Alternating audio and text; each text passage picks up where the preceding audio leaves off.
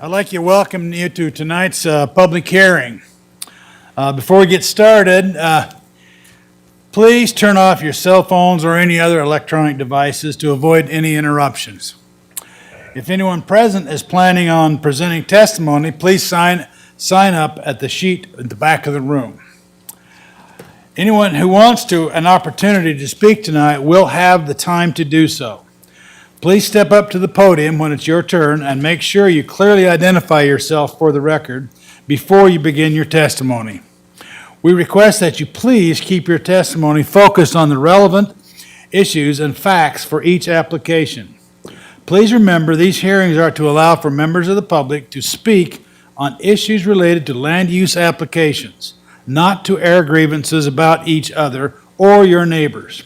We will not tolerate or allow testimony that is hateful in nature and will stop your testimony if it delves into a statement on other people's character. It's Wednesday, the 11th day of March, and the time is 6 o'clock set for the public hearing. All three commissioners are present. Madam Clerk, are there any changes to the agenda? No changes to the agenda. Okay, the first item we'll take up is some unfinished business. I'll accept a motion to remove some unfinished business from the table. I move to remove the unfinished business from the table for consideration. Second. Okay, you've heard the motion. All in favor, say aye. Aye? Aye. Motion carries. So first we'll hear for this item, the applicant has asked to table this until 8th of April. Is that correct? That's correct, Mr. Chairman. Okay, I will accept a motion to table this application until the 8th of April. Mr. Chair, I'll move to table application 202501159-V, Tony Vowles, to April 8th, 2026. I second the motion. Okay, you've heard the motion. All in favor, say aye. Aye? Aye. Motion carries. Okay, next we will have up for consideration.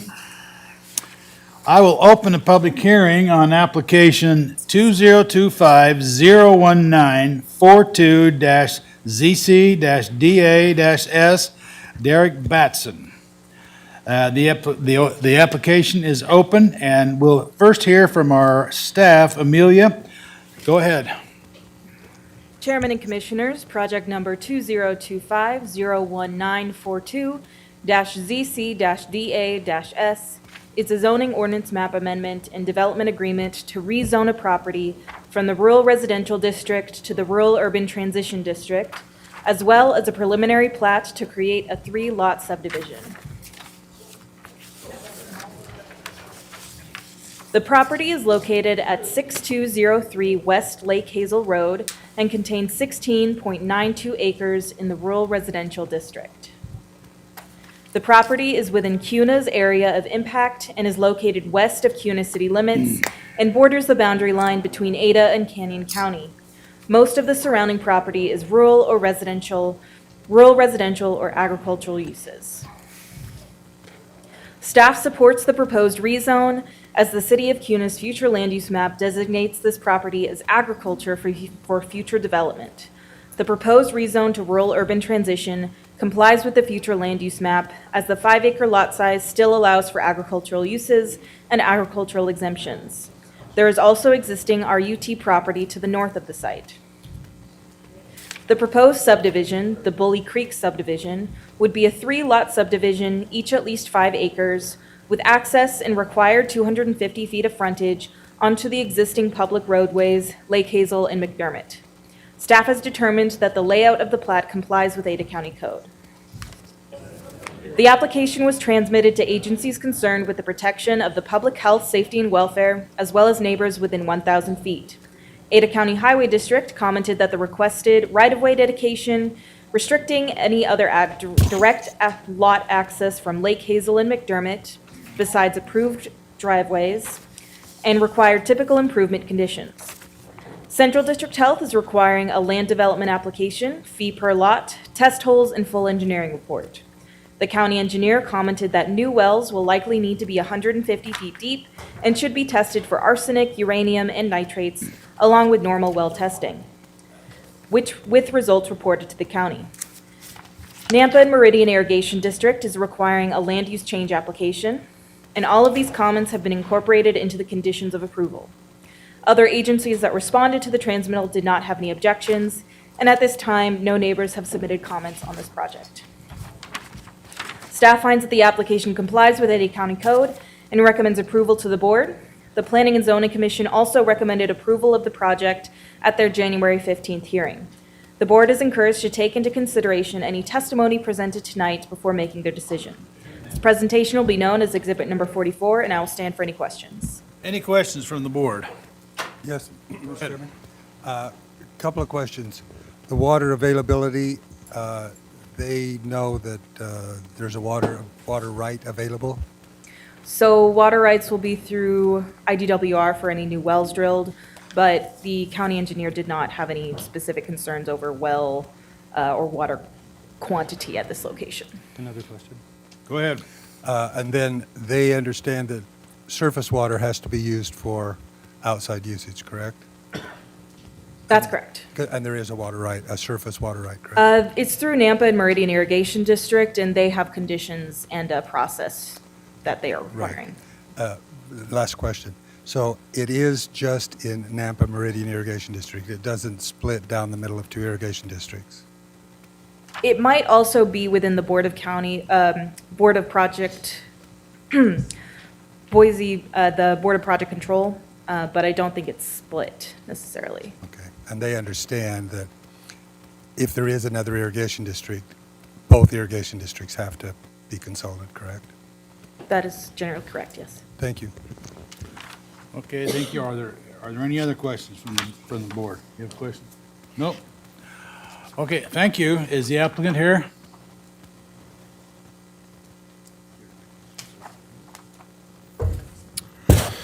Chairman, members of the commission, Sean Wardle, 2239 East Griner Street in Meridian. Pleasure to be here today on this application. We've got a three-lot subdivision on the western edge of Ada County, borders Caney County over there. And we are essentially matching up the properties directly across the street, which are in Meridian's area of impact. And so we'll have 3 5-acre lots, which will be on well and septic. To answer your question about Nampa Meridian Irrigation, yes, we intend to provide surface water to all 3 lots. They're requiring us to submit that plan as part of our final plat. We appreciate the staff report. We agree with all their conditions. We agree with all the additional agency conditions. We had one driveway that the neighbors asked us to match up so that they were directly across from each other on Lake Hazelton, so we've made that achievement and agree with all those conditions. And I would stand for any questions. All right, thank you, Sean. Are there any questions of the board? Any questions? Thank you. Okay, thank you. Is there anyone else that, I only have one person, that was Sean Wardle, to testify. Is there anybody else in the audience wishes to say anything? Okay, are there any more documents needed to be added to the file, Amelia? There are not. Okay, with that, I will close the public hearing on application 2025-01942-ZC-DA-S, Derek Batson. Okay, the application being closed, the public hearing being complete, it's up to the board now. Is there anybody who wants to kick this one off? I'm ready for a motion. I'm ready for the motion. I'll accept the motion. Mr. Chairman, I move that we approve application 2025-0192-ZC-DA-S based on the findings of fact, conclusions of law, and the discussion tonight. I'll second that. Okay, you've heard the motion. Is there any further discussion? Hearing none, all in favor say aye. Aye. Aye. Motion carries. Thank you.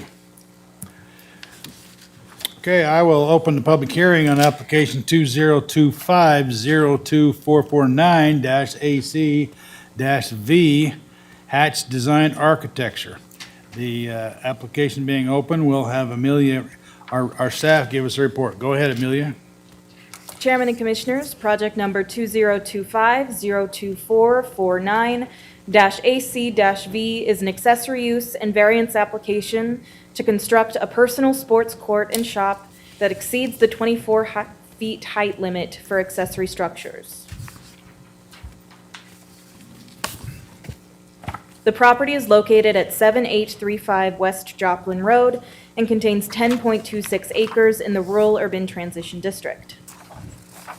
The property is located close to Star city limits and west of Meridian city limits. The property is within Star's area of impact.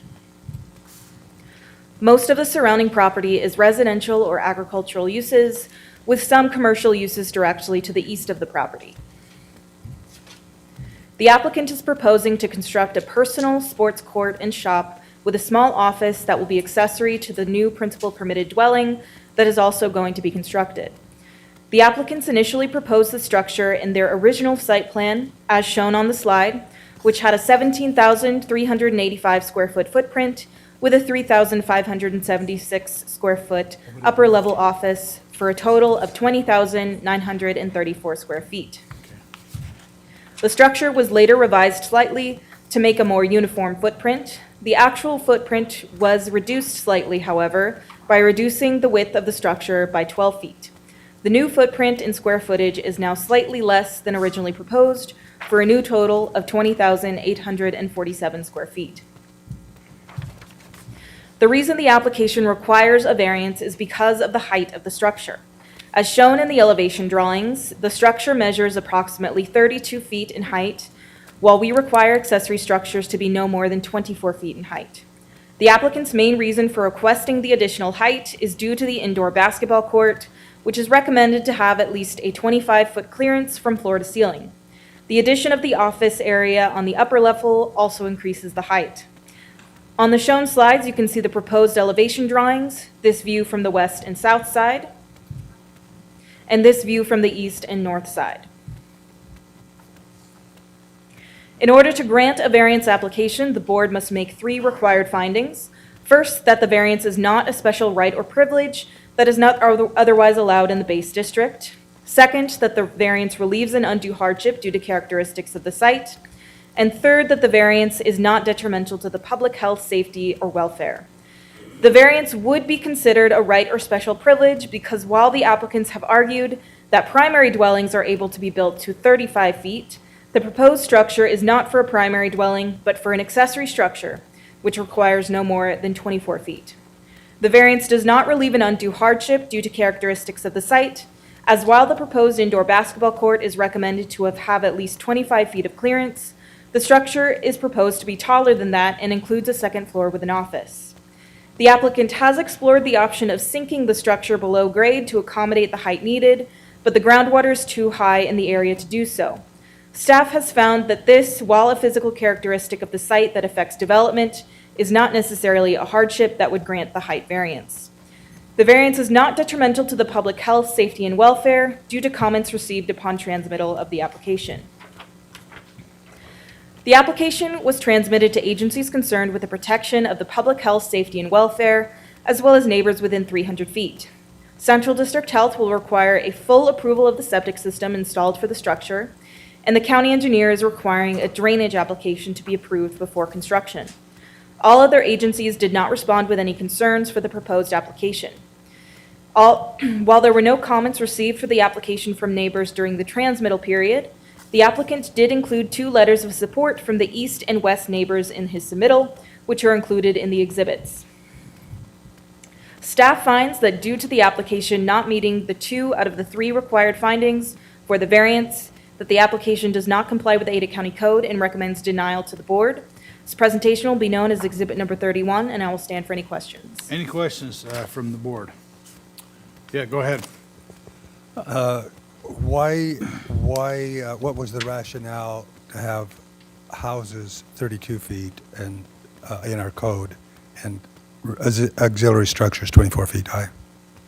So the primary dwellings are allowed for 30 feet, 35 feet, I believe, to accommodate about 3 stories. And I think just in practice, historically, accessory structures so that they remain kind of incidental and accessory to the primary dwelling are not allowed that full 3 stories and are limited to about 2 stories, 24 feet. Another question? Go ahead. And are the neighbors, are there any property houses adjacent to them 35 feet or up to 35 feet high? Do we know? I did not make that exact research, but the applicant may have more information Okay. regarding that. Thank you.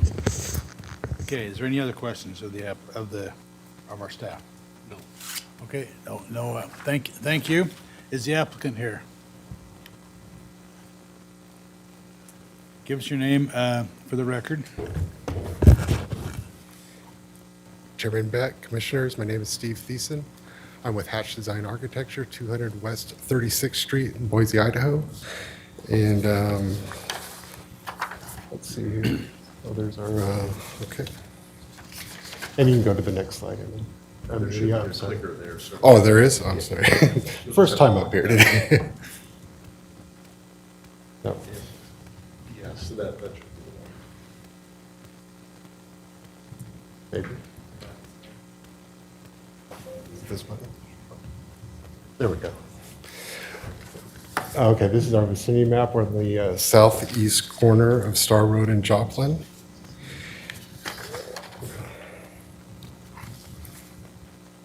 And this is our site plan, as Amelia showed you previous, just showing the proposed dwelling location and the proposed building. We did introduce a floor plan to this to kind of show how the building is being used. We have a basketball court with locker, golf simulator, gym. Most of this is for RV storage, recreational vehicles, cars. There is a second floor mezzanine above the shop level that the height is due to RV storage.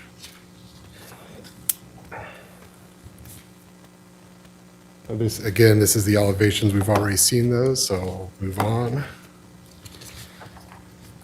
This is a rendering, just kind of show what the building looks like. We're using copper and faux wood metal siding to kind of give it a more of an agricultural feel and kind of go with the neighborhood.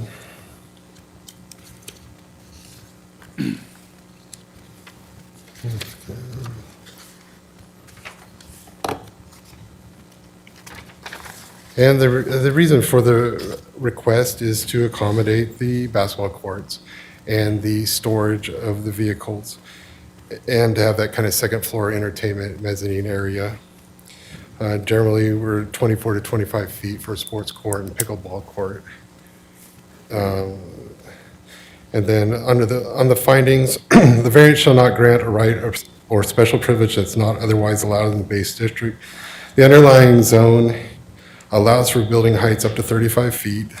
The owner would be prevented from making reasonable use of their property, a use that would otherwise be allowed in the other underlying zone, if not for the limitations on the building height. The variance relieves an undue hardship due to characteristics of the site. As Amelia mentioned, we did investigate looking at sinking the site or sinking the court down, but the groundwater is too high to allow for that. And then the variance shall not cause detriment to public health, safety, and welfare. The use of the buildings are not in conflict with the public interest. The adjacent neighbors have signed letters stating that they do not object to the variance, and we did receive no public comment. And this slide just shows the letter that was sent to the neighbors, and Mr. Little and Mr. and Mrs. Bean are adjacent neighbors on each side of the property, and they did not have any objections. And I'll stand for any questions. All right, are there any questions from the board? Go ahead. Show the map of where that's located in terms of the neighbors on the development. There's a development on the left-hand side of that picture, the previous, there. Yes. So are those houses all developed across the street to the west, I guess it is? I don't believe they're all built out. I'm not sure, though. They're all built out. But there are some houses over there? Yes, I believe they have started building over there to the west. And this is, let's see, is that McDermott Road? Go ahead. Oh, Oh, go ahead. I was just trying to figure out, the McDermott Road is the last one, so that's not on the county line. Those houses are in Ada County as well, correct? Yes, Commissioner Daley. I was confusing it with the last application. So this is a staff question. So houses across that road would be allowed to go to the 35 feet, correct? Up to 35 feet. The homes themselves. If they were in the county, yes. I believe that residential area is actually in City of Star, so I'm not positive of what their. What their zoning is, okay. So that is in SAR, okay. Thank you. Okay, any other questions from the board? Go ahead. Can you point out on the map where the locations of the neighbors that signed consent forms for you? Which parcels do they own?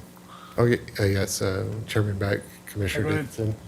Can I approach that? Yeah. Okay.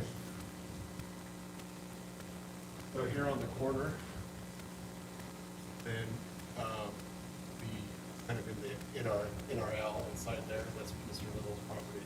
And then the Bean property comes around ours. There's two L's there, L-shaped properties. Yep. Properties there. And then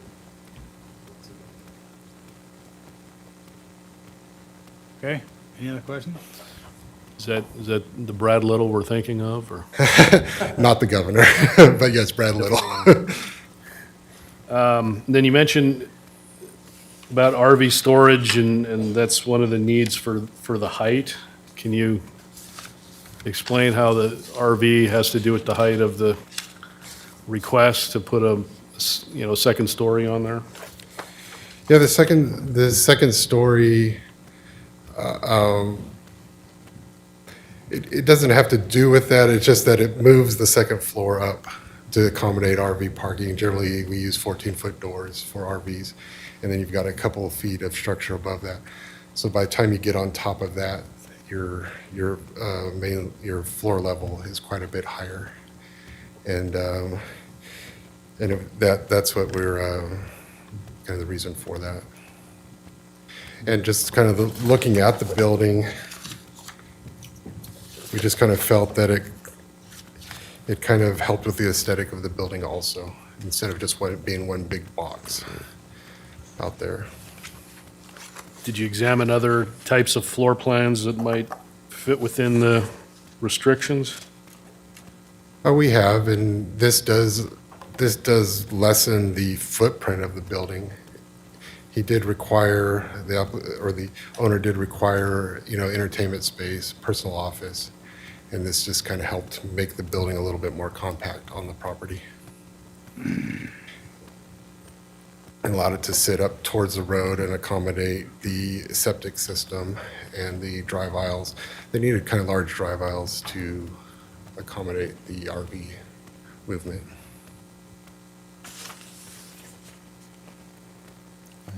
Any more questions? I have another. Go ahead. Could you show the overall layout of the building again?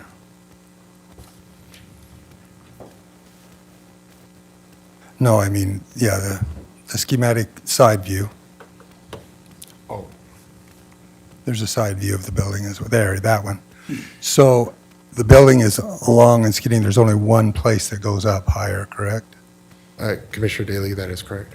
So if you were to move that high point, if you could just make those other points higher in the 24 feet, would that accommodate it? In other words, you change the design that way.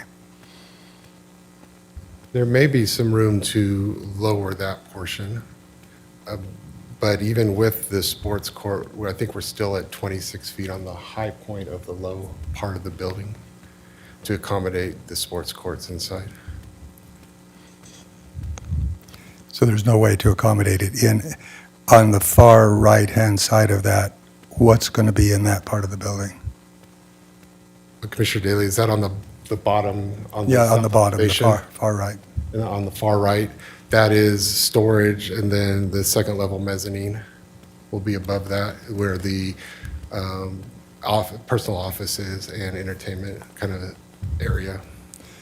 So I guess that's why I was asking the question. If on that long skinny part, you could put you could meet the 25-foot level and put it, instead of over there on the left-hand side in that part where you're putting the basketball and the RV, you could put over there where you have the storage, you could actually accommodate that within the 24 feet, is my question. We could accommodate it. We would still need about 26 feet of building height to accommodate the basketball court. We could, it's possible to lower the rest of the building, but we would still need that 26 feet to accommodate the basketball court. Correct, but where you have the offices, it might be more difficult, but where it's just storage, you could accommodate some space there, I guess is my question. Where it's just storage space. Well, that's a design question. I'm just asking if you've explored other options to still meet the 25 feet, or 24 foot. It appears the building, you might be able to do that, that's all. Yeah, And I'm not a designer, so, It is possible that we could explore other options, yes. thank you. All right, any other questions? Mr. Chair? Yeah, go ahead. Question for staff. I think in your report, you said basketball courts are generally require 25 feet height. Was that the number? That's the number I pulled from the detailed letter, yes. Is that like a universal accepted height for basketball courts? I believe in the detailed letter, it stated that it was the recommended men's basketball court height, but I would probably defer to the applicant on that. And then our limit is 22 feet, It's 24 feet. 24 feet. So even if he wasn't doing the second story, it's possible just the recommended size, the height of a basketball court without the second story would exceed our requirements. With this design, it would be going to 25 feet even without the second floor, so it would still need a variance. Did you want to address that? Chairman Begg, Commissioner Davidson, I got that from the NCAA handbook for recommended basketball height, minimum basketball height, 25 feet. 25 feet, unobstructed.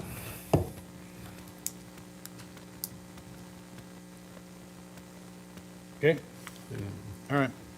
I just have one question. Could you flip back where you had the L design and have the house and the west side of the property? That one right there. Yeah, that is. The proposed dwelling unit, you're gonna put a dwelling unit there?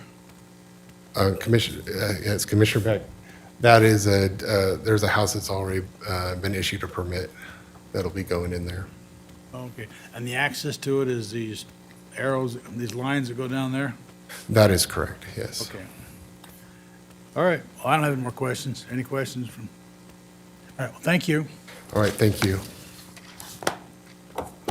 Okay,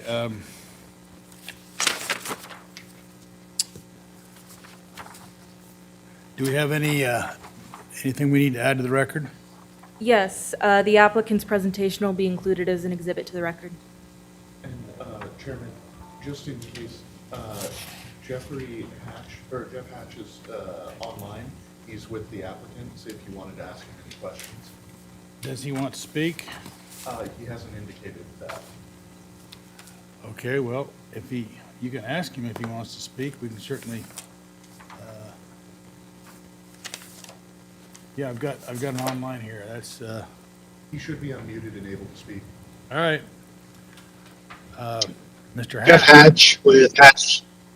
Jeff Hatch with Hatch Design Architecture. Address is 200 West 36th Street, Boise, Idaho 83714. Good evening, commissioners, and thank you for your consideration of our variance this evening. The only thing I would add to the presentation that Mr. Thiessen presented about a decade ago in 2016, we requested a similar variance for an accessory structure in a subdivision in Eagle.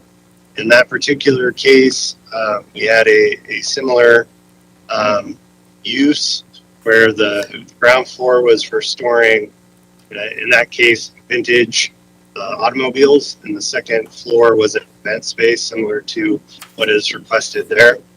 Some of the vintage automobiles that they had a height clearance that by the time we had that height of the ground floor, structure of the second floor, and then the vent space above also exceeded the requested variance height. So in between that previous approved variance, we found a fair amount of parallels to this application. And that was part of what we outlined in our detailed letter, was just the similar findings. Okay, any questions for Mr. Hatch from the board? Okay, no questions. Thank you, Mr. Hatch. Thank you. Okay, so do we have any other documents need to be added for the record? No.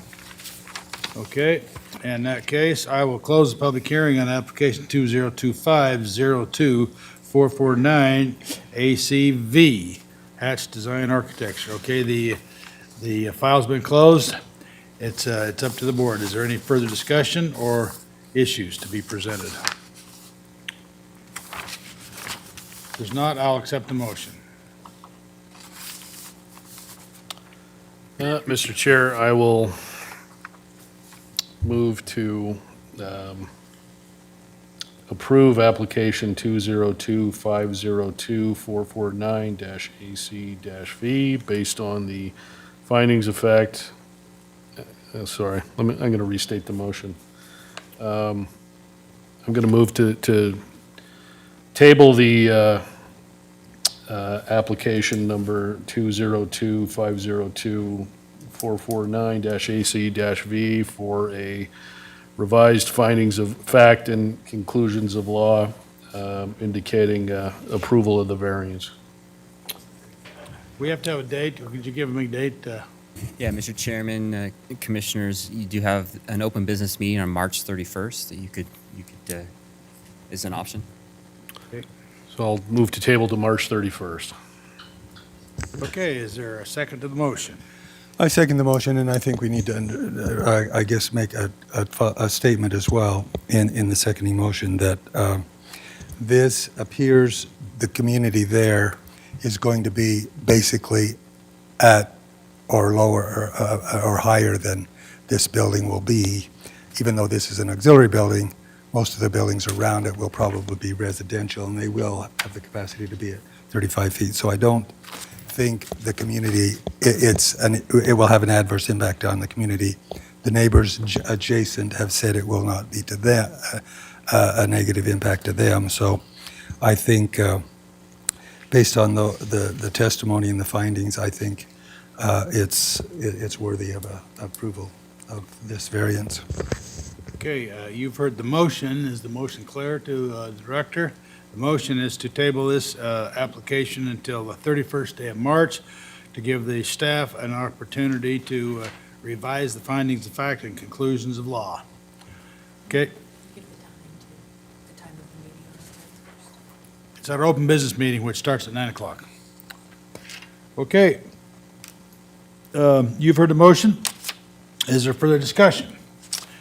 Hearing none, all in favor say aye. Aye? Aye. Motion carries. Thank you. Okay, next up, I will open the public hearing on Uh-oh. Oh, okay. I'll open the public hearing on application 2025-02155 ZC-DA-MSP, Gregory Meredith. We will have our staff, Mr. Doug Holton, give us a report. Go ahead.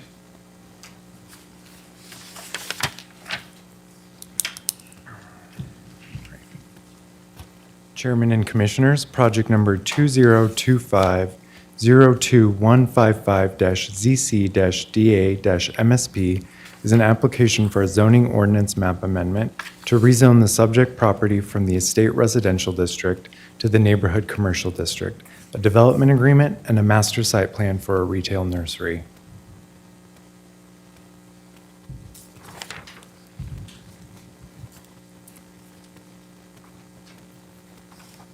The property is located at 4278 West Old Valley Road and contains approximately 1 acre.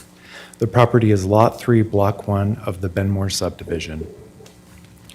The property is within Eagle's area of impact, and Eagle's future land use map designates the site as mixed use. Staff finds that this project complies with Eagle's comprehensive plan. Although the property is located between State Street, also known as Highway 44, and Old Valley Road, access to the site will be taken from West Old Valley Road, a collector roadway. There is an existing single-family dwelling on the property, which is designated as a contributing historical site, and there are no plans to demolish the structure as part of this application. At the time this application was submitted, the applicant intended to convert the historic dwelling into a commercial building. Currently, the applicant intends to utilize the historic home as part of the retail nursery at a later date.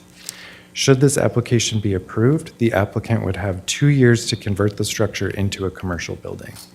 A time extension could be applied for should 2 years be not enough time.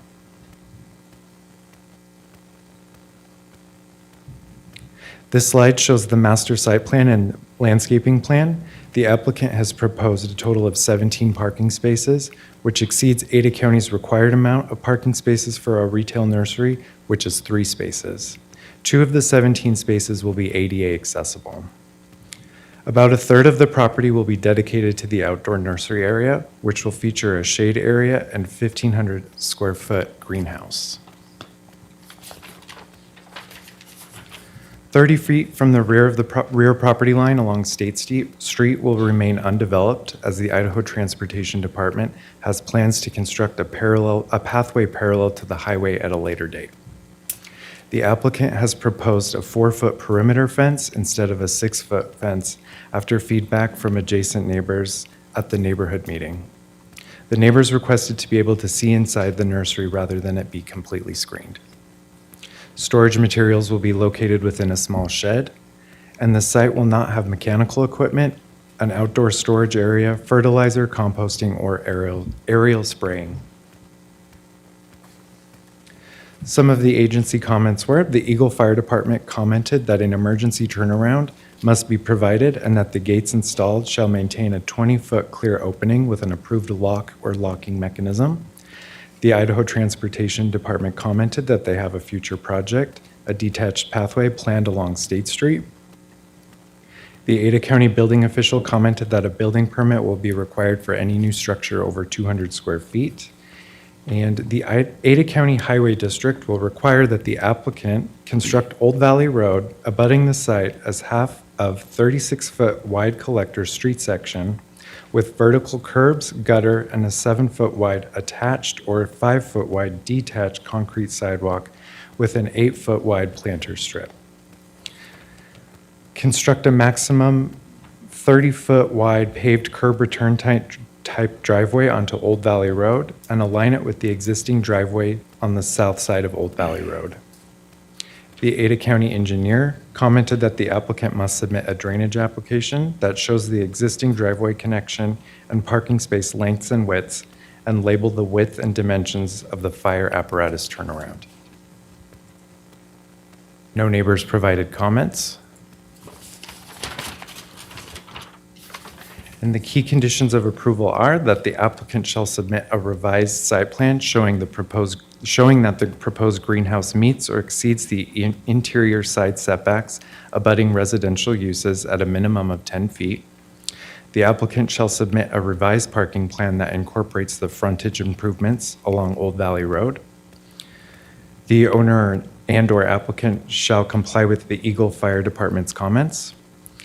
They will need to comply with Ada County Highway District's site-specific conditions of approval, and they will need to submit a drainage application to the Ada County engineer. And the owner or applicant shall revise the landscaping plan to show a permanent and automated underground irrigation system to serve the landscaped areas.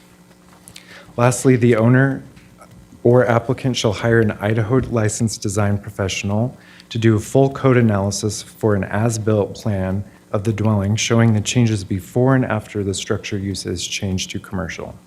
It will also need to include accessibility provisions.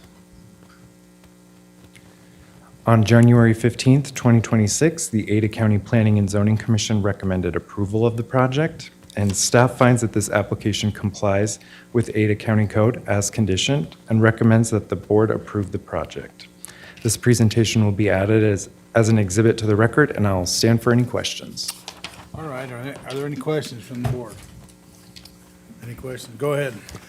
Thank you, Mr. Chairman. You indicated that this is there any, what are the requirements for follow-up in terms of the historical nature of the building, maintaining the historical nature of the building? Just that it exists, really. I believe it was built in 1916, and it was relocated from downtown Eagle to this site. But I think that might be a better question for the applicant. Thank you. Okay. Any other questions from the board? Okay, thank you. Is the applicant here?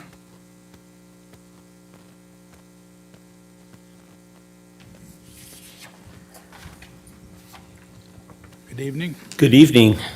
My name is Greg, or Gregory Meredith, 6146 West Polanski Street in Eagle.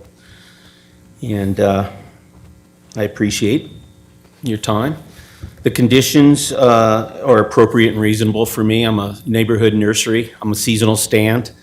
I open mid-March and I close by Halloween. And I'm currently across the street leasing land from a 40-year nursery farm. And so I'm moving across the street literally to this property. The house is 106 years old. It's a lovely 106-year-old house. There's some things that need obviously done with it, some siding work and stuff, but outside of that, I want to use it for when people check out their plants. I want to put indoor plants inside there. I want to do novelties and different things like that inside the home. Nobody will be living in the home. That'll be just on the property for us. Okay. All right, any questions from the board? Mr. Chairman, just my question, because as you know, here in Boise, just right across from us here, there are historical houses that have been developed for commercial, and they've maintained them in their character. That was the point of my question. Okay. What your anticipation was, and you just answered that, so thank you. Okay, thank you. Thank you. Is there any other questions of the board? Okay, thank you. Are there any Thank you. additional documents need to be added to the file? No, there are not, but I should mention that we do not have the development agreement signed, so we'll need to table this to March 24th at the open business meeting. To get the development agreement? Yes. Okay. All right, well, first, I will close the public hearing. I will close the public hearing on application 2025-02155, ZCDA MSP. The request of the staff, and I anticipate the request of the applicant as well, is to table this application till the, what date? March 24th. March 24th, to give the staff a time to get the development agreement and approve that, and then we can take it up then. So that would be the motion. Is there a motion? Mr. Chairman, I move to approve, to table application 2025-ZC-DA-MSP till the March 24th open business meeting pending the application being approved, or signed, I guess, correct?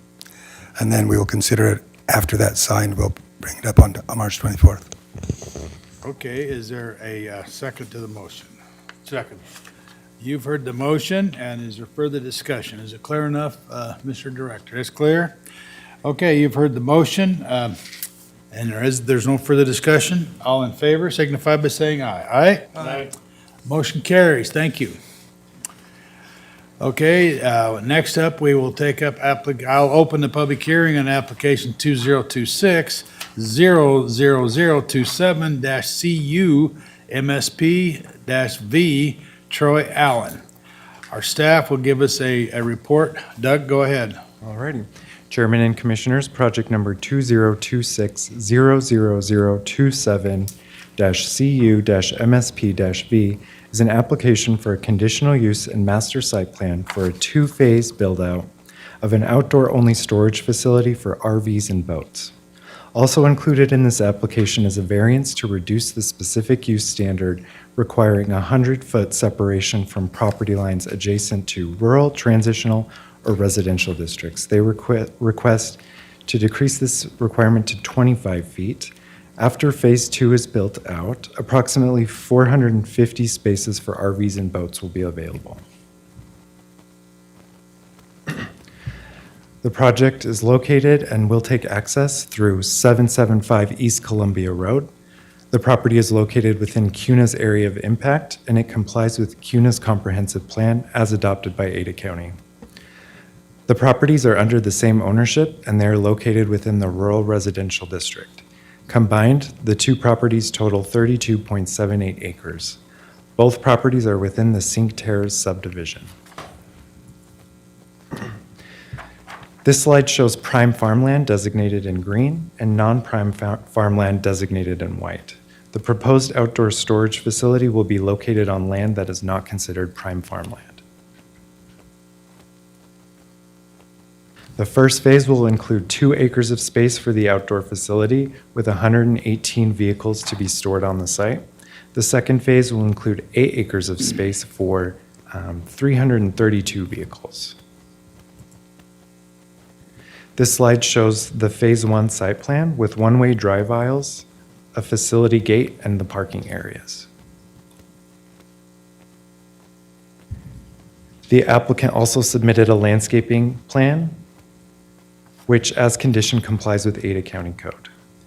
The landscaping plan features a total of 18 trees to be planted every 50 feet with large shrubs planted between each tree. A 6-foot vinyl fence for screening is proposed on 3 sides of the property. The southern portion of the outdoor storage facility will not feature landscaping or screening, as the property to the south is undeveloped agricultural land. As a condition of approval, the finalized landscape and screening plan will be prepared by a landscape architect. The proposed lighting plan shows 8 16-feet-tall motion sensor lights. 6 of the lights will be around the perimeter of the property, and 2 of the lights will be located down the center aisle of the facility. The proposed lighting, as conditioned, complies with Ada County Code. A variance was also submitted as part of this application to reduce the specific use standard requiring 100 feet of separation from property lines adjacent to rural, transitional, or residential districts to 25 feet. The findings for variances are that the variance shall not grant a special right or privilege that is not otherwise allowed in the district. This facility is proposed to be within 100 feet from property lines adjacent to a rural district. However, staff finds that the nearest dwelling adjacent to the proposed outdoor storage facility is approximately 850 feet to the east, and therefore the variance is not granting a special right or privilege. The second finding for a variance is that the variance relieves undue hardships due to characteristics of the site. And the eastern portion of the property, where the outdoor storage facility is proposed, is not classified as prime farmland. The western portion of the property, however, where the outdoor storage facility is not being proposed, is classified as prime farmland. Should the outdoor storage facility be required to be 100 feet from a property line adjacent to a rural district, then productive and prime farmland could be lost, and therefore staff finds that the variance relieves an undue hardship due to characteristics of the site. And lastly, the variance shall not be detrimental to public health, safety, and welfare. And staff finds that no public agencies nor neighbors indicated that approval of the application would be detrimental to public health, safety, or welfare. Some of the key conditions of approval are that the landscaping and screening plan shall be prepared by a licensed landscape professional. The storage facility shall not exceed 10 acres in size. Prior to the second phase expansion, a master site plan with updated drive aisles, landscaping, screening, lighting, and distances stored between vehicles must be submitted to Ada County Development Services. The distance between stored vehicles shall be a minimum of 10 feet. The hours of operation shall be limited to 8 a.m. to 8 p.m. And a conditional use application for an outdoor storage facility like this is limited to 5 years and can be renewed with another conditional use application after the 5-year time period has ended. Some of the agency comments received, which are included as conditions of approval, are that the Ada County Highway District commented that the applicant must dedicate 50 feet from the center line of Columbia Road, that no permanent structures be located 33 feet of the eastern property line, and the applicant must pave the 22-foot wide driveway 30 feet into the site.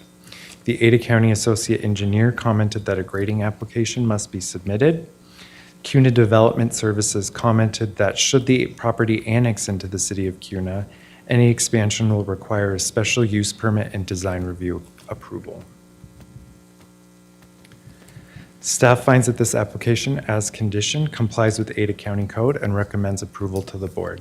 This presentation will be added as an exhibit to the record, and I will stand for any questions. All right, is there any questions from the board? Any questions?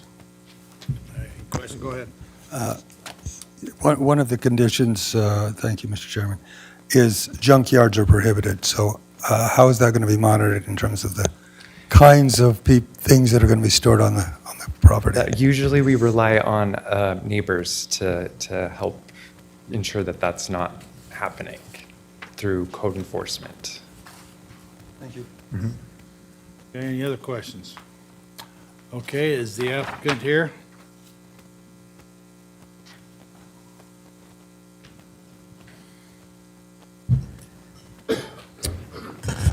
Thank you, Commissioners. My name is Troy Allen. I live at 8353 South Briker Lane, Meridian, Idaho, 83642. On the junkyard, I actually am going to be looking at it out my back window, that I have a lot of windows, so I plan on no junk. It'll probably be cleaner than it is now because I have a farm there now, but we plan on to comply with all of the requests that have been made by the agencies. Appreciate Mr. Holtman's investigation to everything, and he's been super helpful, and we agree to do everything that has been requested. Do you have any questions of me? All right, is there any questions of the applicant? Any questions? No, thank you. Thank you. All right, is there anyone else wishes to speak to this application? I have nobody else signed up. Okay, are there any other documents needed to be added to the file? No, they're not. Okay, in that case, I will close the public hearing on application 2026-00027-CU MSP-V Troy Allen. The application being closed, I'll accept a motion.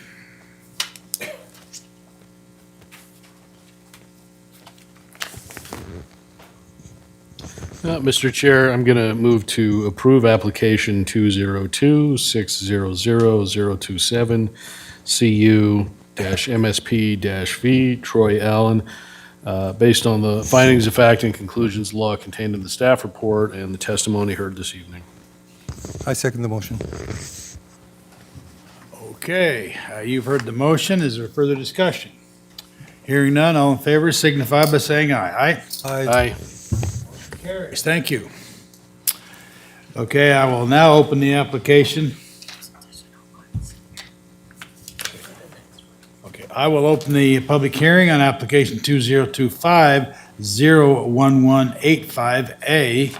Now, this is an appeal from the Planning and Zoning's decision, and there are 4 or 5 listed applicants. And so you can, we allow up to 15 minutes to present your side. So you can split that up amongst you or give yourself one of your leaders, and then the person that, what's his name? The application originally will have a time to make a presentation as well. We'll first hear from our staff. Richard, go ahead. Thank you. Good evening, Mr. Chairman, members of the board. This last item on the agenda tonight is, as mentioned, an appeal of the Ada County Planning and Zoning Commission's decision to approve a conditional use permit and master site plan for an outdoor shooting range. Before I begin, I am going to hand out one additional exhibit that was timely but not included with the late exhibits memo, so I can hand that out real quick.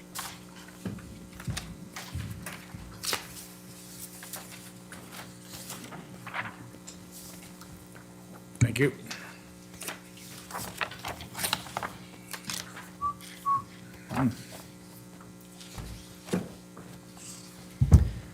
And for the record, Mr. Chairman and Commissioners, this was a letter from the Audubon Society that was submitted directly to you as a board, but entered into the record as Exhibit A21. Thank you. So, Mr. Chairman, Commissioners, as mentioned, this is an appeal of the Planning and Zoning Commission's decision. Here we go. And Ada County Code provides you as a board with specific options that you can consider when taking up an appeal. The board can affirm the commission's decision, reverse it, modify the decision or the conditions of approval, or substitute additional conditions if warranted. Ultimately, your review will focus on whether the commission's decision complies with the applicable regulations and whether it is supported by substantial evidence in the record. It's also important to clarify the scope of the decision in the appeal. Your decision will not determine broader policy questions such as whether firearms training is beneficial, whether firearm discharge is generally appropriate in rural areas, or even whether the use might be more suitable in a different location. Instead, the decision must focus on whether the record demonstrates that the application complies with the applicable provisions of our zoning ordinance, whether the proposal is consistent with the comprehensive plan, and whether the commission's decision is supported by substantial evidence included in the record.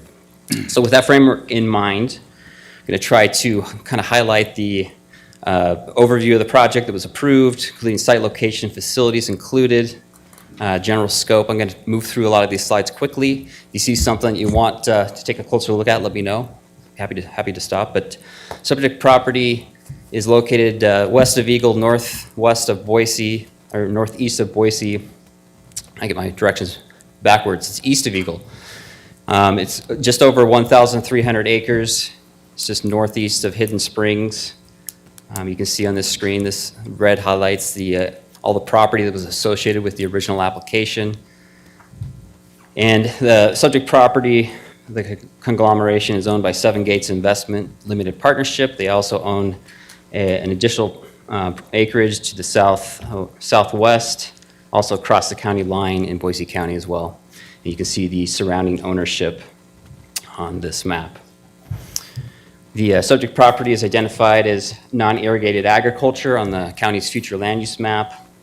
It's also located within the deer winter range on the sensitive wildlife and ecological areas map as well. And the property is zoned rural preservation.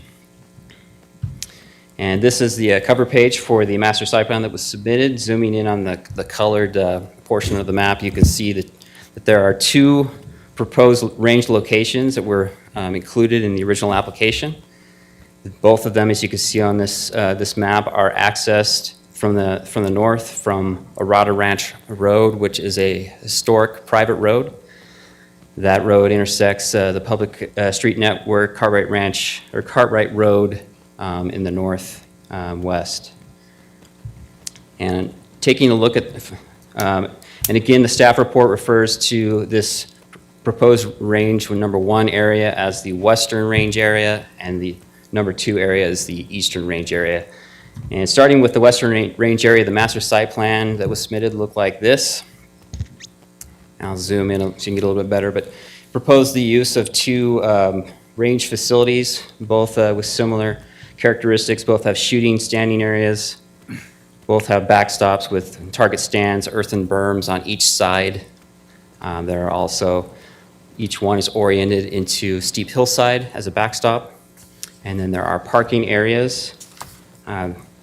This aerial photo shows what this area of the property looked like in June of 2022, with no visible range facilities located on the property.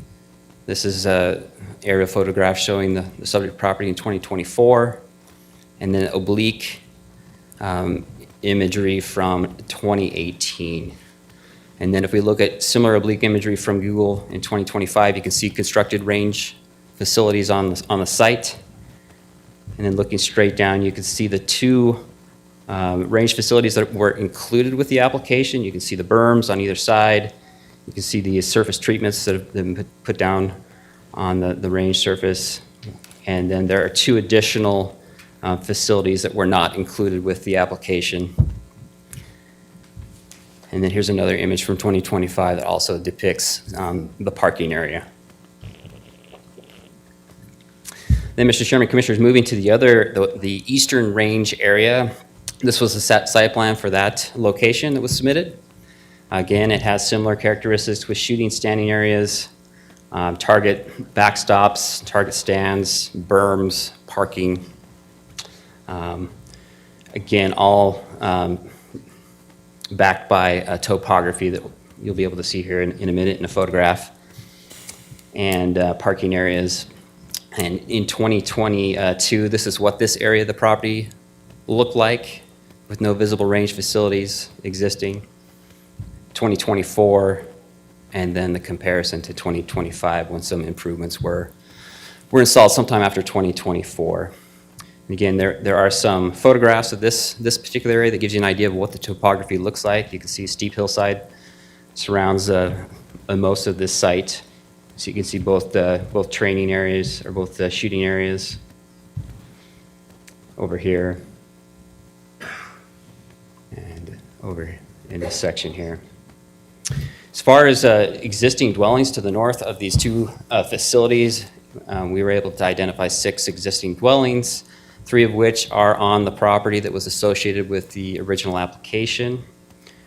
And then to the southwest, you have existing dwellings in Hidden Springs. For context, for distances, the northern entrance of the Rolling Hills portion of Hidden Springs is about 0.91 miles from the western range area. 4 of the appellants have property in this area, 2 of which are just under a mile away from this the west range area, and then 2 are just over a mile, about 0.16 miles from the range facility. The closest dwelling is to the northwest, just over the hill. It's about 0.32 miles, and that's to the western range. And then the closest dwelling to the eastern range is generally to the north, about just over half a mile. This is a dwelling, again, that is on the property associated with the original application.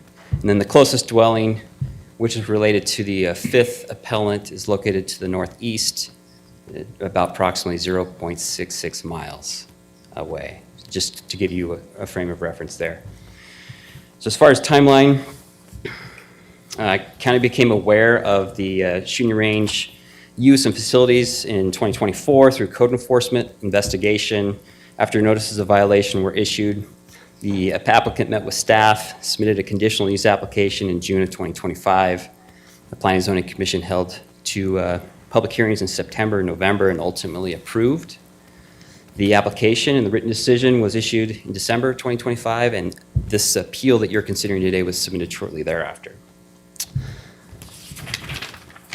It is important to note that during the September hearing, the applicant testified that shooting activity on the property is approximately 40% valiance, 40% church and school security training, and 20% personal use.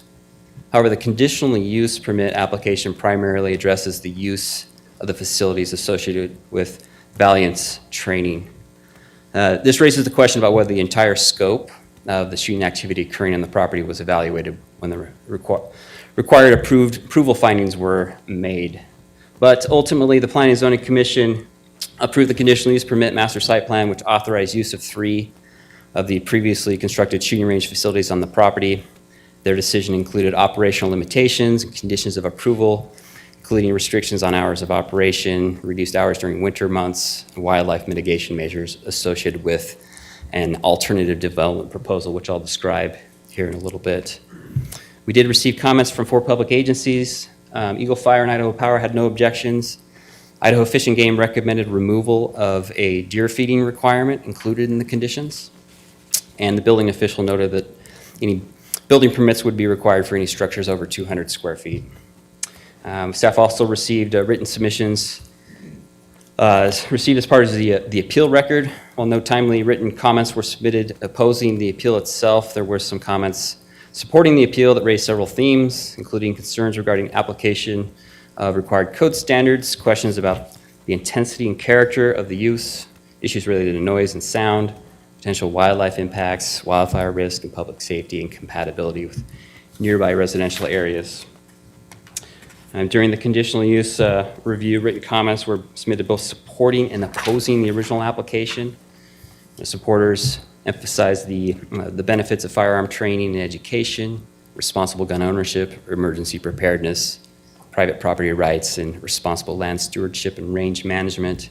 And opponents raised concerns about noise and compatibility, wildlife and environmental impacts, wildfire risk, and changes to the rural character of the area. So, Mr. Chairman and Commissioners, before turning to the specific issues raised in the appeal, it'll be helpful to briefly review several concepts that relate to the scope of the land use being considered. These next slides that I'll share are pretty detailed, but they're intended to clarify what the application includes, how the zoning ordinance evaluates shooting range uses, and why the overall scope of the activity occurring on the property matters when determining whether the required conditional use findings can be made. I think the context helps explain how staff evaluated the record and how the scope of the use relates to several issues that are ultimately raised in the appeal, including wildlife impacts, noise, the alternative development proposal, and the required findings under the zoning ordinance. So as mentioned just briefly before, testimony during the public hearings described multiple types of shooting activity occurring on the property, just raising questions about whether the conditional use permit application addressed the full scope of that activity. Again, during that September 11th hearing, the applicant testified about the 40% of the activity on the property being associated with Valiant's firearms, which was the primary focus of the conditional use permit application. And the applicant further testified that approximately 60% of shooting activity involves other users. This testimony also corresponds with evidence in the record indicating that additional constructed shooting range areas exist on the property. The conditional use permit application that was approved by the Planning and Zoning Commission authorized the use of 3 of the existing shooting range facilities, while other testimony and evidence indicate that additional constructed range facilities exist elsewhere on the property that were not evaluated as part of the conditional use review. Conditional use approval requires the approving body to determine whether the proposed use satisfies several criteria, including consistency with the comprehensive plan, whether it will create undue adverse impacts, whether it will impede normal development of nearby property, whether it complies with applicable zoning standards. Because those findings must be supported by evidence in the record, it's important to evaluate the actual land use occurring on the property. If a majority of the activity is excluded, it may not be possible to fully evaluate impacts such as wildlife effects, noise impacts, or compliance with zoning standards. In that situation, the record may not contain sufficient evidence to support the required findings. Now, Ada County doesn't regulate occasional firearm discharge in rural areas. However, when shooting activity becomes organized, reoccurring, supported by constructed improvements, it may function as an established land use subject to zoning regulations. This slide provides a basic illustration on how firearm discharge can progress from occasional shooting to intermediate levels of shooting to an established shooting range land use. The record in this case demonstrates that the property contains both the physical improvements and the operational characteristics associated with an established shooting range. Evidence throughout the record, including the application materials, testimony, and supporting exhibits, describe multiple range facilities with constructed earthen berms, defined shooting areas, multiple shooting lanes and firing lines, target stands and bullet retaining backstops, barricades, vehicles, training props, artificial surface treatments, and associated parking areas. The record also reflects operational characteristics typical of an active range, including range management protocols, vegetation management, fire response measures, organized training classes and activities, and repeated, concentrated, and intensive shooting activity occurring on the site. So taken all together, These physical improvements and operational practices documented throughout the record reflect the characteristics of an established shooting range operating on the property. So the zoning ordinance regulates land uses based on their impacts and on surrounding properties, not based on who owns the property or how an activity on the property might be characterized. Whether a shooting range is private or commercial, the physical facilities, the potential impacts such as noise, intensity of use, compatibility with surrounding properties are the same. For that reason, the zoning ordinance uses a single definition of shooting range, doesn't distinguish between commercial or private operations. The use applies broadly to established facilities used for safe firearm practice or training and is evaluated through the conditional use process. And Ada County Code requires land uses to be reviewed and authorized before they occur. In addition to a conditional use permit, when required, a zoning certificate also must be issued before a new use can commence. And that certificate can't be issued if a property contains uses or structures in violation of the code. If a conditional use permit evaluates only a part of the shooting range facilities, unaddressed facilities may remain outside the approved entitlement, and the full intensity of the use would not be evaluated. That circumstance, the required findings would be based on only a part of the actual shooting activity occurring on the property, and it may be unclear whether zoning compliance could be verified for the overall land use occurring on the property. For that reason, conditional use permit review and the associated findings are intended to address the full scope of the land use occurring on the property rather than only a subset. The conditional use permit application evaluates only a portion of the shooting activities described in the record. However, the issues raised in the appeal, including wildlife, habitat impacts, noise impacts, operational intensity, evaluation of the alternative development proposal and compliance with zoning standards required findings depend on the overall scope of the intensity of the use. Because of that, the central question for you as a board is whether the record contains sufficient information to evaluate the full land use occurring on the property rather than only a portion. So the next slides, I'll walk through the specific issues raised in the appeal, and that is where that question will become important. So the primary issues raised by the appellants include whether the proposal complies with wildlife habitat location restrictions, whether the alternative development proposal adequately addresses wildlife habitat restriction standards, whether the acoustic evidence in the record supports the required findings related to noise impacts, and whether the commission's written decision adequately explains the evidence supporting approval. And staff's analysis focuses on these issues because they relate directly to whether the commission's decision is supported by substantial evidence. So as mentioned at the beginning, subject property is located within the Deer Winter Range Wildlife Habitat Area.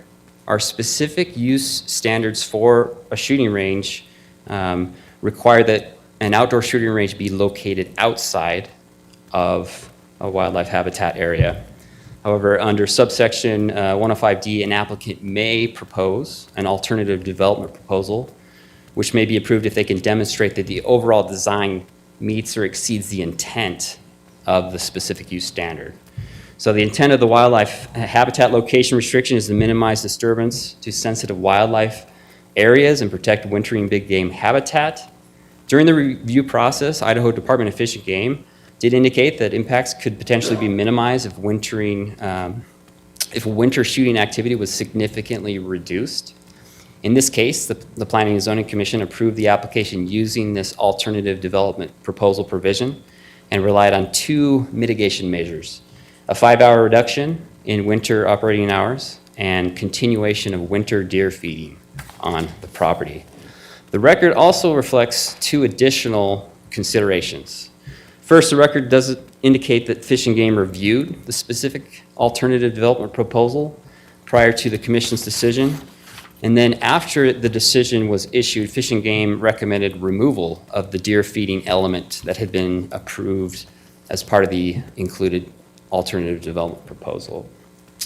So as previously indicated, that alternative development proposal can be approved if it meets or exceeds the intent of the specific use standard.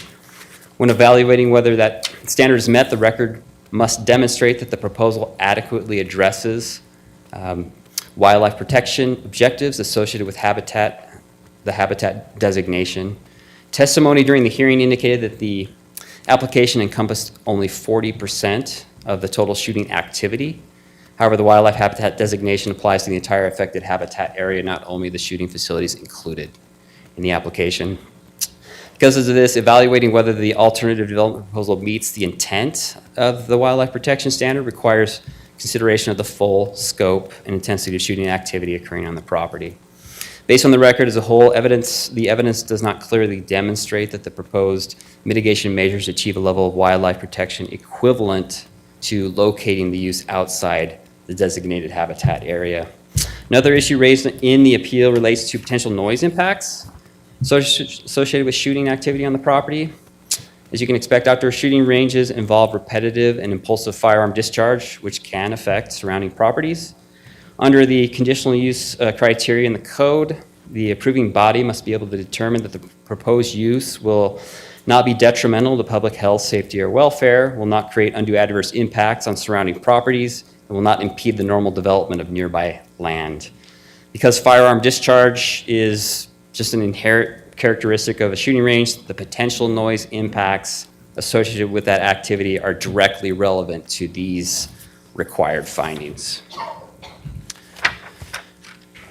Now, Ada County Code does not establish specific numerical noise limits for shooting ranges. However, the code in section 815B4 provides a general guidance that noise measurements should be taken at the property line using a calibrated sound measurement device.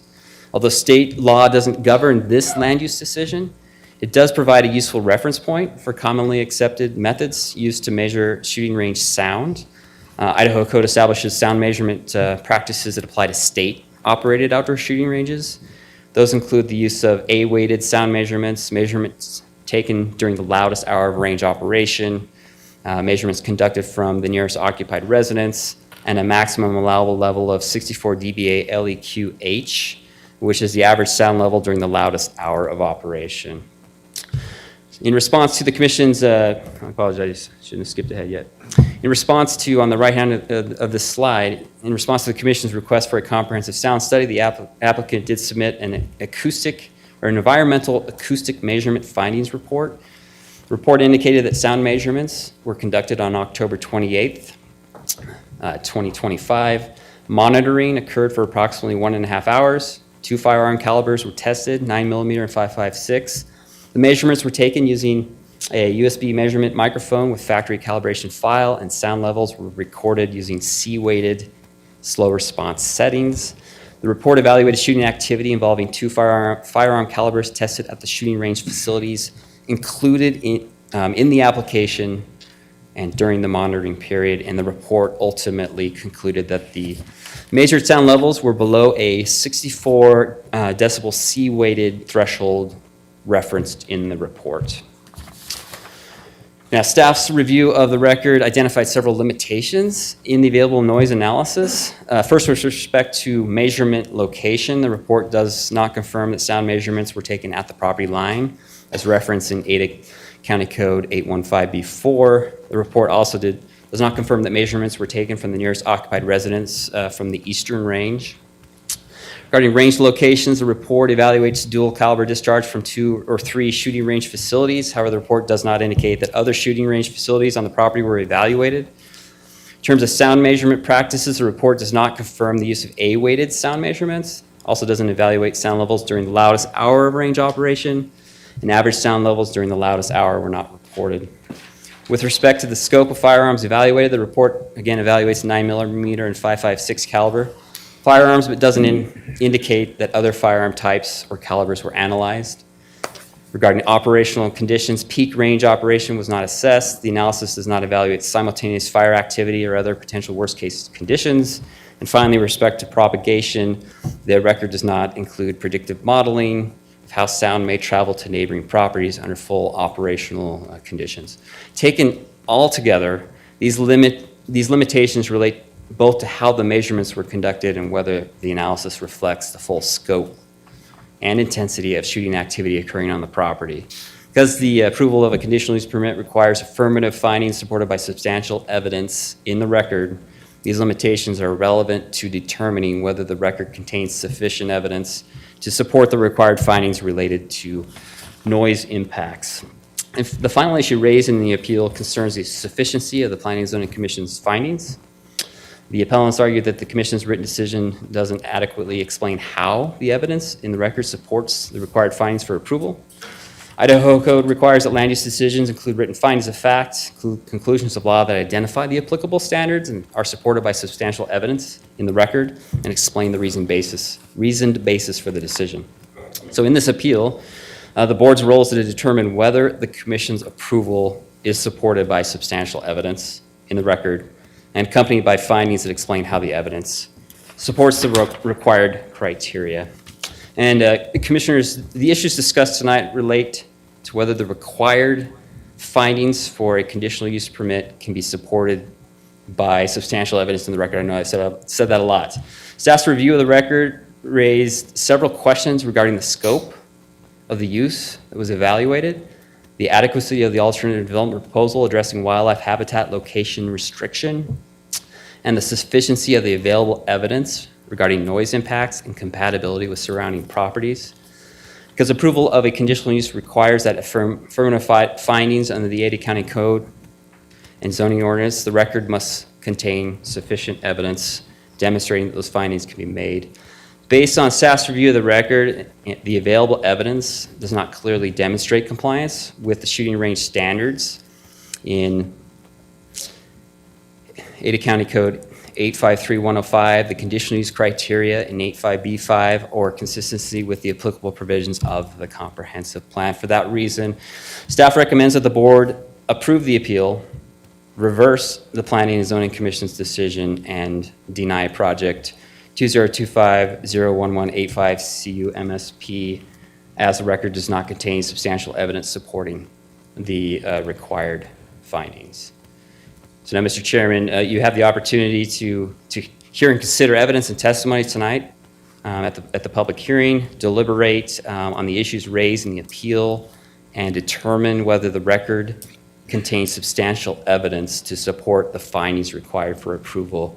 And this will conclude my presentation, which will be entered into the record as Exhibit A22, and be happy to try to stand for questions. Okay, thank you, Richard. Is there any questions from the board? Go ahead. You have some, I have something. Sure. Go ahead. Mr. Chair, thanks for that report. Obviously, there's a lot here, so hopefully you can keep us from letting anything fall through the cracks, Richard. But maybe give us just a quick summary of the P&Z proceedings. So I know it wasn't a simple process. And how did the P&Z look at the audio test that you just recently summarized, and then what was the eventual vote at the P&Z? Yeah, Mr. Chairman, Commissioner Davison, yeah, if you review the record, the Planning and Zoning Commission, after their September 11th public hearing, they tabled the request and asked the applicant to bring back a comprehensive sound study conducted by a third-party professional. And the report that I referenced was what was brought back to the commissioners. Ultimately, they reviewed that report and determined that satisfied their requirements. Okay, any other questions? And Yeah, what go was ahead. the vote at the P&Z? That's a good question, Mr. Chairman. I think there were, I would be guessing. I hate to give you wrong information, but it wasn't a unanimous decision, but yeah, the commission, Mr. Chairman, commissioners, the Planning and Zoning Commission went back and forth. There were multiple motions. It was a challenge, especially after that first hearing on what to do. They eventually came up with the idea and opportunity to seek more information, see if that could help them make a decision, which it ultimately did. Go ahead. Mr. Chairman, thank you. I have several questions on some of the major issues, scope and intensity and the wildlife and some other questions. But based on scope and intensity, we went out there and investigated a compliance investigation, correct? Yeah, Initially. Yeah, Mr. Chairman, Commissioner Daley, this was brought to, code enforcement's attention in 2004. They started an investigation.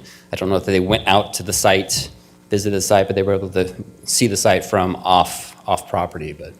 Well, that relates to part of my question, because they applied for 3 locations, and 2 locations initially, and then added a third one? Yeah, Mr. Chairman, initially, the initial application was for the western range area, but I believe the operator, after, meeting with neighbors, wanted to see if he could move operations a little bit further away from neighbors, and that's where that second eastern area came into play. We actually, previous staff ended up tabling the hearing to renotice to let everybody know that there would be two locations. So there was an effort to make that change. So I guess this is a question probably for the original applicant, but in terms of the scope and intensity. But we only investigated 3 because that was the application. Yeah, Mr. Chairman, Commissioner Daley, the original application, as the Planning and Zoning Commission considered it, had 2 facilities essentially at the western range area that were considered and included, and then the eastern range area, even though the evidence appears to show additional range facilities at that western area. Okay.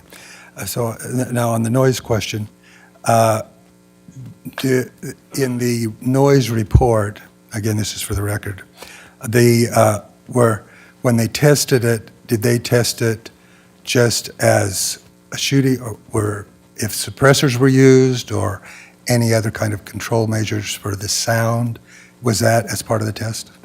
Yeah, Mr. Chairman, Commissioner Daley, I didn't get all the details of the test. The description was that two firearm calibers were discharged as the sound testing or measurements were taken at different locations. An individual instructor at the range locations would fire off the 2 different calibers while they measured those until they moved to the next location.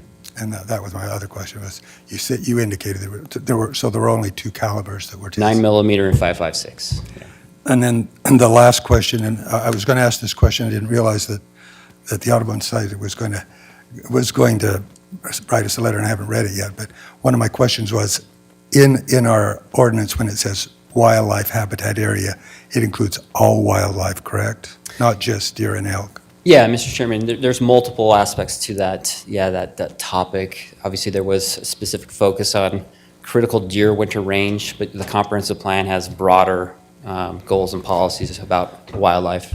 And I know that Fish and Game's comments were only on wildlife habitat in that sense, but did they comment on like sage grouse or any of those kinds of birds, in other words? Yeah, Mr. Chairman, Commissioner Daley, if you look at the comments from Fish and Game, they primarily focus on the wintering big game species in that critical range area, because that was the Planning and Zoning Commission's focus. But our zoning ordinance says wildlife, correct? Yeah, Mr. Chairman, Commissioner Daley, that the zoning ordinance says that the use needs to comply with the comprehensive plan, and the comprehensive plan just has general goals and policies related to wildlife protection and preservation. Okay. Let's see, I think that's my last question. Yeah, because you already addressed it. Yep, you already did. But some of those questions I'll ask the people as they talk as well. Thanks. Okay, you have another question before we? Sure. Go ahead. Richard, in general, is the location of the ranges on the property, is it as far away from any other neighbors as it could be on the property in general? Yeah, Mr. Chairman, Commissioner Davidson, I mean, you have over 1,300 acres there. I mean, there might be other areas that are farther away from residences, but generally you have, a large acreage, you have the proper zoning designation. Ranges need to be in these rural areas. You've got great topography, but yeah, there could be other areas potentially on the property that would be farther away, but not substantially. Oh, there could be substantial, yeah. Okay. Again, you have 1,300 acres. If I try to bring up one of these slides, you can see, that's not even a good one.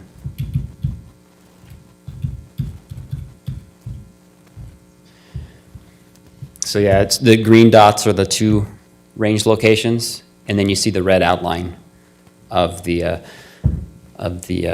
property. I guess it might be it might be difficult to get far away from every single dwelling, but there are potentially other options, other locations on the property that maybe could be better. I don't know. What's the overall topography of the land there? Yeah, Mr. Chairman, Commissioner Davidson, I think this might give you an idea. There's lots of little valleys and hills. Okay, any other questions? All right, well, I don't have one question. One of the conditions of approval was that they seek building permits. Was there any building permits ever issued on any of the structures? Yeah, Mr. Chairman, for this particular application, the applicant didn't propose any additional structures, so there were no building permits associated with the shooting range. There are obviously other buildings on the subject property that some of them are quite old, but there may be other building permits. I didn't dive into that history. Okay, well, is there any other questions from the staff before we proceed? Okay, no more questions. All right, now at this point, we have allocated, this is a typical process, we've allocated 15 minutes for the applicant, and we have 1, 2, 3, 4, 5 applicants. You can divide it up amongst yourselves, or you can designate a representative. So however how you choose to do. The first one is Steve Oreda. And if you could tell us how you want to proceed, because you have a collective of 15 minutes, and then anybody that wants to testify after that will have 3 minutes. The original applicant will have time for 15 minutes to respond, and then after all the testimony's been given, then the original applicant will have 5 minutes for rebuttal. Okay? Okay. Thank you. So, good evening, board members. My name is Steve Orada, and I'm the owner of Orada Ranch at 1122 West Orada Ranch Road.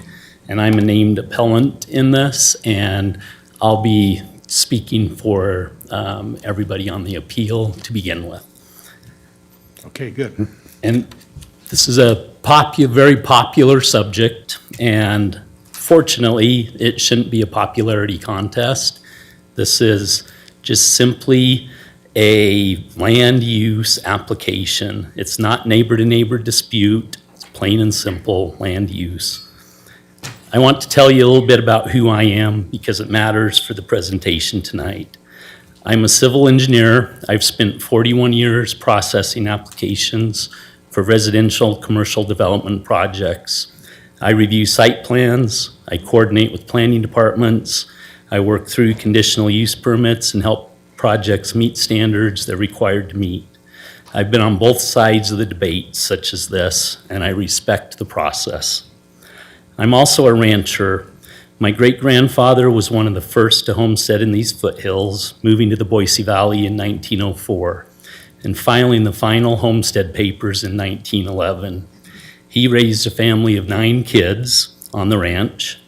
My grandfather both homesteaded and purchased the original ranch from my great-grandfather in 1939. He raised a family of 12 kids on the ranch. My dad, one of those kids, purchased the ranch in 1963, which is the year I was born.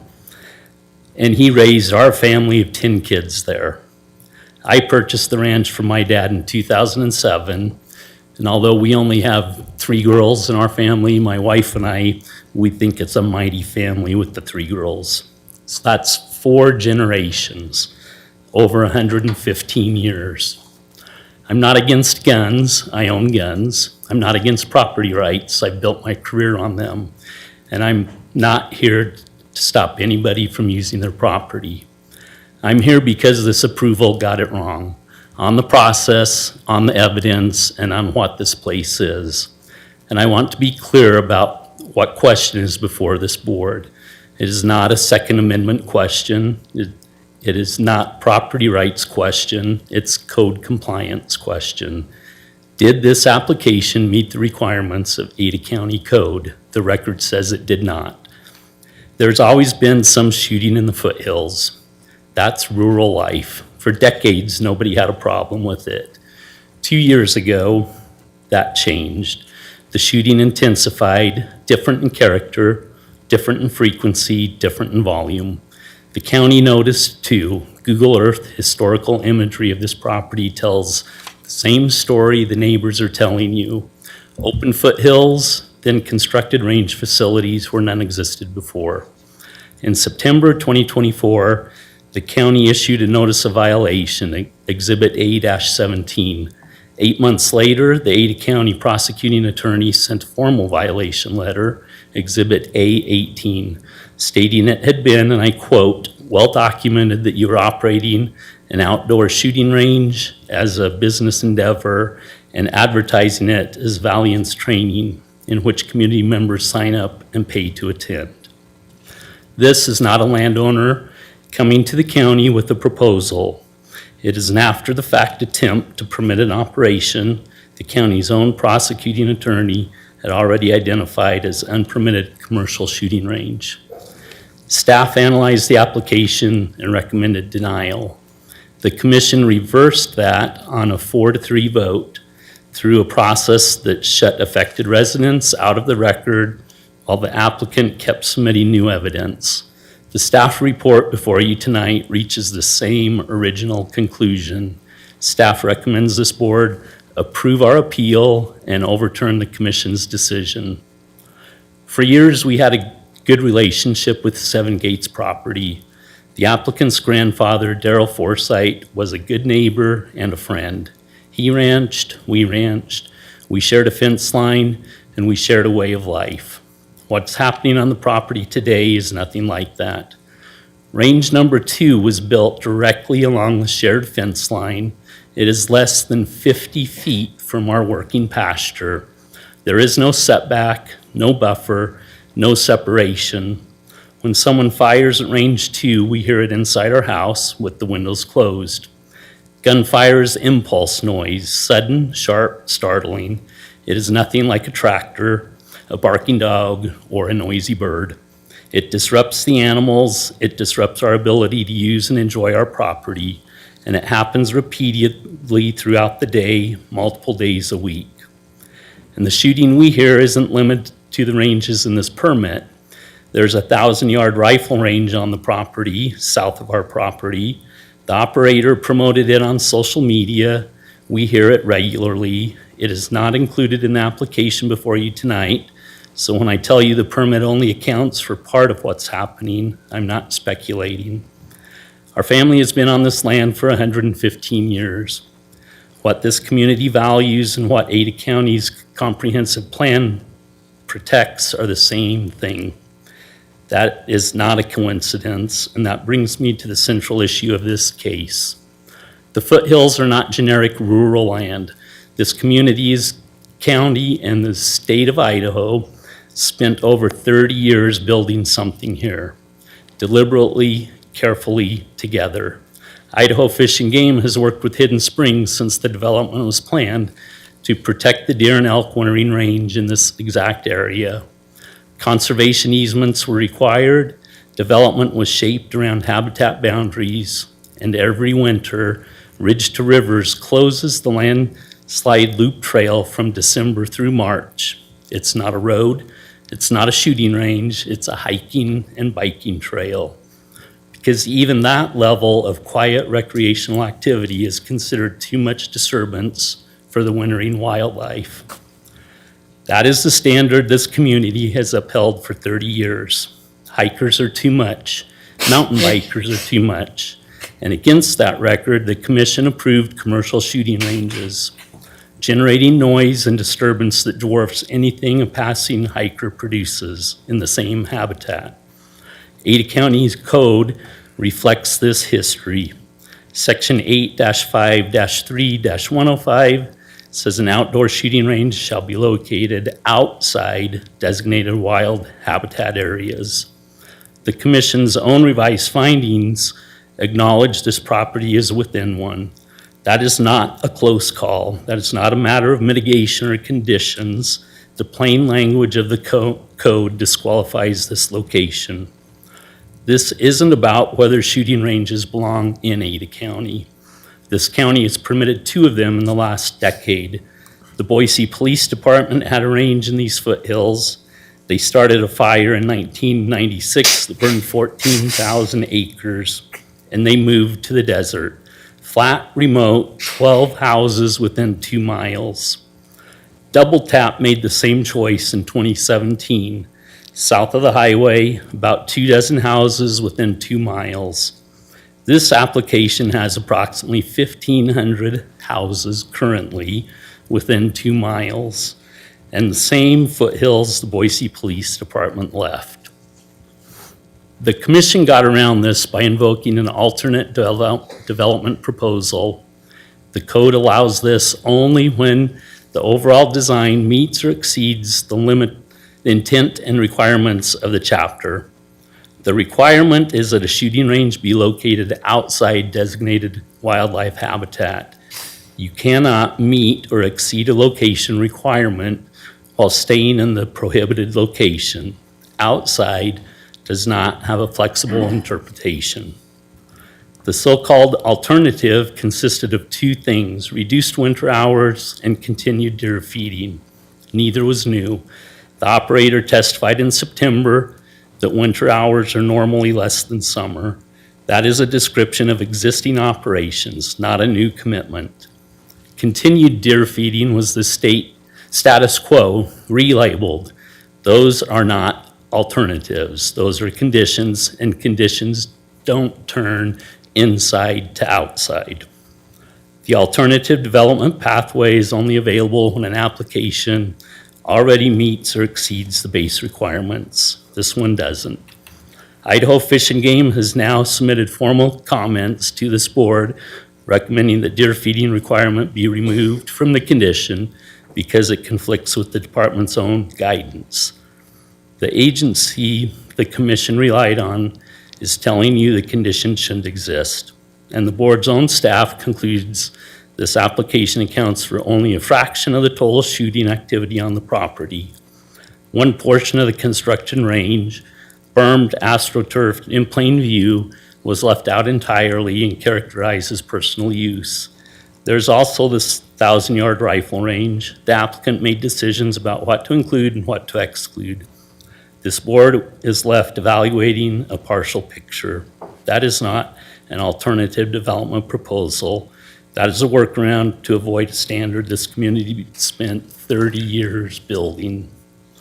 I would hope each member of this board has read and understood the letter submitted by Givens Pursley on behalf of Daniels Creek LLC, a subsidiary of the Grossman Properties, the original developers of Hidden Springs. The Grossmans who own the property are our neighbors and friends. This document spells out the legal implications of this approval and the legal case on the wildlife sighting prohibition in detail. This is professional legal advice, and we're in complete agreement with their analysis. The sighting prohibition and failed alternative development proposal are each independently sufficient to deny this permit, but I want the board to see how deep the problems go. The commission's own revised findings state in the approved document itself that the application does not identify the number of ranges, so the commission deferred it to a post-approved condition. As a professional who's processed entitlement applications for 40 years, I can tell you deferred conditions cannot substitute for the findings the code requires. The board has that analysis in the record. Board members, let me close with this. The county's own professional staff has analyzed the application twice, once for the commission, now for this board, and reached the same conclusion both times. The approval is not supported by substantial evidence in the record. Staff recommends you approve our appeal and overturn the commission's decision.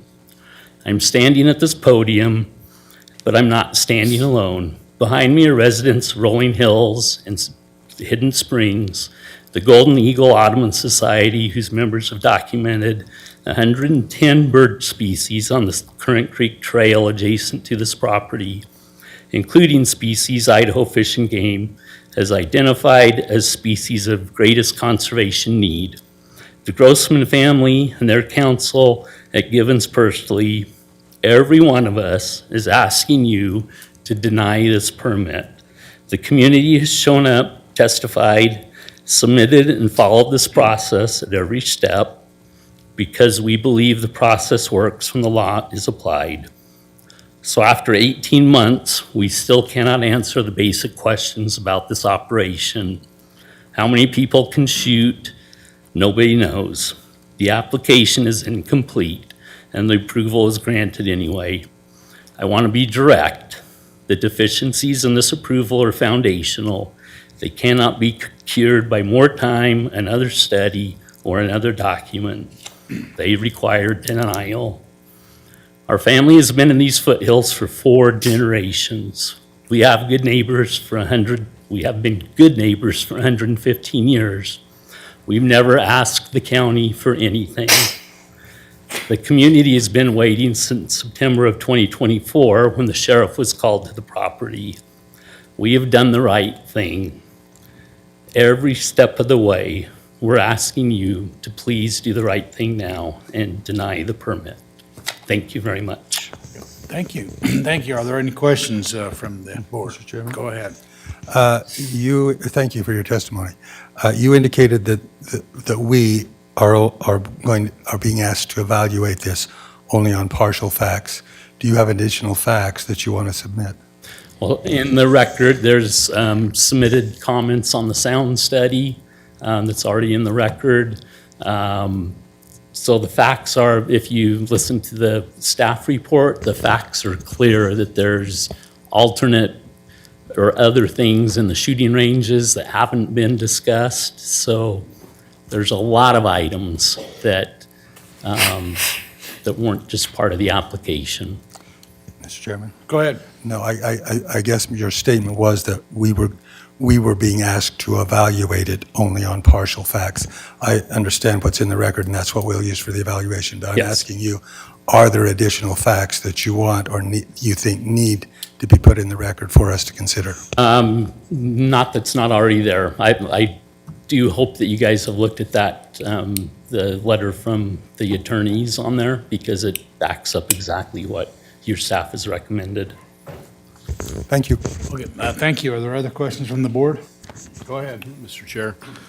What was your opinion on the sound study that was submitted into the record? Personal or professional? I'm sorry, because we do sound studies all the time for projects, and as Mr. Beck stated, there were no sounds along the property line. There were no bass sounds, sound study done. Usually you would set up a receptor at this point of the sound, and then at the property line, and then at those 6 residences. So you would shoot, and then you could determine what the sound was at every point from the same level of gunfire. And the gunfire that was done, it was 1 shot at a time, and then they would record the decibel level at the different locations. So as a professional, I would say it was not adequate. Okay. Any other questions? Mr. Chairman? Go ahead.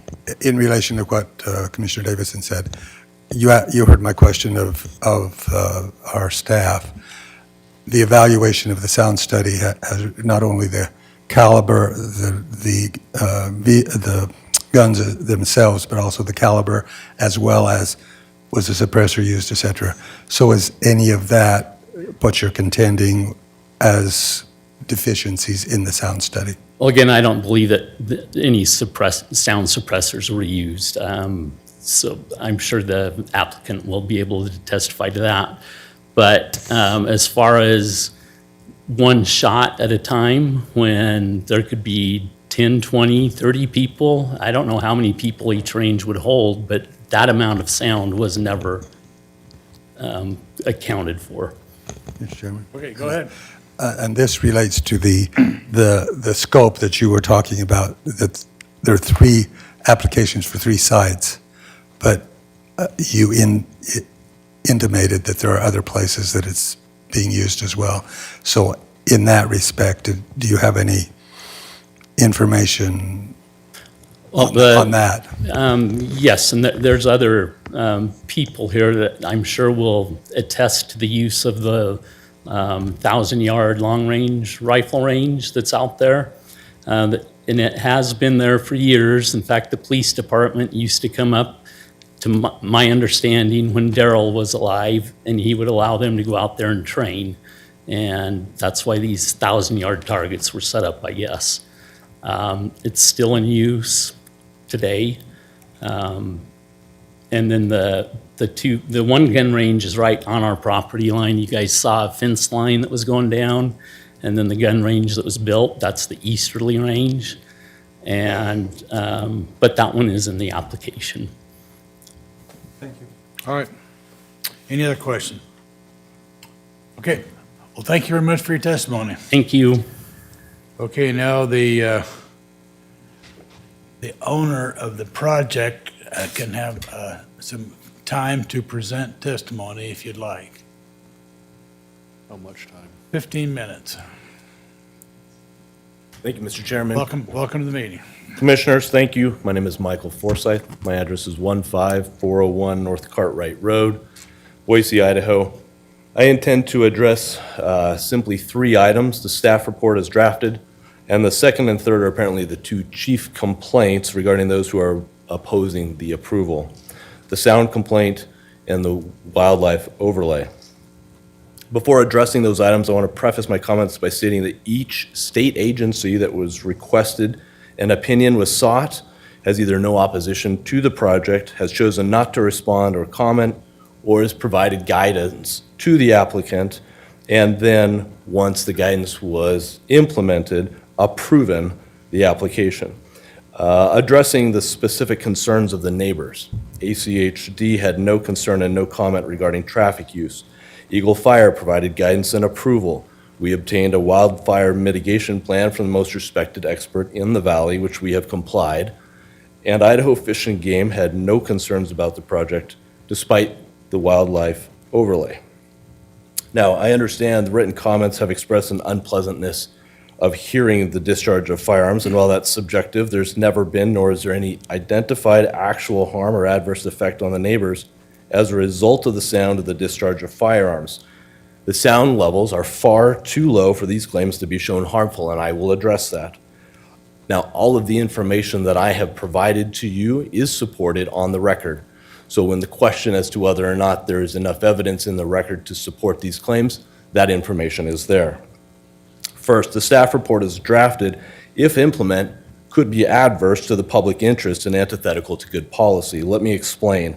Using the clearest example I can, findings of fact M26, in which the report cites many theories as to the board's authority and findings, including without limitation, reasoning beyond the plain language of the code without citing prior jurisprudence or statutes supporting such requirement, is in direct contravention to the public interest because it hides the ball from John Q. Public, who reviews the code for its plain language.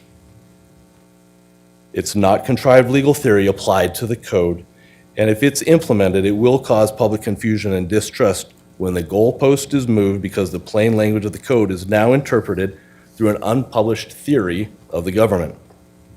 Interpreting code with inference from an unpublished and publicly unavailable theory of the government directly harms the public interest in understanding and complying with the law. The plain language of the code is important. So, second, addressing the sound. Multiple times, Idaho Code 679102 is cited by those opposed to approval in their letters and in the staff report. However, Idaho Code 679102 is inapplicable here, and all references to the code section should be disregarded. 9102 is the code section that addresses state-owned firearms ranges and sets forth standards for such state-owned and operated property.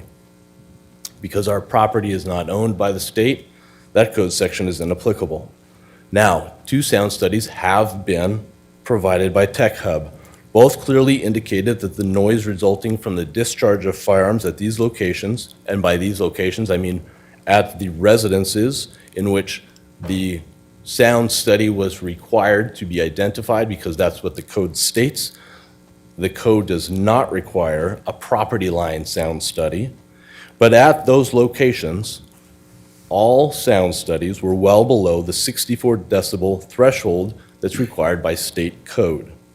Altitude Acoustics was later contracted by the Foothills Action Network to review and critique Tech Hub's sound studies. I will encourage you to note that the code section for which the review took direction on methodology and standards is again from Idaho Code 679102, again inapplicable here. However, there was no direct dispute over the raw data and the actual decibel readings. Critique was focused on methodology but did not dispute the findings. In any case, Altitude Acoustics was thereafter hired by Valence Training and has performed a full sound study during heavy activity and is here to testify to those results tonight. It is safe to say that the sound levels recorded and analyzed by Altitude Acoustics were well below the legal threshold. I will not speak further on this. I'll let Ms. Taubitz speak for herself, and I will let Mr. Castillo, owner of Valence, indicate to you and speak to you about the details as he was there during the sound study. But suffice it to say, no suppressors were used. Further, Ada County is preempted from adopting any standard regarding the discharge of firearms more stringent than the state has already provided, and the limitation on noise by that state standard is 64 decibels. And therefore, any attempt to base a denial on the cadence or the frequency would be improper. The staff report argues that this conditional use permit process falls outside the scope of Idaho Code 183302J. However, the plain language of the statute is that it is the legislature's intent to wholly occupy the field of firearms regulation within the state. Moreover, I would encourage you to look at Idaho Code 552605, which clearly restricts the county from establishing or enforcing a noise standard that is greater than those in 9167, which is a 64 decibel threshold. Now, regarding the sensitive wildlife overlay, the plan adequately, and the plan put forth by the applicant, adequately satisfied the requirements in the code because there were no concerns from Idaho Fish and Game as to the discharge of firearms. As I testified once before, Fish and Game had no concerns about the wintering wildlife, no concerns about deer, no concerns about elk, no concerns about birds. It didn't matter if it was wintering wildlife, summering wildlife, city deer, or country deer. As it relates to our use of the property and the discharge of firearms, Fish and Game had no requirements and no concerns. The purpose of the overlay, as directed to me directly from Fish and Game, was to permit Fish and Game to limit their interactions with planning and zoning to only those areas they determined had a higher interest in wildlife interaction. I cannot stress enough that in spite of the overlay and the concerns of neighbors, that the applicant provided a legitimate and alternative plan, which aside from the continued feeding of deer was satisfactory to Fish and Game. Again, Fish and Game had no objection to the original plan. All of this information is on record, supported by record, so the findings that there was insufficient evidence is going to be difficult to find. The reality is that those who complain about the discharge of firearms affecting wildlife more dramatically affect wildlife by their residences and their traffic patterns than the discharge of firearms. I have firsthand account of dozens of deer while I'm discharging a firearm, making no move, making no sudden reactions, having no issue with the discharge of firearms. And I am not the only one who can testify to that. Moreover, if the wildlife concern was legitimate, then I would wonder why planning and zoning is not scheduling and approving future developments within the wildlife overlay in the same rate that it is now. The wildlife argument is a straw man argument, and Idaho Fish and Game has approved an alternative plan. Lastly, while this may seem strange, I do agree with those appealing that an appeal is appropriate. However, it's not because I disagree with the underlying conditional use plan approval, but rather because the conditions attached to the underlying approval are nothing more than bureaucratic red tape designed to increase costs and time. For example, the conditions of approval include providing a vehicle stacking and parking plan. Commissioners, with over 1,300 acres and this parcel alone being 400 acres, requiring a stacking and parking plan is simply unnecessary. Therefore, I ask you to provide us with a clean approval and remove the owner's conditions applied. I'll stand for your questions. Okay. Any questions from the commission? You have questions? Go ahead. Mr. Chair, thank you for your testimony. Just a couple issues. I'm not a gun expert, law expert, but, a member of the public might go, well, you can buy silencers or suppressors for guns. Couldn't we require them to use suppressors on all firing at the shooting range? What would your opinion of that be? Mr. Chair, Commissioner, thank you for the question. Yes, you could require suppressors to be used for rifles. However, with handguns, it's a little bit more difficult when you are training for the practice of a concealed carry to draw with a suppressor. Makes that quite difficult. Moreover, if I were to require a suppressor of an individual, I'm requiring them to undergo a process in which some people would morally object to, and that is requesting or providing the government with a request for what they might believe to be a Second Amendment right that they already have. Mr. Chair. Go ahead. And then just a question on the preemption issue, whether or not state law really preempts us from considering certain things on this application.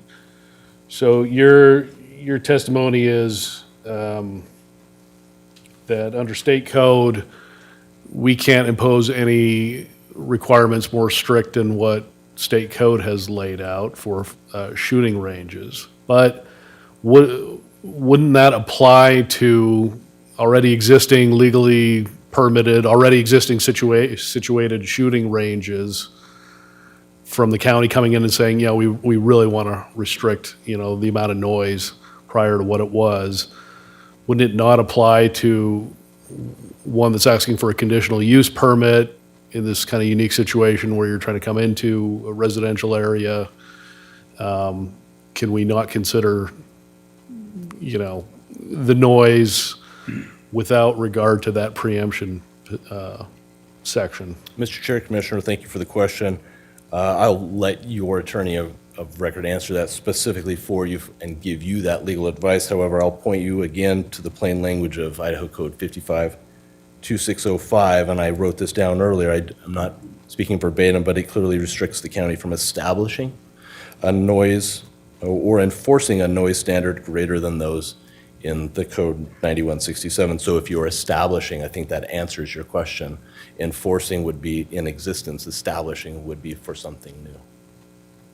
Can we not consider noise that would be acceptable under that state code section if that noise being brought into a residential area would be unduly damaging to that area? I think that would call for judicial review. Any other questions? Well, I'd have a question while Commissioner Davidson is thinking about it. Mr. Forsyth, are you part of the ownership group, or just what's your relationship to? I'm the managing partner of 78. Managing partner. Okay. Just wanted to clarify that because I didn't know. Yes, sir. Thank you. Okay. Do you have something else? I think that was it. Okay. Do you have any questions? No, I asked you the same question that I asked the applicant for the, is there anything that is not in the record that you need to put in the record now? Mr. Chair, Commissioners, thanks for the question. There has been some question as to whether or not there's a 1,000-yard range and whether that was included in the original application. There is a 1,000-yard range that has been there for 20 years. It is not included in the application because it is not a part of any operation other than a private personal use and an invited guest only basis use, so that has never been included. There's no reason to include it. It falls outside the code, the plain language of the code. Okay. Go ahead. So you're saying that exists, but only for that use? Yes, sir. Thank you. Mr. Chair, Okay, go ahead. thought of something else. Oh, okay, go ahead. So the record says that the shooting that is going on there will be 40, I think it was 40% Valiance. Am I pronouncing that correctly? Valiance? Yes, sir. Okay, 40% other, and then 20% personal use, and the other was like church law enforcement or something like that. Can you explain what the difference between the two? Isn't Valiant's going to be training the church groups and the other groups that show up? Mr. Chair, Commissioner, thank you for the question.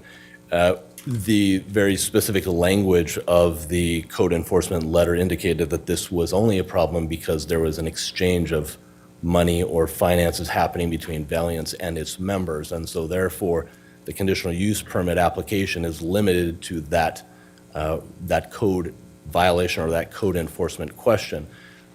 Other groups such as churches and schools come up on their own, and they're permitted as my invited guests to use my developed property for this reason. But no, they fall outside the plain language, again, of the code and the request from the Ada County prosecuting attorney. Mr. Chair? Yeah. Do you think that kind of use is contemplated in code? I mean, is that the letter of the law but not the spirit? Is that a loophole to allow more shooting than otherwise would go on in a residential range? Mr. Chair, Commissioners, I will ask to be careful about the language in a residential range. I'm not exactly sure what you mean, but no, I wouldn't say this is a loophole. The amount of use is actually diminished and it is quite small at this point. I was going by the letter and the code enforcement request and by the plain language of the code. If we can't go by the plain language of the code and we're anticipating some other analogous or some other lens to put forward, that is again putting John Q. Public in the position of trying to guess what it is that the code intends. Thank you. Okay. All right. Well, thank you. Thank you for your testimony. We'll now have some public testimony, and I might add that at this point, you're given 3 minutes at the podium. You don't need to take the full 3 minutes if you don't want to. Additionally, we're asking if somebody has already said what you would have said, you can just stand up and say, I oppose or I support the application. You don't really need to come to the podium if you don't want to, but everyone's entitled to come to the podium and speak. In addition, Mr. Orida, you'll be given 5 minutes at the conclusion of the public testimony for any rebuttal that you'd like to make. Okay? Now, I'm going to take, there's a person that called online, and he posted that he wanted to testify on the 23rd of February, so we'll give him the first chance. Is he online, Elias? Yes, he is. That would be William, Junk Williams, is that it? William Junk, okay. All right, is he online? And we'll give him the first chance because he dialed in on the 23rd of February. He is. Okay, go ahead. You should be able to. Okay, am I unmuted now? Nope, you're there. We can hear you. Go ahead. Go ahead, Thank you very much. William. My name is William Junk, and I live in the Rolling Hills section of Hidden Springs, about a mile from Range 1. I'm going to pivot a little bit from what I had originally planned to talk about, and I want to address a couple of things that Mr. Forsyth had to say. He's been big on plain language of the code, and I would again like to point you to Ada County Code 105B1. This is in the version of the code that existed when he filed his original application. That particular piece of code clearly states that a shooting range cannot be located inside of a designated wildlife area, and that area is designated as Deer Winter Range. Can't be any more clear than that. He talked a bit about the Tech Hub studies. The board at the September hearing asked for an independent third party. He chose to employ Tech Hub a second time, so it did not meet the independence requirement. But even with the record that they produced and the evidence that they produced, which showed no reading above the 64 dB state level, this really is irrelevant. Because what is relevant in this case is that the sound from the shooting ranges is causing significant undue impact on residents, some of them on the Orada Ranch property and many of them in the Rolling Hills section of Hidden Springs. I personally have heard the sound of gunfire from his ranges inside my home with my windows closed a mile away. Also, I'd like to address the input from Idaho Fish and Game. That was generated by a personal telephone conversation from Mr. Forsyth to a person at the Nampa office of Idaho Fish and Game.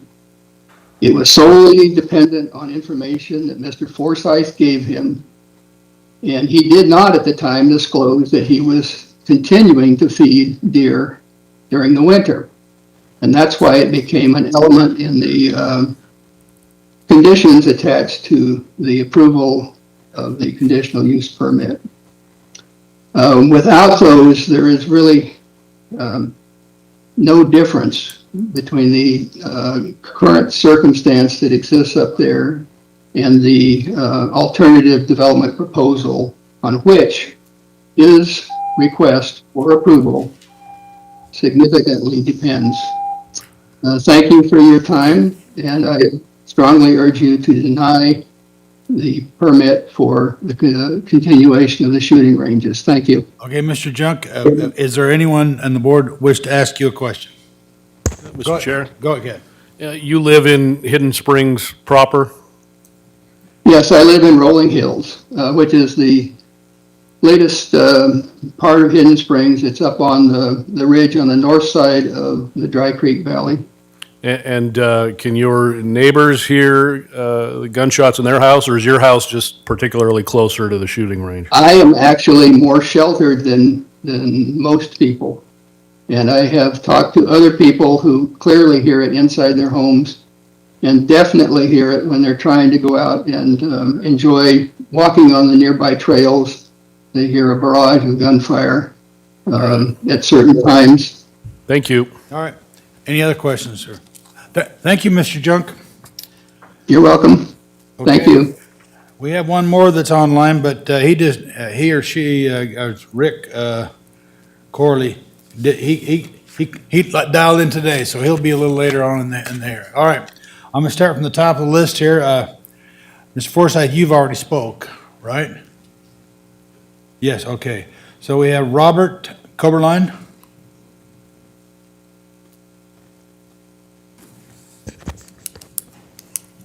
I just say that I'm opposed. My material's already been covered.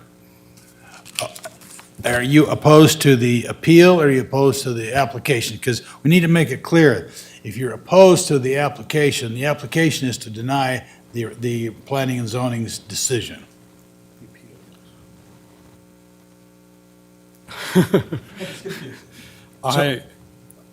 So are you opposed to the application, this is an appeal of a decision of the planning and zoning. They approved it. So the appeal would overturn that. Yes, I'm in favor of the appeal. Okay, well, that's the question. Okay, thank you. Thank you. Okay, Samantha Wallace.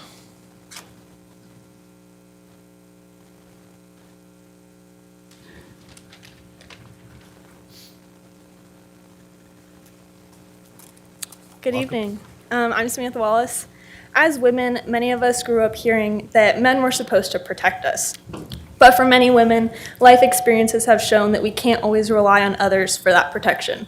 Whether we're single women, married women, or mothers, we all share a responsibility to protect ourselves, our children, and our communities. That's why a place like this is so important. It's truly a one-of-a-kind operation. It's difficult to find a place that genuinely supports women in learning and growing in the firearm space. But Valiance does exactly that. They train women in a way that recognizes our strengths instead of simply teaching us the same way that men are taught. Their mission is centered on safety, responsibility, and building a community of people who share a goal of protecting themselves, their loved ones, and their community. I was born and raised in California, where I grew up around people who were fearful of firearms and believed banning them was the best solution to violence. There were very few opportunities for people to learn how to handle firearms safely and responsibly. The conversation was almost always negative. When I moved to Idaho, I understand that the culture here would be different, and honestly, it was a relief. We're fortunate to live in a state where people are allowed to train and responsibly use firearms to protect themselves and their loved ones in life-threatening situations. We're equally fortunate to have a company like Valiance that helps people develop those skills safely and responsibly. Valiance is not a typical shooting range where people simply show up and shoot whenever they want. Training here is intentional. We train with purpose, and that purpose is bigger than ourselves. The instructors at Valiance have extensive qualifications that take safety extremely seriously. I trust them because they prioritize responsibility, discipline, and community above everything else. Another thing that makes Valiance unique is the way they prepare us for real-world situations. We train in different weather conditions and work through different scenarios so that we can be prepared if we ever face a difficult or dangerous situation. Training alongside other women who share the same goal makes the experience even more empowering. Each session builds confidence in a skill that we sincerely hope we never have to use. I understand not everyone will agree with what we're doing. Not everyone shares the same views about firearms, and that's okay. Differences of opinion are part of living in a diverse society. But here in Idaho, responsible firearm training is legal and encouraged. What we're doing is simply developing a skill responsibly and safely. We're not harming anyone or anything by doing this. The locations where we train are remote and intentionally chosen with safety in mind. There aren't any homes nearby. We're mindful of the environment around us. Just in our last session, there was a bird hanging out there the whole time, just chirping away, enjoying his life. When I was leaving a previous session, there was a deer walking by as well, unbothered. We're conscious of where we train, how we train, and when we train. At the end of the day, our goal is simple. We want to be prepared to protect ourselves and our families if the unthinkable ever happens. All we're asking is that we not be punished for responsibly training, practicing, and preparing for that possibility. And so I'm taking that you oppose the appeal. Yes. Okay, thank you, thank you. Thank you. All right, thank you. Wait a minute, any questions from the board? All right, thank you. Thank you. Did you give your address? It's 8001 Tillamook Drive? Yes. Yeah, that's it. Okay. Okay, Eric Larson.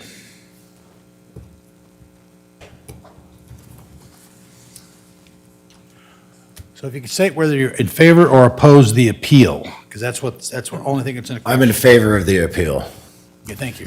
Okay, I'm Eric Larson. I'm Stephen Arata that you just heard from. I'm his stepbrother. My mom is married to his father, Earl Arata. Could you give us your address, please? Yeah, my address is 307 East Linmar Drive in Kuna, Idaho. Okay, thank you. Yes. So I think we're getting kind of caught up on the noise thing. And, you know, me personally, I can't tell you what a decibel is. I don't think much people could. So it kind of seems like a whole rigmarole of stuff. But I spent a lot of time up on the mountain. And this year, November, December's, you know, we have an elk hunt up there. And so I spend a lot of time up there. And I got a lot of video on my phone this year. And I was up below Stack Rock, which I don't know if you're familiar where that's at. But as a crow flies, I'm guessing it's about 2 miles away from where the shooting range is. And when I was up there on Saturday morning, all you can hear is gunshots, and it's nonstop. You know, you got to understand this gun range isn't just a shot here or there. These are people shooting several hundred rounds within 5 minutes. So it's, you know, it sounds like a war's going on down there. And when you're up top on the mountain like that, it's not just the gunshots, but it's almost neat to listen to, but annoying at the same time. When they quit firing the guns, it sounds like thunder roaring over the top of the mountains for, I'd say, about 10 to 20 seconds after they're done shooting.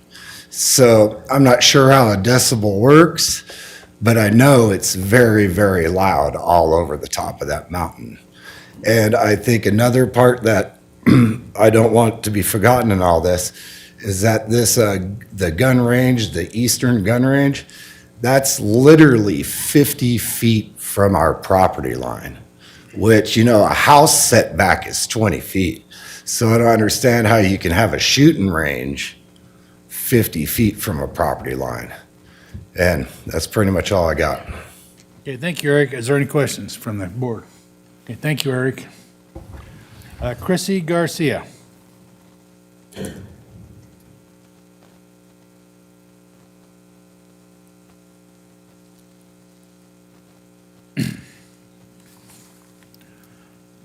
Give us your name and address, Chrissy.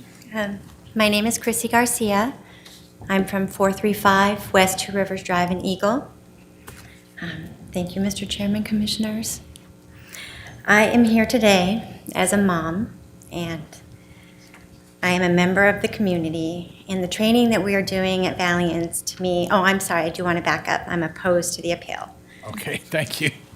And the training that we do at Valiance, to me, is very important. I participate as a volunteer at my daughter's Christian school, and for me, it's something that I do as a mother, where I'd like to protect my daughter and my community.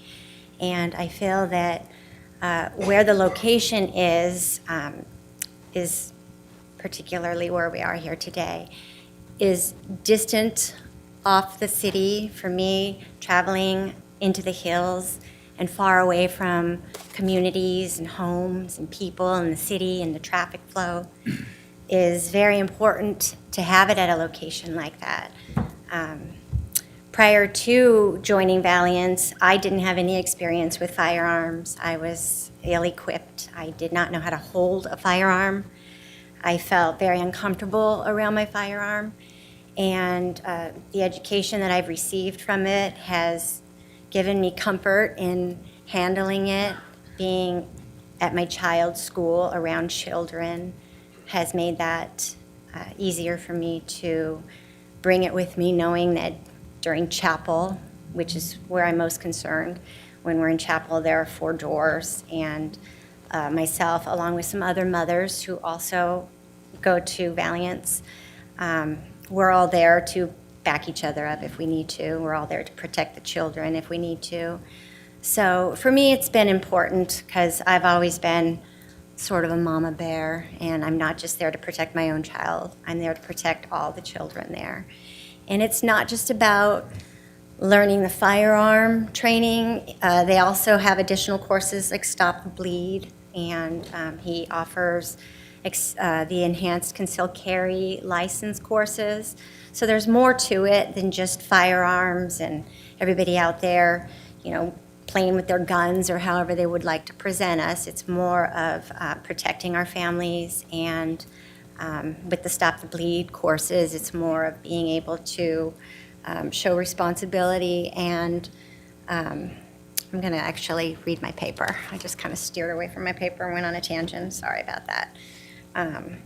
But the real purpose that I take these courses is to handle my firearm responsibly at the school. Okay. Yeah, if you could wrap it up. Do you have any questions? Because maybe then I can. All right, are there any questions from the board? No? Okay. Okay. Thank you. Thank you. Thank you. Okay. Gary Stanislaw.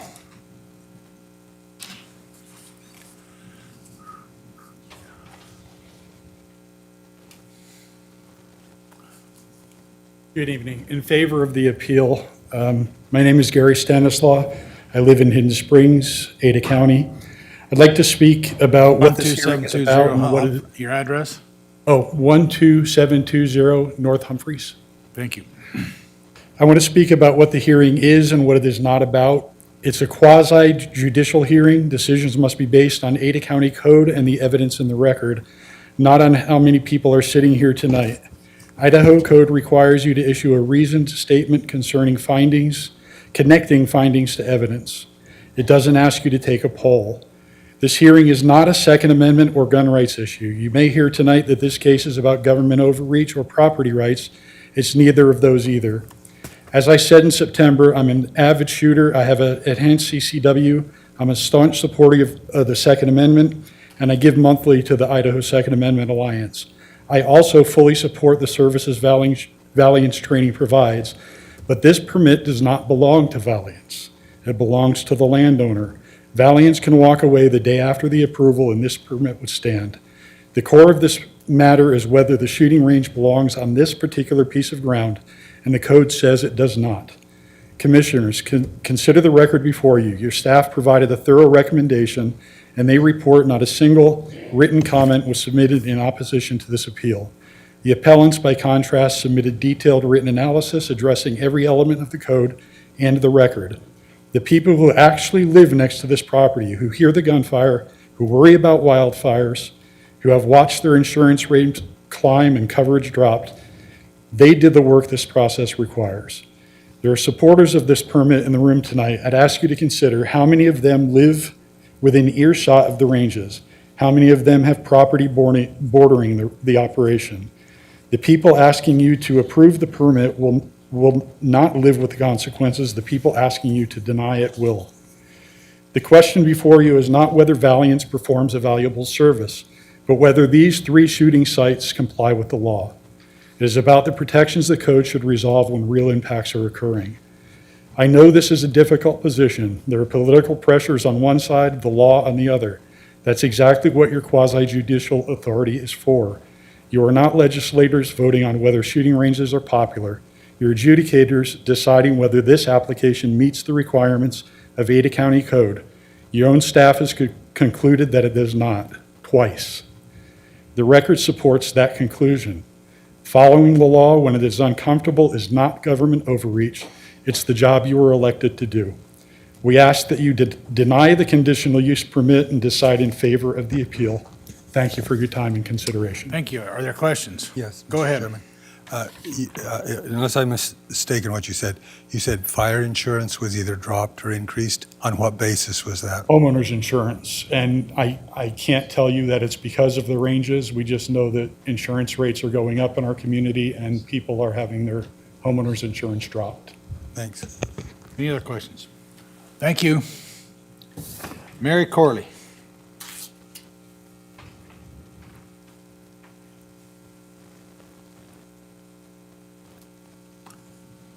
My name is Mary Corley. I live at 4659 West Deer Path Drive up in Rolling Hills, right off of North Cartwright Road. And I got a little confused. I wrote on the list that I was opposed. I'm opposed to the firing range. I am in favor of the appeal. Okay. Yes, thank you. Okay, Sharon Kavich. Sharon County, 4906 West Miners Farm. I'm in favor of the appeal. Thank you. Laurel Dow.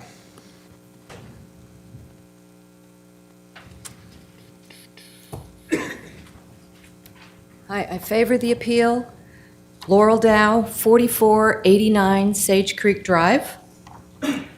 I hike on the nearby trails and walk up the steep hill of Cartwright Road to get my exercise to stay healthy. I enjoy the peaceful nature of my walks and listening to the bird sounds. Unfortunately, the times I hear gunfire, my enjoyment of the trails and nature sounds is severely diminished. As a pedestrian on a road with no sidewalks and minimal shoulders, I'm concerned about the additional traffic going up and coming down the big hill on Cartwright Road. There are several curves that make it difficult for drivers to see pedestrians, and not every vehicle goes the speed limit. The enjoyment of nature and the safety of people and homes in the area are important to me. Our houses in Rolling Hills may be in a rural area, but we are also located in a neighborhood subdivision with 82 other houses that are within 1 to 2 miles of the shooting range. The noise from the range affects us, along with other homeowners in the Cartwright Ranch and lower area of Hidden Springs. Additionally, one safety issue was addressed by Jennifer Pierce, a BSU wildfire scientist who has over 25 peer-reviewed publications related to fire. She stated in her Planning and Zoning public comments of July 30th, 2025, and I quote her here, "My primary concern with this proposed shooting range is the risk of wildfire." She also states, and I'm paraphrasing now, Avamore, Hidden Springs, and Cartwright Ranch could each be affected if an accidental fire was started through the use of this range. I don't believe this is a good location for a shooting range. At the Planning and Zoning meeting in November, Commissioner Birch was one of the commissioners who voted to deny the conditional use permit. He said, "I would love to see this operation go forward, but somewhere else. This is not the right place." I believe the range is located too close to several sizable residential subdivisions. It is not a good location for a gun range. Your professional staff has done a good job finding flaws that occurred in the permitting process. I encourage you not to do a continuance of this process, but to overturn the planning and zoning decision and approve the appeal. Thank you. Thank you. Any questions? No. Melissa Christian.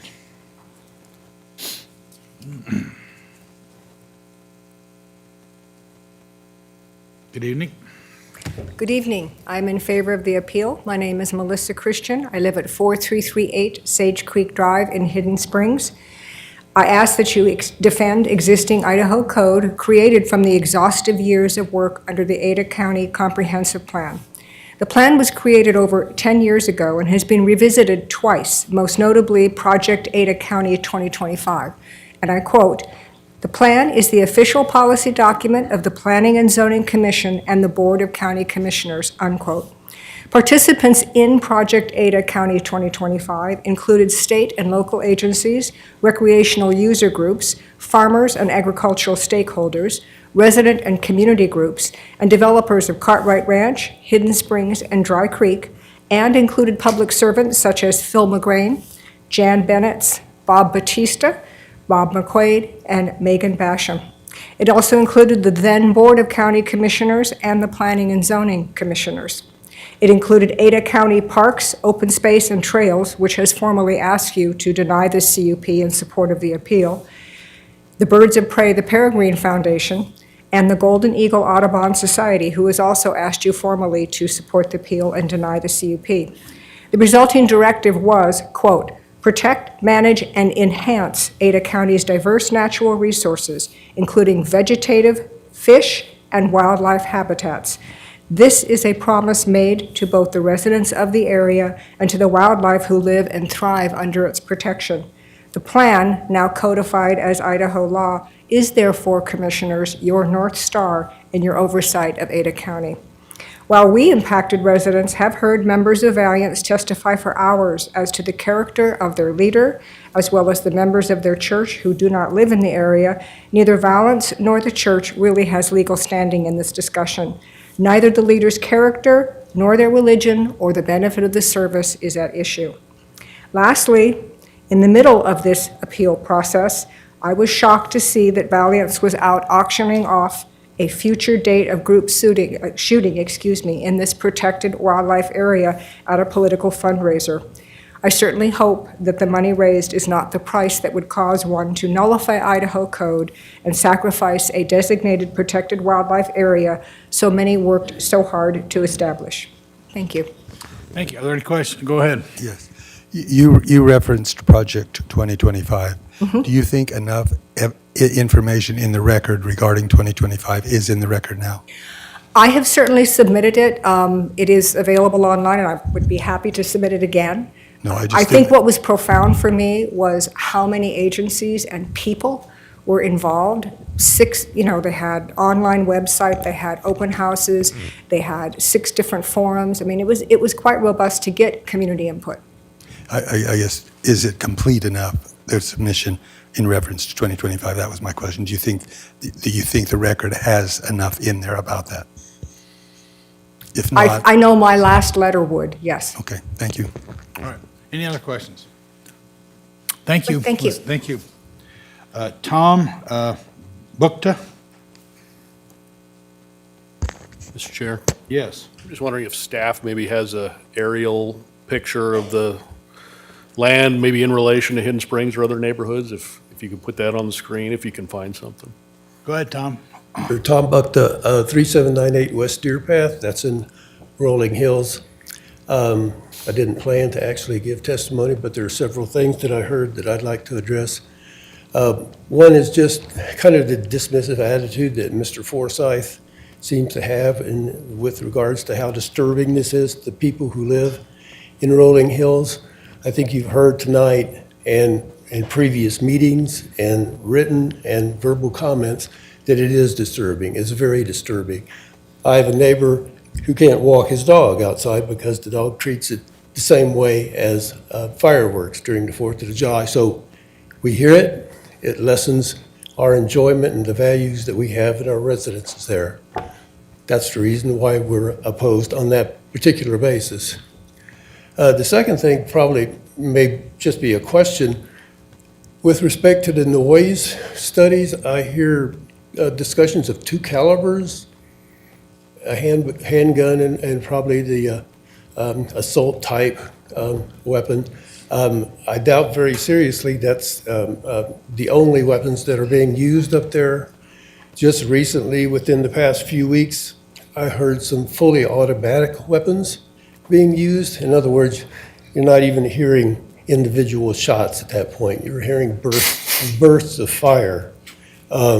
So that's a little bit puzzling to me. It seems like there should be a list of weapons that are going to be used at the site, how they're going to be used, when they're going to be used, what numbers of people, what kind of activities should apply to the noise study. And finally, the testimony about Mr. Forsyth about the Fish and Game, I just want to second what Bill Junk had to say about that. All it is an account of a telephone discussion between Mr. Forsyth and somebody in the Fish and Game, in which Mr. Forsyth said, oh, we've been doing that since 1980, which is definitely not true. That's definitely not the same kind of activity that's been occurring in the past.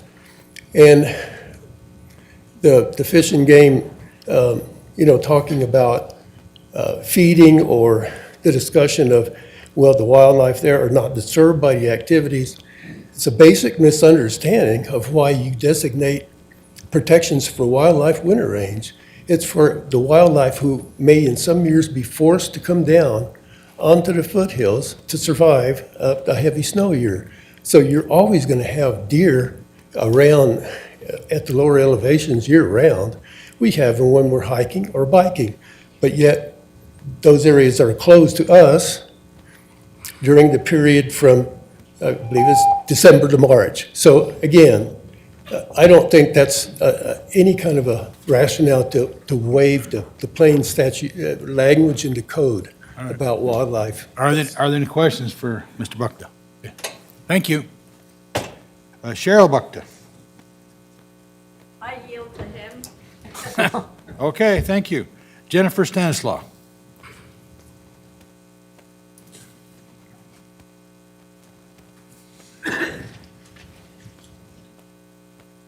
Good evening. I'm Jennifer Stanislaw, and I am in favor of the appeal. I live at 12720 North Humphreys Way in the Hidden Springs community in Ada County. Our family hikes the trails in rolling hills. I'm going to address the critical question, does the shooting range on Seven Gates property constitute a nuisance under Idaho law? The record answers clearly it does, and Ada County Code prohibits approving a use that creates one. We are not challenging anyone's right to own land or firearms, but one's property rights end where their neighbor's property rights begin. That principle is longstanding and is codified in Idaho's nuisance statutes and Ada County Code. Idaho Code Section 52-101 defines a nuisance as anything offensive to the senses or interfering with the comfortable enjoyment of life or property. 52-102 extends this to a public nuisance affecting a community. Noise alone suffices. Ada County Code Section 8-5B-5A and 5B and 5G require a conditional use to be found to not be detrimental to public health, safety, and welfare, and not create undue adverse impacts on surrounding properties, and not impede the normal development of surrounding property. 31 residents testified about current impacts. One person living 300 yards away closes windows and cannot use his deck. Another, nearly a mile away, hears repetitive gunfire while gardening. Another is awakened early by gunfire, sounding like a war zone. The pattern, gunfire audible inside closed homes, outdoor activities impossible, sleep interrupted. County staff confirmed the ranges operated without the required permits. The nuisance is happening today.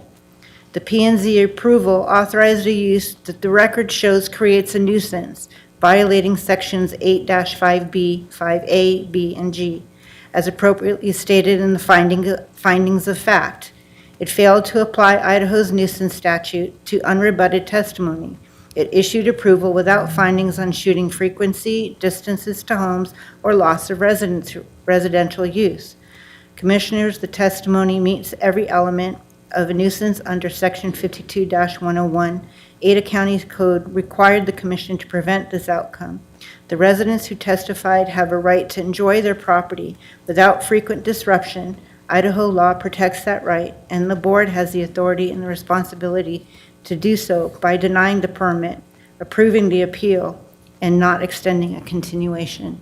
And I'd also like to add that the Rolling Hills residents are not the only residents of Hidden Springs that are impacted by this, because there are trails up in those hills that Hidden Springs and Cartwright residents use, and that use is deterred by this. Thank you. Are there any questions? Thank you, thank you. Crystal Galabit.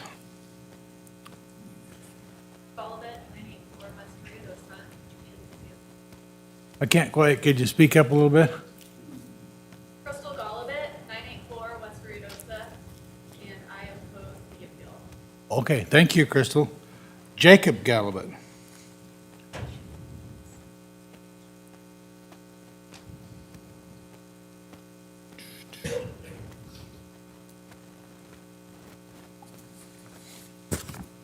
Jake Golubit, 984 West Ruidosa Drive. I oppose the appeal. Isn't it great that we live in Idaho? You know what makes it great? The freedoms we currently have and the way of life that many of us have grown up with. While I am here in support of Valiance, this isn't about just a private shooting range being used by a small group of guests of Mr. Forsyth. This is about the rights that Mr. Forsyth has as a landowner. I grew up on a very small 40-acre farm, much smaller than the ranch in question. Some of the earliest memories I have are watching my dad and his friends shoot on our land. At this time, our closest neighbors were less than 100 yards from where the shooting was happening. I want to point out that we were able to do this because we owned the land. Our neighbors were able to do the same thing. My father-in-law owns a little bit of acreage in Meridian. It's this area, everybody's got about 10 acres, but there are several homes in this area. My wife and I had the privilege of using his land for our wedding.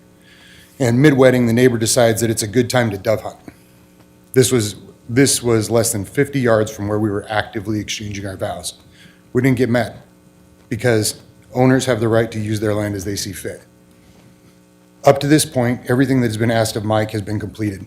The sound study has been found to be in compliance. Fish and Game have no dissents besides moving a feeder. That's easy. Idaho Power has no dissents. The fire department has come out and said that fire mitigation measures have been exceeded. The road leading into Mr. Forsyth's land, which was questioned at one point, is more than adequate for the limited amount of traffic per ACHD. This is a private shooting range in a rural area that has been in use since 1984. It's 42 years. Every request has been satisfied. For those of you who own homes or maybe have a little bit of land, I ask you all to keep the words of Ronald Reagan in mind. Freedom is never more than one generation away from extinction. It must be fought for, protected, and handed on.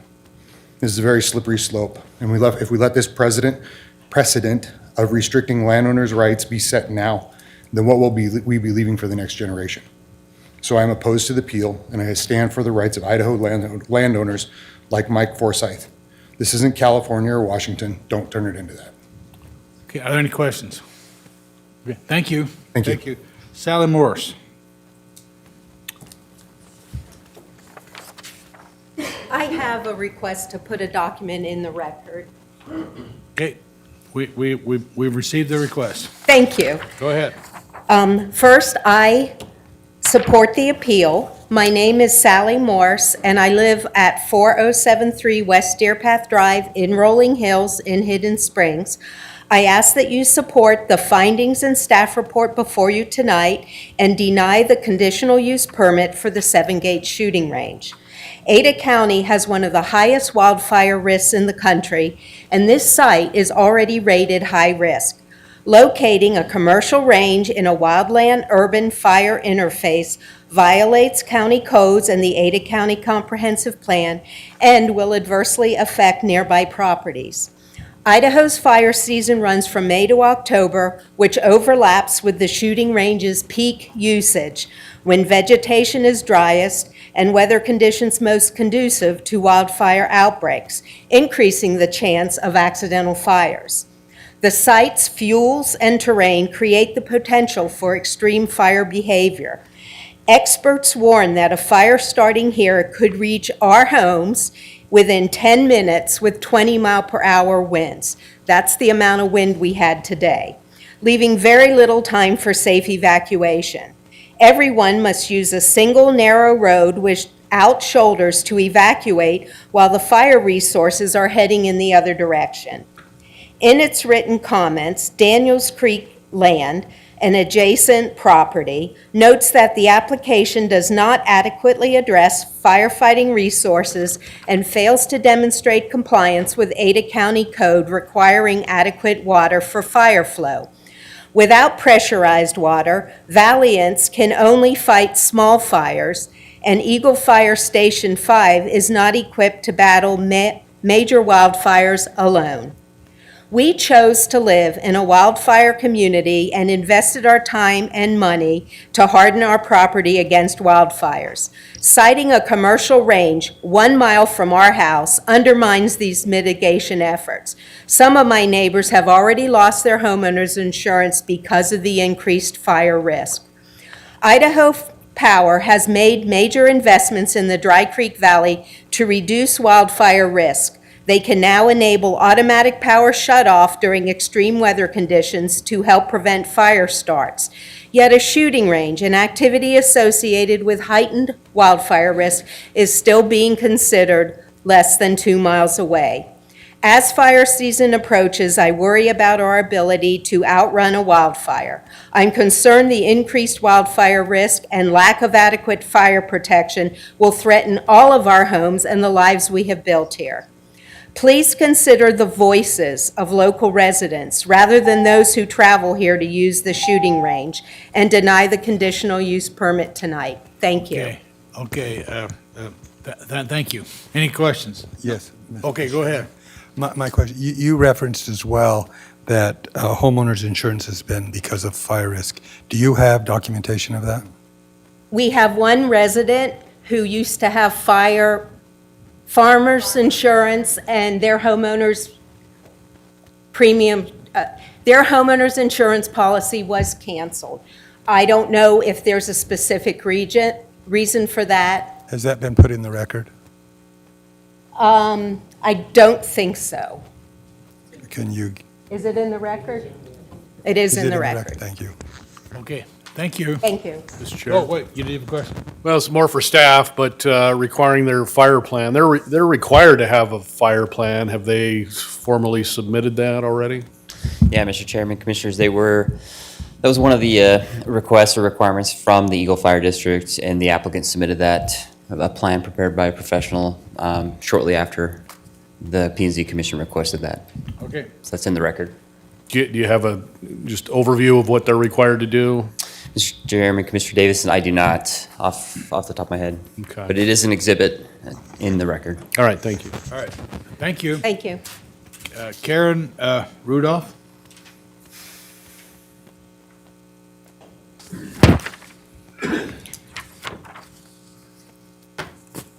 Good evening, Chairman and Commissioners. My name is Karen Rudolph. I live at 3870 West Deer Path, and I am in favor of the appeal. I've lived in Rolling Hills since 2009. I hold a doctorate in biology, and I have worked on wildlife issues at the University of Idaho and with the Idaho Wildlife Veterinarian. I am here tonight to introduce a concept called the wildlife disturbance shadow and to explain why it matters for this decision. A shooting range occupies a small physical footprint, but gunfire noise radiates outward, creating a much larger zone where wildlife behavior is disrupted. Think of dropping a rock into a pond. The splash is local, but the ripples or waves travel far. Gunfire works the same way, with acoustic waves. The disturbance shadow on land is the full area of those acoustic waves, the zone where wildlife can no longer feed, rest, or move normally. For mule deer and elk wintering in the Dry Creek foothills, that disturbance shadow is especially harmful. Gunfire is sudden, loud, and unpredictable. It mimics predation cues. Every shot triggers an expensive survival response. Animals stop eating to scan for threats. Sportsmen know that winter equals hard times for wildlife. Their energy reserves are thin and food is scarce. This can certainly tip the balance of whether an animal survives the season. Consider the scale. If gunfire disturbs deer even half a mile from each range, one range affects roughly 500 acres, two ranges in the same area can degrade over 1,000 acres of designated protected winter habitat. This is habitat that both myself and the other 550,000 plus Ada County residents have committed to protect these past 10 years. Imagine you have business in the State House and a fire alarm goes off. Sudden, shrill, ear-shattering. It doesn't matter what you're doing, your only priority is to get out. That is what the gunfire does to wintering deer and year-round wildlife, except the alarm sounds each day, several days a week. The enacted mitigation, reducing winter hours by 5 per week and continuing supplemental feeding, does not eliminate the shadow. For wildlife, the predator cue is the same, whether they're shooting for 15 hours a day or 15 hours a week or 20. Artificially feeding mule deer has a long proven negative track record that Idaho Fish and Game itself discourages. If I may use an analogy, imagine a newly poured glass of freshly made lemonade after a long, hard day at work. This drink represents the area of prime habitat prior to the shooting range construction in 2022. If the fresh drink is knocked over on a workbench and mopped up using a kitchen rag and squeezed back into the glass, the resulting grimy liquid represents the habitat resulting from mitigation. The disturbance shadow is an important concept illustrating that the effect of gunfire is not confined to the area close to each range, but is much more far-reaching. Mitigation does not relieve or change the negative impacts of the 2 shooting ranges to this critical winter range. Thank you. Thank you. Are there any questions? Any questions? Mr. Chair. Go ahead. People are currently allowed to legally discharge firearms on their properties in that part of the county. So is it really going to make that much more difference if there's just an increase since there's already gunfire going off? I believe the disturbance, the wildlife disturbance shadow impacts the wintering animals when they hear it as a predation cue. So if there's a firearm going off, I don't know, an hour on that Saturday over here and another one over there, that's quite different than every day, 15 or 20 hours a week. Is winter time the more critical time to control the noise? I would say as far as the disturbance shadow, yes. And you saw that, I think it was P&Z implemented reduced shooting hours in the winter. Right, so the reduced hours from 20 to 15, if you imagine you're still an animal out there, the difference of those 5 hours, as far as hearing that the sharp gunfire sound, you're still gonna stop eating and look around for as though it's a predation cue, and look around for predators. And that then means you're not eating or foraging as much, and then that reduces it just degrades the animal's ability to survive. Thank you. Okay, thank you. Thank you. Kim Wessinger.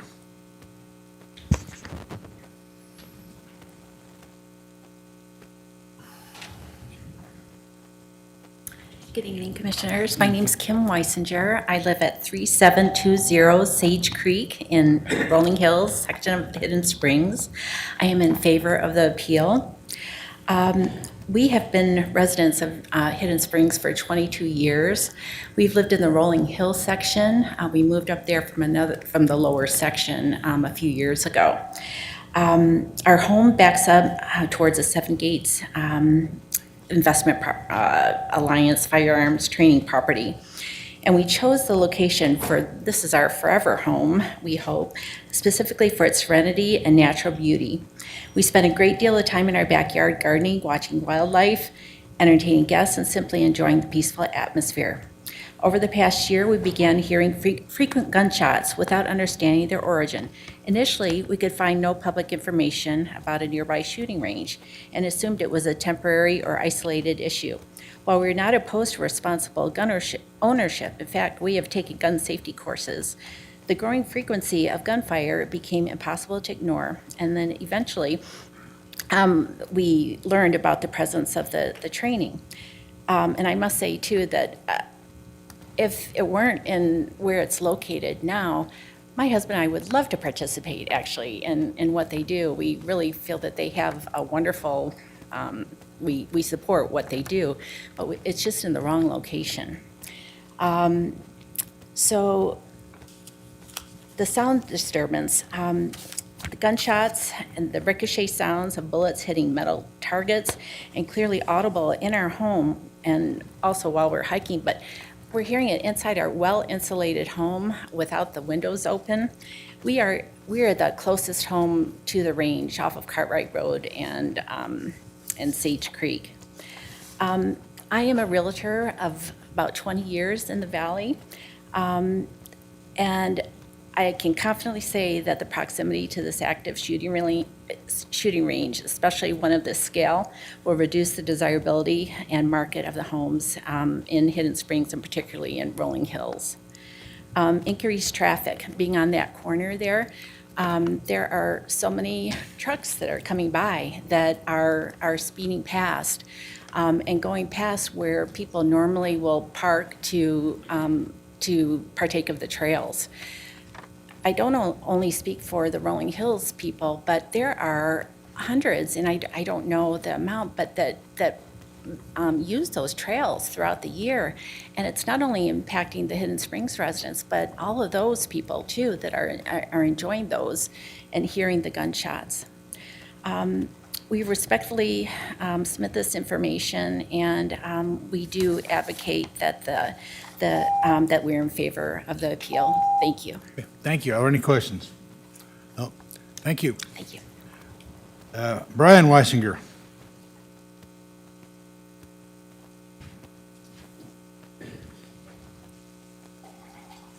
Hello, my name is Brian Weisinger. I live at 3720 Sage Creek Drive, and also a member of Rolling Hills subdivision. Hard act to follow. My wife just gave really all the things that we were thinking of. The only thing I would just emphasize as part of this is we're roughly about 1,200, 1,300 yards away from the range, and it is definitely easy to hear a gunshot. There was one night, again, my windows were closed. I was diagnosed last year with a 30% hearing loss, and I could easily hear the popping of multiple gunshots. So, and like my wife said, we saw Valiant's mission. We love it. We would like actually love to be a part of what they're doing. I just think it's the wrong location. And then if I know he displayed over here the topographical map. If you look, the Current Creek Trail head is right there. I mean, I don't know if it's 0.6 of a mile, but it is really close to this range.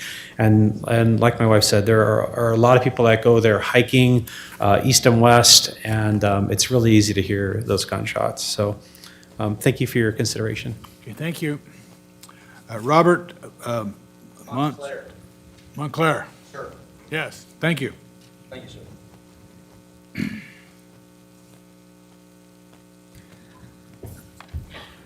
My name is Staff Sergeant Robert Lewis Montclair, United States Marine Corps, retired.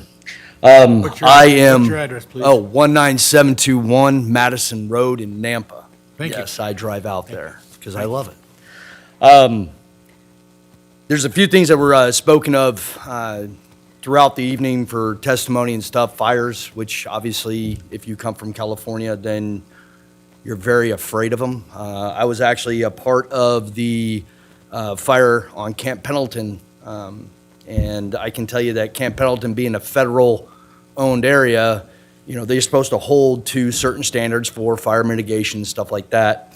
And it proved that they didn't do very well. I have been to both ranges. I've been a part of looking at and also pushing around earth in order to make sure that that mitigation far exceeded what the fire department requested. The other thing about was talked about was like full auto. I don't know if anybody's been in a combat zone, but I can testify that nothing on those ranges sounds like full auto. Full auto is a very distinct, very, very distinct sound when you have a belt-fed or fully automatic weapon laying off a lot of ammunition at a very short amount of time. So I would have to say that no, it does not sound like a war zone because it's controlled. There's drills and everything is well-planned and well-maintained. My insurance rate in Nampa went up. I was just saying, my insurance rates also went up, but I guess it's just because the insurance people want more money. There's also the 50-foot setback for the for the property line. If you actually notice at that picture, that berm is huge. It's at least 10 feet tall, at the minimum 10 feet tall. I mean, it is extremely tall, and it is the amount of dirt for the width. I can drive a bulldozer on it twice. That's 14 feet thick. I mean, if that's not safety, I don't know what is. I was an RSO. I've ran ranges. I've been to multiple different countries, set up ranges, and when it comes to safety, fire mitigation, and the way everything is conducted there, I would have to say that it far exceeds anything that I've experienced. When it comes to roads, driving up to and fro, you're right, people park on the road. They actually park way over on the road. Now, I don't see any no parking signs or anything, but I mean, it's kind of your choice if you want to park your vehicle halfway on the road where people are traveling up to and from in order to go ahead and get to where you need to go on North Cartwright. For decibels, just for reference, a 50 to 65 decibel range, that's equivalent to a normal conversation. Just for reference, I Googled it, so Google's always right. With that being said, I am opposed to the appeal. Everybody's already said, and there's going to be more said beyond me. I do respect and appreciate your time and afford me the opportunity to exercise my right to come here and testify tonight. Do you have any questions, sir? Thank you, sir. Are any questions? No, thank you, sir. Thank you, sir. Okay, Jen Frisk.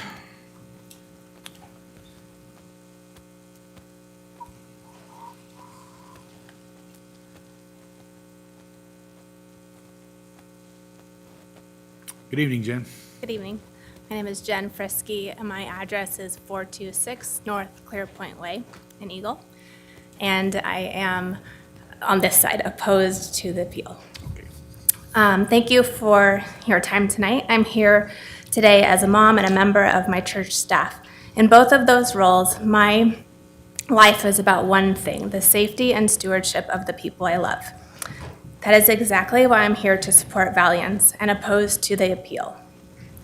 While some people suggest that training on public land is sufficient, the reality is it's quite different.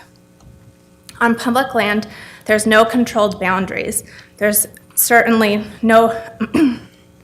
there is no certainty regarding who might be over the ridge or walking near the trail. Valiance offers a necessary contrast.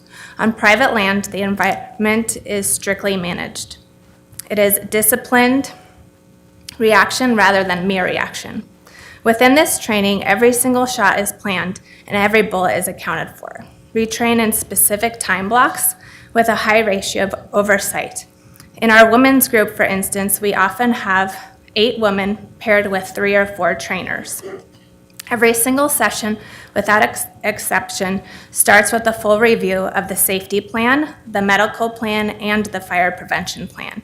It doesn't matter if it's your first time there or your 100th time there, the standards never drop. There are critical safety layers that you simply don't find on public land or even at the standard public shooting ranges. The instruction at Valiance is so controlled that it eliminates the unpredictability on the open land.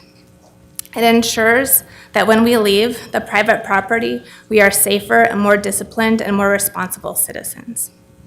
One thing I was hearing about noise, I was a little confused because there's been often times where I have arrived early when the men are still doing their sessions and I'm standing outside the gate and I don't even hear them. So I was a little bit confused by people saying that they were nearly a mile away inside their house with their doors and windows closed and they could hear it. The other thing I was confused about is when we were here last time, there was a whole proposal that got voted on building more houses in Dry Creek right down the road from them, and yet none of the neighbors opposed the noise the impact on the environment, the additional fire, the additional traffic. And so it's a little confusing that this little teeny tiny piece of land is such a concern to them, but not all of the new construction coming in their neighborhood. Thank you for listening. Thank you. Tim McCleary?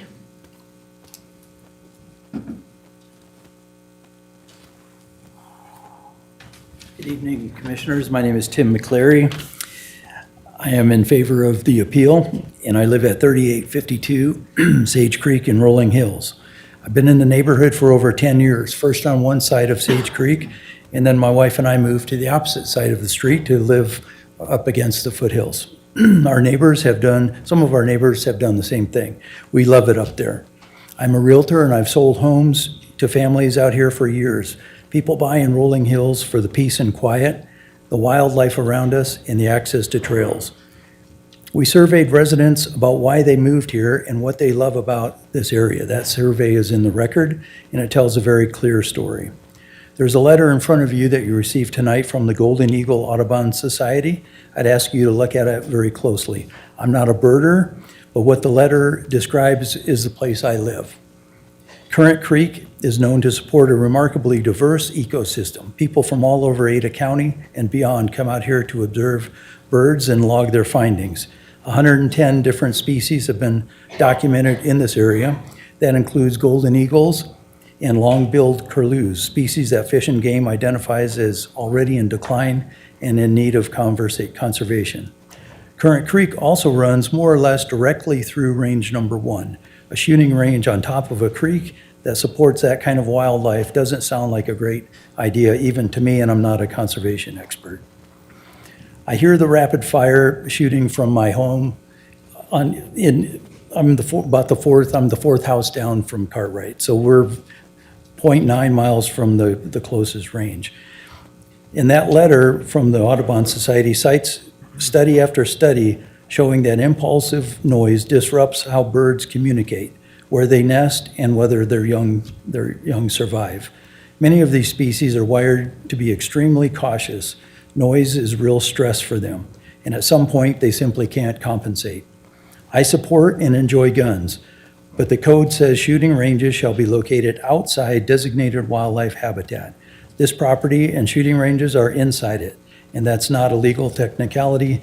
If you spend any time back here, you understand exactly why that rule exists, and I respectfully ask you to follow it. Thank you. Okay, thank you. Thank you.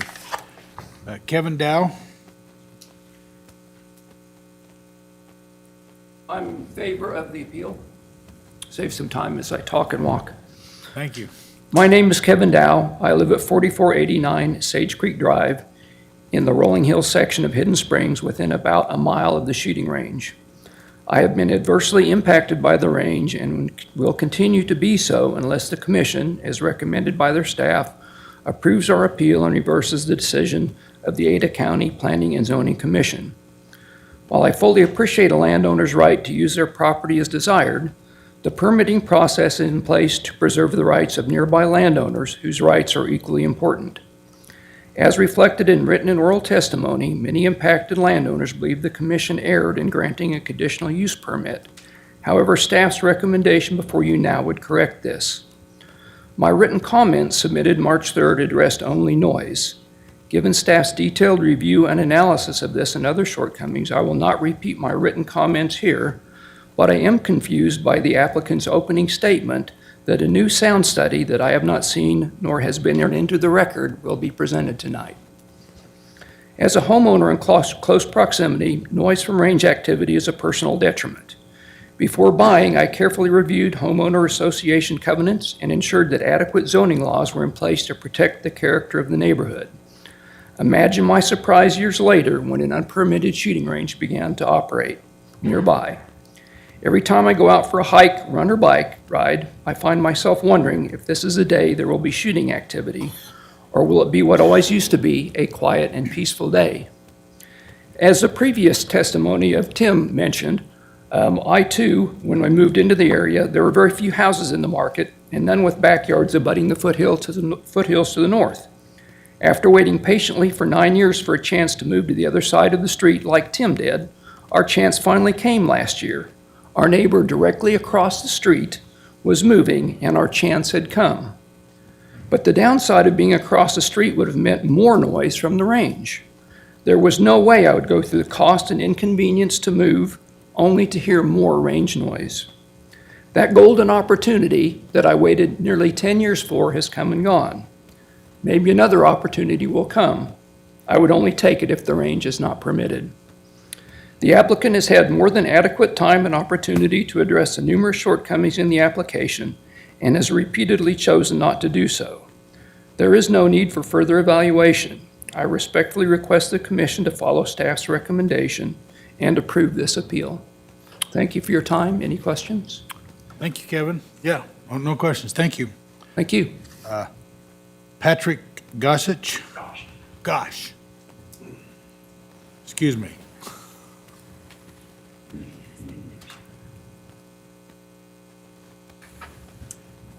Thank you for letting me speak. 4534 West Sage Creek Drive, that's Rolling Hills. That's the, if you have the map, it's the farthest north road that kind of faces the ranges. And I got a couple questions or to help you at one thing. The fire insurance for that area, they rate it from 1 to 10, 10 being, you know, the highest cost. We're a 9 because it's a tinderbox there. And I helped get the fire station going in Hidden Springs, and there's 2 fire trucks. There's one on Bogus Basin and Cartwright. It takes 14 minutes to get to our site once the phone call's made, and the other one's in Eagle, and it takes 15 minutes to get to our site in Hidden Springs. So that's what in regard to insurance. The other thing I want to talk about was I have my wife and my 2 kids. We've heard the gunshots, and we've actually called the sheriffs because we're like, what is this? And the sheriff, the dispatch says, oh, we've already been called. We know about that. So we've had that several times. And then we also winter elk on that face of that hill that's there that kind of goes along towards where the range is. And we've been there since 14, and people used to go shotgun up there, would go hunting for quail, and when they fire the shotguns, the elk would take off. They'd find a safer spot. So saying that, you know, these guys wintering multiple shots aren't going to scare them. I mean, these guys have been hunted their whole lives. They're trying to winter. They know what gunshots are. And then, like I said, I'm in favor of the appeal.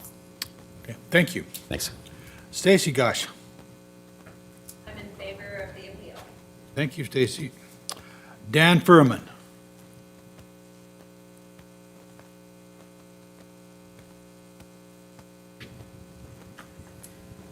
Well, my name is Dan Furman. I am in favor of the appeal. My address is 27500 Lawn Davis. I moved into Dry Creek in 1974, the day I was born. My granddad settled there in 1958. He raised his family and raised cattle and sheep. I've leased the Arata Ranch to run my cattle on for about the last 15 years. So I do have a little bit of history in Dry Creek. I've seen the deer herds grow and diminish. I've seen the elk herds grow to a point to where they are a nuisance to our fences. I spend many hours along with my neighbors repairing fences they cause. I've watched the elk change their habitat in the last 2 years in the area of travel that they like to be. My biggest concern here is the long-range shooting range that is not talked about but is there. I have video from September 20th, 2025, where my wife and daughter are downrange with those rounds going off without a backstop. They are going directly into the Rivers and Ridges Trail that run down Dry Creek, or run down Daniels Creek off of Bogus Basin Road. There also is no adequate road. I'll back up. I've done concrete and excavation for 20 years. I understand what it takes to get a piece of equipment around somewhere. And with 20 years of experience from where they shoot to where their 1,000-yard target is, I can't get a dozer there quick enough to put a fire out, let alone a fire truck on a road that doesn't exist. It's a 2-track you can drive a 4-wheeler on. That's about all I have to say. I'm not opposed to my neighbors shooting. We shoot up there all the time as well. The Aratas have been great neighbors to my family for many years, since the 50s. I grew up hunting on Arata Ranch. I've played pool. I've swam in Forsyth swimming pool. They were great neighbors. I am here in favor of the appeal for my safety, my family's safety, and my cattle's safety in a fire situation. In today's current market, I turn about $400,000 worth of cattle loose in that field, and if it burned up, I stand that loss. There's nobody that's going to cover that for me. Any questions? Okay, any questions? Thank you. You're welcome, thank you. Mickey Clageson?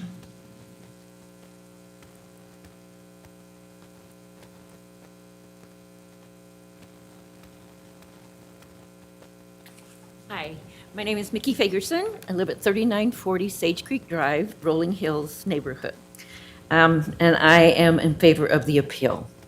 I want to thank you for the opportunity to submit my statement to you and on behalf of myself and many of my neighbors.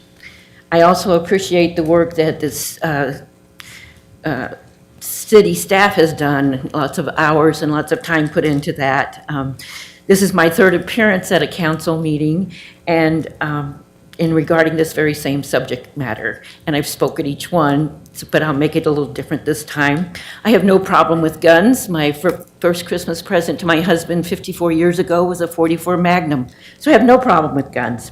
I've lived in Rolling Hills for nearly 12 years, and I chose this community for its quiet, semi-rural character. My home is approximately 0.9 miles from the proposed firing range. The introduction of this facility threatens the very qualities that drew us to this neighborhood and this area for our retirement home. I like to say that I too want to protect my family and my property by favoring the appeal of this. Living in the foothills is a privilege that carries shared responsibility. Our community coexists with sensitive open space, wildlife, and trails that are strictly regulated and protected. We are in partnership with the Ridge to River Network, and we have people from all over Boise and people visiting the Idaho area that hike and bike and love this area that we live in.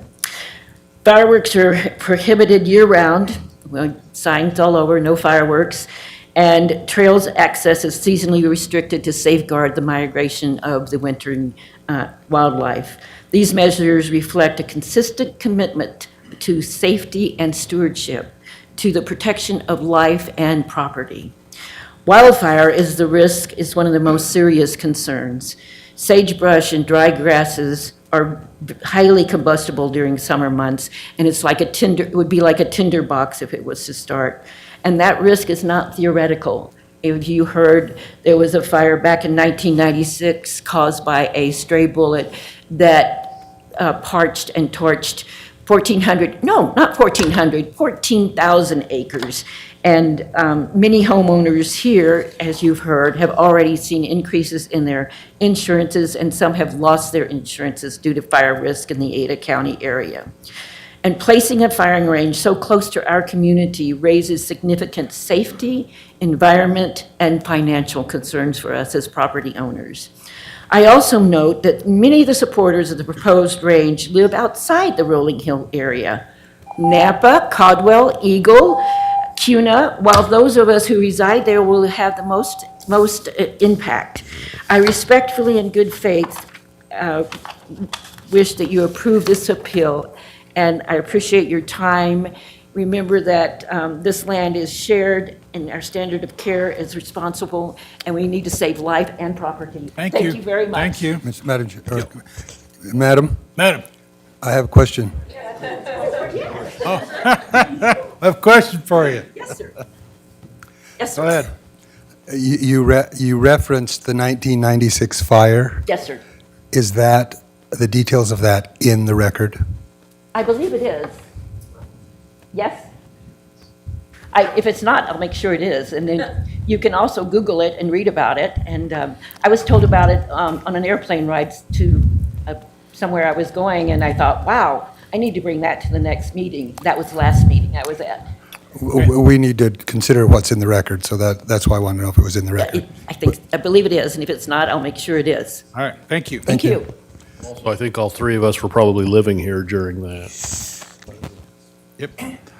Thomas Fagerson. I stand in favor of the appeal. My name Mark is Mann. Thomas Fagerson. I live at 3940 Sage Creek Drive. Okay, thank you. Cody Son.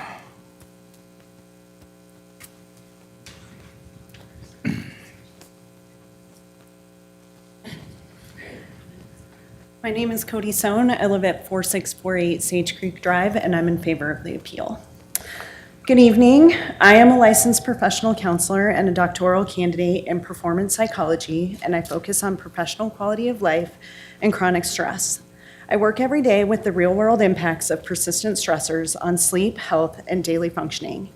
And what our neighbors are describing from this range is a textbook example of that kind of harm. You have specific and consistent testimony that gunfire from this range is audible inside our homes with the windows closed, that it's waking us up, startling our kids, and driving us indoors. And it has fundamentally changed how we live in a place that was quiet and semi-rural when we bought it.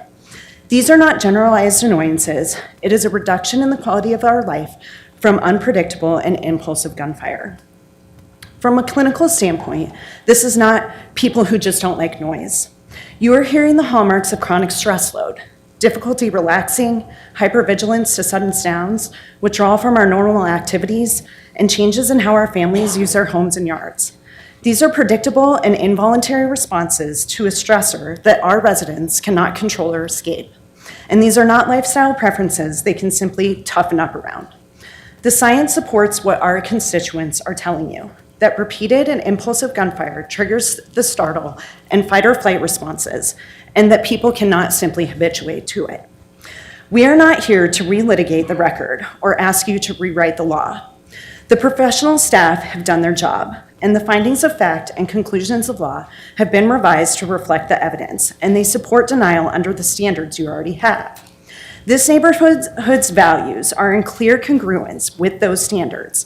People live here because they value wildlife, quiet, and the rural foothills character that the comprehensive plan and rural preservation zoning are written to protect, especially in designated sensitive wildlife and ecological areas. The revised findings recognize that this property properly lies in a mapped deer and wintering range, and that outdoor shooting ranges are to be located outside those areas, and that intensive and disruptive uses are to be directed away from the sensitive wildlife habitat and our rural neighborhoods.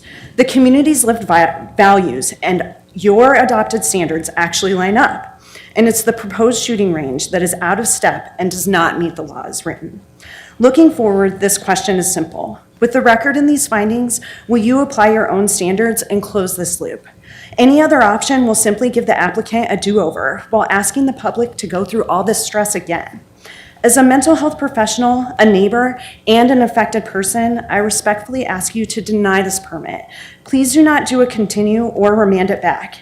And I ask you to protect our foothills, the wildlife, and the residents whose values already align with your adopted laws and plans. Any questions? Go ahead. Which neighborhood were you in? I'm sorry, I live in Rolling Hills. All right, thank you. Okay, thank you. Trent Mitchell.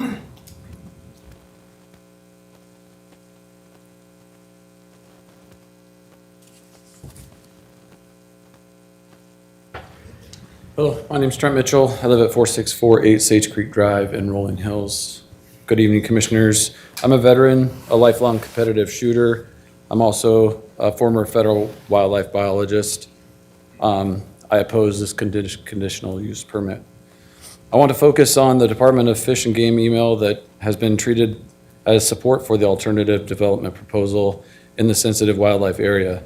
County Code 853105 requires that outdoor shooting ranges be located in rural district but outside designated wildlife habitat areas mapped in the comprehensive plan. Your revised findings acknowledge that this property is inside a mapped wildlife habitat area. This means that the baseline rule here is prohibition, not approval. To overcome that, the approval relied on an ADP theory and a single fish and game email. On October 23rd, 2025, Fish and Game's Regional Technical Assistant Manager, Brandon Flack, wrote that Fish and Game was not concerned that the shooting range will have population level effects on wildlife in this area. But that conclusion was based largely on an undocumented phone call with the applicant, not on information from Ada County not on a field investigation, and not on a biological assessment of the site. In effect, the applicant's description of their operation was relayed through an agency email and then treated as an independent expert analysis. Nothing in that email shows that a wildlife biologist evaluated this project or that any supervisor reviewed or approved those conclusions. Without that, the email does not carry the procedural weight of an official wildlife impact analysis. Under Idaho's Local Land Use Planning Act, advisory input from outside agencies does not replace your responsibility to apply your own code and make findings based on substantial, competent evidence. The commission relied on this single advisory email based on applicant supplied information and without documented biologist review to convert a prohibited location in an approved alternative development proposal.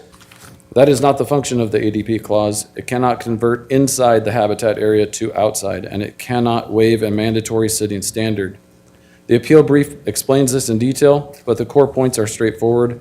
This site is inside a mapped sensitive wildlife ecological area where the code does not allow outdoor shooting ranges. There is no independent wildlife analysis meeting basic professional standards, and the only ADP support in the record is this email and mitigation ideas that do not change the location. The applicant has had ample opportunity to present a code-compliant alternative development proposal and has not done so. I respectfully ask you to grant the appeal and deny the conditional use permit based on the record before you. Thank you. Are there any questions? No. Thank you. Thank you. Pam O'Neill?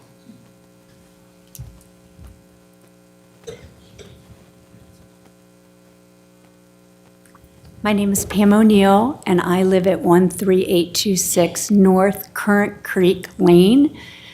And this is my third time here. So first of all, I want to say one of the best things about being here for multiple hours is having all the young women come up and the moms talk about that they're actually training and they're learning how to use firearms in a safe manner. Oh, and let me first say that I favor the appeal. Why I like that so much is I was raised solely in Washington, D.C., by a D.C. police officer. So by the age of 12, I was a sharpshooter.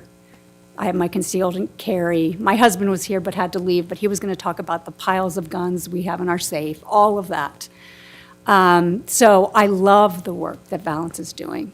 But like so many people that have come up here previously, it's just in the wrong place. It says it in the Ada County Code. I mean, it is a protected area. So I mean, it should have probably never even gotten to this point. And there's been a lot of talk too about the noise test. It was inaccurately done. The owner's house was supposed to be included, but I think all of that really, the decibels really doesn't matter. What matters is the people that live in that area. So I used to live in Rolling Hills, in the area like Sage Creek, where all these people back up to the foothills. It's absolutely gorgeous. And then my husband and I moved 400 yards away to the Current Creek Estates because I wanted to be at the trailhead of Current Creek that can take you all the way to Stack Rock. Now when I'm on that trail with my dog, it's not damaging my hearing, but it is startling. And this is someone who is skilled with a gun, very skilled. But I go to reach for mine. It's more of what was just heard with the like the mental piece of it. It's alarming, it's startling, and I worked 48 years, like so many other people that you've heard talking tonight from the neighborhood, spent your life savings to retire in peace and tranquility, and then you honestly no longer have it. So anyway, it's been stated before. It's in the law. We need to listen to the staff has said it repeatedly that this cut process should not be approved. So I hope you will all vote in favor of the appeal. Thank you. Dar Keefe? Is Dar here? Or Dan? Okay. Nate Castillo.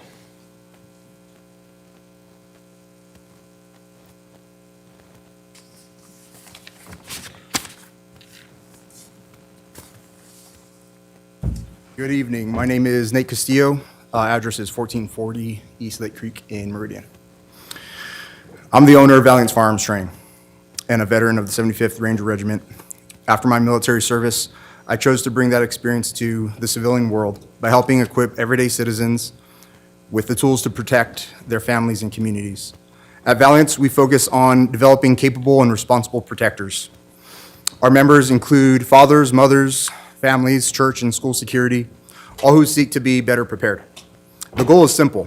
Stronger individuals produce stronger families, produce a safer community.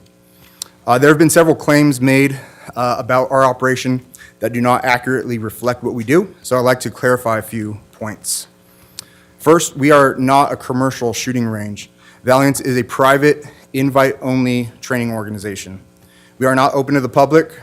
We do not operate as a walk-in facility, and we do not use the 1,000-yard range. We considered it at one point, and we do not use that.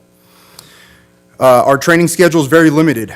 We operate 4 days a week. Training on those days is as low as 1.5 hours and no more than 6 hours a day. I brought printed schedules documenting from June through the present what our training hours actually look like. And the year-round average has been about 9 hours a week. Did you want to submit those for the record? Sure, yeah. It's one set. That's fine. It'll be in the record. Thank you. Second, sound. Sound has been raised repeatedly as a concern. Our opposition hired an independent sound engineer to review our previous study, and because they trusted her expertise, we retained that same firm to conduct an additional sound study for our operation, so that there would be no question about the credibility of the results. The independent study, and she's here to testify tonight, confirmed that our operation is well below both Idaho state legal sound thresholds and as well as a national Army standard used to determine annoyance levels. Both of those were satisfactory. In many cases, measure levels were actually very common to birds or passing cars or conversations. In other words, the data shows that our training activity complies with state and more law and does not create the level of impact that has been suggested. So that's not subjective, that's objective. I think we've heard a lot of subjective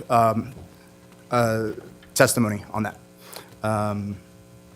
So the third thing that I wanted to mention, fire mitigation. We have abided by the wildfire mitigation plan and other things. Okay. Any questions while you're there? Go ahead. Any questions? No. Okay, thank you. Okay, Thank you. Nathaniel Cooper?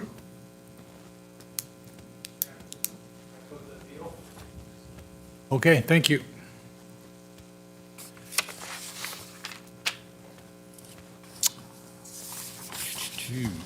David Harris?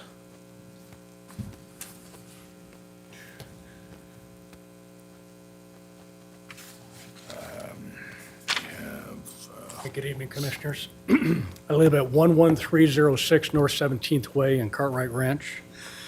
I've lived in Hidden Springs since 2016 when I moved to Deer Path Drive. I am not in support of the appeal. I am in support of the range existing where it is now.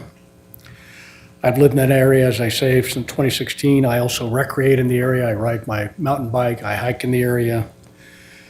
The owners of this property have followed all the rules, all the laws, and all the directions that have been asked. One of the things I want to share with you is that I was a police officer for 35 years. And one of the things I had to deal with on many occasions was people complaining about loud noises. You have to follow the law, and that's something that I had to explain to people on many different occasions. If somebody was in violation of the law, then I would address that. If they weren't in violation of the law, I would explain to the person that was complaining about it That's not a violation of the law. It's a pretty straightforward situation, and I know that there's a lot of emotion attached to this situation, and I completely understand that. But these have to be based on what the law addresses in the state of Idaho, in the county of Ada, and what you gentlemen are looking at with regard to that. So, as I say, I'm in opposition to the appeal. I think that the people who run this range are doing a good job. I live in the neighborhood, I recreate in the neighborhood, so it's not just people from outside of the neighborhood that come in and use this range. That's not accurate. If you have any questions for me, I'm happy to answer. Any questions? No, thank you. Thank you very much. Okay, it's Leon Bojquez. Yeah. Okay, thank you. Wes Squire.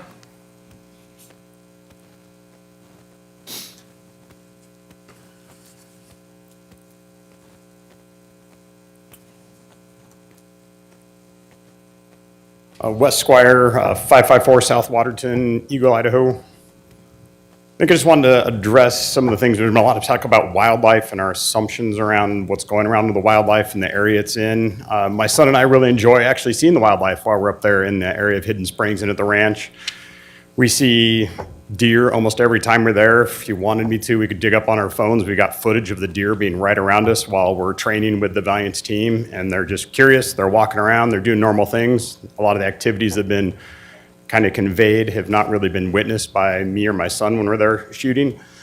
And also we see hawks flying around there quite a bit and other birds while we're going in. It's one of the cool things about going there on Saturday mornings is watch the sunrise, seeing the deer running across the roads, hanging out in that area. And so just wanted to kind of put that out there that we've been talking quite a bit about what we think the wildlife might be happening or doing, but they're really not conveying any sort of signs of that. And we really enjoy working. It's given working with the Valiance team. It's given my son and I a great time to learn how to handle firearms safely. And it's also a community that's allowed my son to see what a group of men should be doing, how to safely handle firearms, how to work together, and even work on trying to support local businesses together as we kind of talk about our community that we're working on together with Valiance and the rest of the guys. So that'd be all I have. Okay, are there any questions? Thank you. Yep. Sarah Tabite.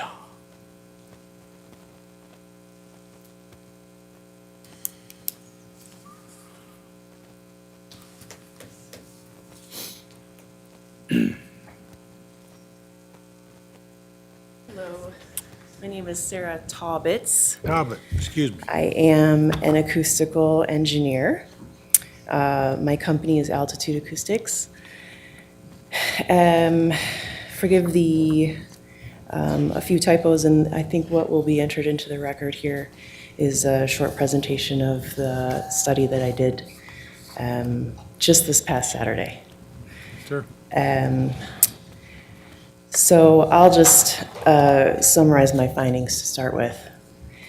The hourly LAEQ equivalent noise level limitation in Title 67 of the state code was satisfied through the measurements that we took.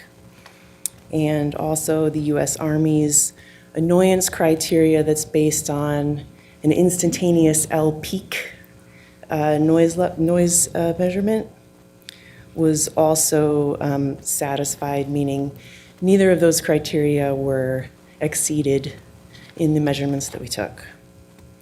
I do want to say that ordinances and criteria do not perhaps paint the entire picture. These are just numbers, and they don't guarantee that things will be inaudible or acceptable to anybody necessarily. They're only for comparison and to evaluate annoyance and adverse impact. Gunshots were audible at the locations that we measured, as well as many other noises. Of course, these different sounds have different character and many associations with different types of noises in people's subjective minds. But I'm only here to talk about the numbers, and I will say that the state of Idaho Title 67 is rather lenient. It is an hourly average sound level, and for something that is so impulsive as a gunshot, you would have to have many, many, many gunshots in a given hour to get to the level of 64 decibels 8-weighted in an hour equivalent. So many, many ranges, even of much larger size or capacity with many more shooters than this, would satisfy this Title 67 criteria. That is why we also look at the U.S. Army single L peak number, that instantaneous number. I'll go fast. We measured at 4 locations near the range. We also looked at unsuppressed level and a larger caliber than the previous study did. Nothing was, nothing exceeded those standards that I've talked about. Would you like to submit your findings for the record? Yes, I'd be happy to. You can do that, just hand that to It's a Richard. draft report. Again, I just did this on Saturday, and I only found out on Monday I was going to be here today. Well, that's So- fine. That'll be on the record, and we can review it, and we'll Okay. know how to contact you if we have any questions. Okay, Thank you. thank you. Go ahead, Richard, get it. No questions for me? Well, is there a question? Yeah, go ahead. No, I had some questions, but I want to just read that, and I think we'll answer our questions. Thank Okay. Mr. Chair. Yeah, go ahead. You can go ahead and give it to him. There we go. Now, did you test all the calibers of bullets that are discharged currently at the range? The class that we observed, and I had a technician at the site, as well as I was going from receiver to receiver location. Most of the firearms were 9mm, but there were also a few unsuppressed AR-15 rounds and a 7.62 as well. Okay. I can tell you that the decibel level of these higher calibers is louder, yes. But again, it's a short, impulsive noise source, and the hourly equivalent in the state, the hourly average, if you will, it would take a lot of many, many shots in an hour to get to that level, typically at a distance. Sure. Yeah, go ahead. I hadn't heard before that it's based on an hourly average. That's interesting because you just would assume, common sense, that a single bullet, either it's within the range under the code or it's not. So, Yes, an hourly is, I would call it a very, really a poor criteria for something like impulsive noise. Not to mention also that it's a high, 64 decibels. If you imagine living near a highway, you might have 64 decibels on average, but that is a constant road source of noise, so it's different in character. are you able to say whether a single fired bullet exceeds the decibel range? I mean, The hourly, not the hourly, Okay. just by itself. an instantaneous, like the L peak. The L peak criteria of the U.S. Army AR 200 criteria says that an L peak of 87 decibels, that criteria or threshold is the threshold above which 15% of the population would be annoyed. So it's arguably a better criteria to use for a shooting range than even the state hourly threshold. So that's why we also look at that Army L peak number of 87. And in none of the locations that we looked at, in none of the residences that we measured at, they all were below that L peak instantaneous sound level. And did you measure to the neighbor's property line or to their house? Well, we did not have access to properties. We prefer to measure without any interference, so we measured at property lines, and the property lines were closer by, 10, 20, 30, whatever, tens of feet. So the sound levels that we measured at the property line would not be very different from at the actual home or 20 feet from the home. We feel that they're representative of what they would be right, at the outside of the home. Again, audibility, yes, they are audible. And it's possible that they could be audible inside somebody's home. That is certainly possible, probable even. Okay. I'm just looking at your report, and of course, it's the first time I've seen it because we haven't had a chance to look at it, but what does this mean, the Ore-Ida Ranch on-site, 95 decibels? Yeah, so that property, we also measured there. The previous study, one of the things that I had a concern about in the previous study was that I think the chairperson had a problem with was that property, it's part of the parcel, so I would call that a participating property, wasn't measured. So I did measure there, and the L peak level is exceeded at that property. So my report will be recommending that it's currently part of the land parcel, the owner's land, but if it were to get sold or rented out, potential owners or renters should know that the L peak levels can be exceeded by gunfire noise. What is L peak? I've noticed another one down at Noche of L peak on the 85 decibel L peak under notes at. That's right. So it's very close to the threshold of the U.S. Army's criteria of annoyance. This is new to me, so I'm sorry. I don't know what an L peak is, but. So an L peak is a 1 millisecond integration time. So it's a very short duration. If you widen that integration time into a tenth of a second or a whole second, the resulting number that you measure is lower because you're basically taking a time average, if you will. So the L peak is 1 millisecond. It is the fastest measurement possible. Right, and you have one L peak here at 145 decibels on a. Oh, so that's measured at the range, close range, 50 feet from.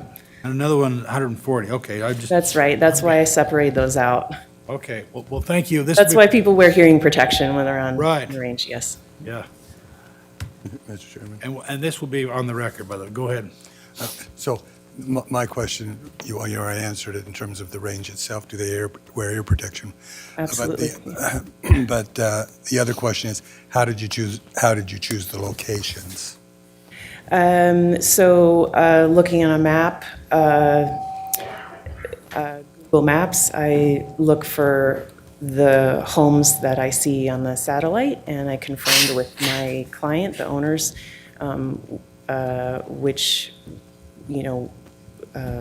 which homes would be good, places to measure. We can't measure everywhere, but those are the closest to the range. I have no idea whether they're for or against the project. I just measured at the closest Mr. Chairman? group of homes that we could. I just gave the report back, and we're going to have to review it. But as I recall looking at it, there was only one home that was noted on the map. One home? One home. The other locations were not homes. And I'll have to look at that.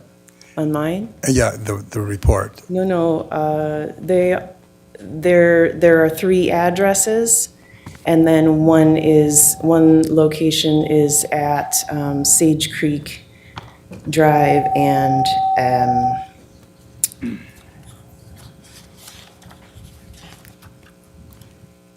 Cartwright, thank you. Right outside of the Rolling Hills neighborhood. Okay. So the ones, so there's 6 locations. So that, back to my Yes, question is, how did you for determine those receiver locations and 2 on-range on-range, right? locations. So there's 4 off-range and then 2 on-range. Yes. And so that, I don't believe I've missed any residential land uses in the area. Okay, thank you. And also in the time allowed for class. So just to reiterate, that hourly equivalent, LEQA, with the H in the parentheses, that hourly level, it really, the state, Title 67 says you need to measure during the busiest hour of range operation. I can only speak to what we observed, which was a class of 14 students and a class of 18 students. I can't speak to, if that is of full capacity. It looked like it was full capacity to me for that range, or just about there. But, whatever might happen in the future as far as expansion or anything like that, we're just observing It's a point in time, yeah. yes. Thanks. All right, any other questions? Just for Richard, do we have somebody on staff who is familiar with these kind of standards and readings? And they can help us sort through it all? Yeah, Mr. Chairman, Commissioner Davidson, no. Okay. All right. And one problem I had with the previous study, when I reviewed the material from the original planning and zoning meeting, was that they used a C-weighted decibel. I don't know why, but it's clearly an A-weighted decibel in the state Title 67. And that is what we use as measurement and criteria, so. Okay. All right. Now, what'd you call your profession again? I'm a noise control engineer. A noise control engineer, okay. Yes. All right, thank you. Thank you. Appreciate it. All right, Scott Hutchinson.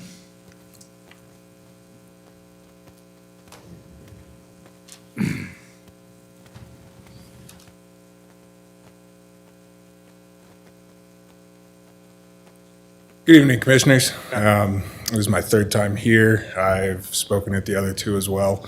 I'm going to run through some things. Give us your address. Sorry, 16856 Live Oak Place, Caldwell, Idaho. Okay. We'll run through a couple of things really quick. Just some of the things that I've heard tonight that I just wanted to try and clarify or try and help communicate in a more understandable way. Couple things. The complaints that I've heard tonight are the same that I've heard at the other 3. And each time Valiance has provided evidence to contradict the complaints or show that, fire, they have a fire plan to mitigate. They've met the criteria. Fish and Game have given their approval. ACHD has given their approval. Every advisory board that we've been asked to go to, they've gotten approval for. Noise analysis, so a couple things. Noise is not really additive.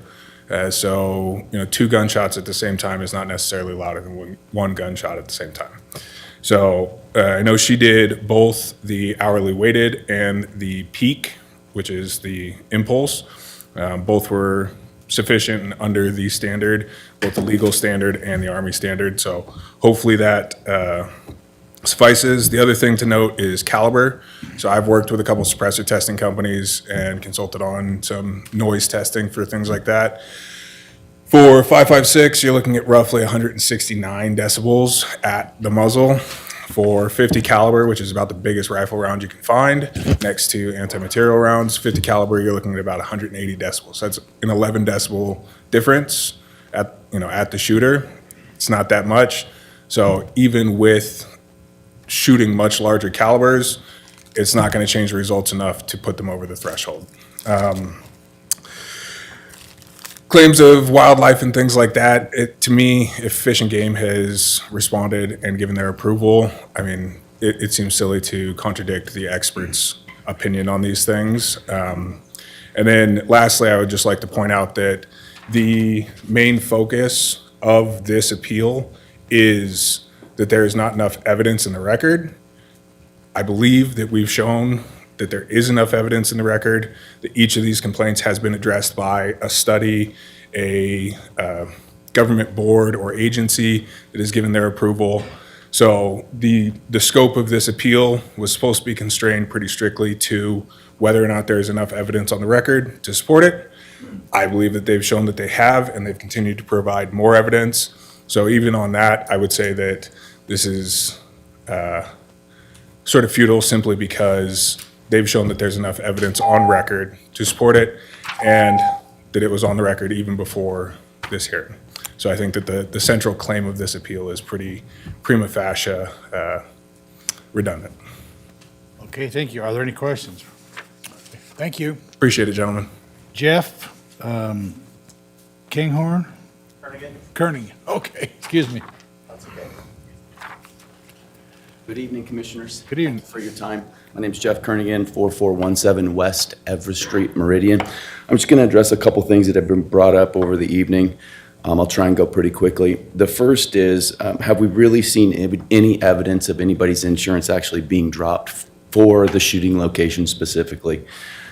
Secondly, we've been at this for months now, and the sound study and the sound has been the main issue, but I haven't heard anybody actually say that they've produced a recording inside their house showing that it actually can be heard inside their house, so that can be addressed specifically. I believe the sound study that has been done recently kind of addresses the fact that it is under the decibel level. Thirdly, the fire that was brought up in 1998, I believe that was a fire from a tracer round from the Boise Police Department, so it wasn't just a shooting range incident. The applicant cannot make Fish and Game come out and do a study. He spoke with them. They said they're not concerned. He relayed to them exactly the details of the plan. The application was also provided to Fish and Game, planning and zoning, and relying on a single response by the department is the standard. So the fact that they said that there isn't an issue, that's the standard of process. Just to point that out, if we look at this map, you can see the Seven Gates property is right there. You can see the 2 locations. Well, certainly all the development down below is likely affected deer and elk migration more than the development, but we also should deal with all the other wildlife that's been affected by the developments that we've approved thus far. Wildlife, I've been an avid hunter my whole life. If wildlife find that there's an issue in an area, wildlife just move around it, and you can see the map, there's thousands and thousands and thousands of acres for wildlife just to take and move right around that specific area, which is likely why Fish and Game decided it's not really a big deal. Evidence of dogs not wanting to go on walks. We have, not me specifically, I just know the Forsyth. There's hundreds of heads of cattle out on that land. Cattle run around all over the place. There's never been an issue with any of the cattle or the horses that reside on that property. So how it affects the cattle on the land specifically, it doesn't affect them at all. I was out there, gosh, maybe 2 weeks ago, and I saw a small herd of elk, unaffected by what goes on at the shooting location. Let's see. Oh, one gentleman brought up the fact that this decision doesn't affect, it affects It doesn't affect everybody, but it does affect everybody individually. Everybody here is considered an individually. Mike Forsyth is an individual, and if you choose to go in the direction of the applicants or the appeal, well, they're winning, but it does affect Mike. So it does affect all of us collectively. It's not, it doesn't affect one person and it affects somebody else, so it will affect him as well. Lastly, all the information that was required from the last hearing has been gathered and provided. We have to take people on character and merit, and everything has been provided that was asked for. So I just ask that you oppose the appeal tonight, and I thank you for your time. Okay, thank you. Steve Warlick? Warlick, excuse me.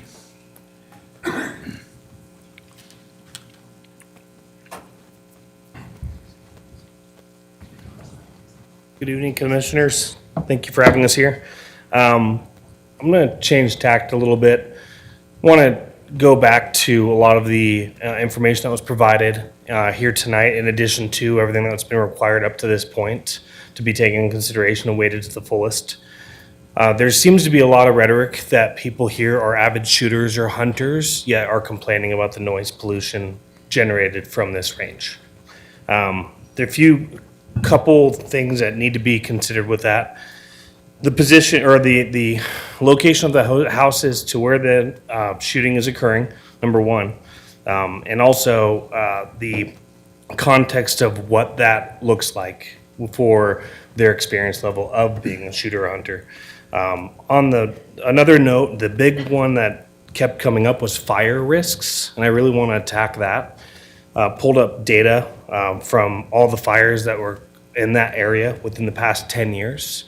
And the fire has the reasons behind the fires have a percentage of cause. So fireworks are being the number one cause, which is accounting for 20 to 30%. Within those fireworks, it's specifically calling out the Table Rock fire. Recreational human activity, which includes shooting, but also unintended campfires, vehicle parking on dry grass, chains dragging from trailers and dirt bikes and off-road vehicles. The third highest would be the equipment infrastructure for 10 to 15% accounting. That's power lines, construction equipment, lawn equipment hitting rocks, and sparks from machinery. Lightning is fourth with a 10 to 20%, and arson is fifth with a 5 to 10%. The reason this is so imperative to consider is in the training environment, and many have said they're avid shooters, in the training environment, most of your projectiles are going to be lead or copper based. Anything that has a sparking effect is typically steel cord based, hitting a steel target. So the risk of a spark from a projectile that's used for target practice like copper or lead is significantly reduced. So not only are we mitigating all the fire risk down to a small percentage, which now it'll account higher for lightning or the equipment infrastructure costs. Once again, all the evidence that was provided and all the testimonies, just weigh that heavily on people currently in professions and fields supporting, and not some that may have been retired out since then. Any questions? Oh, thank you. Thank you.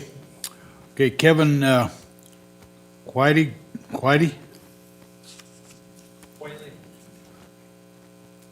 Excuse me.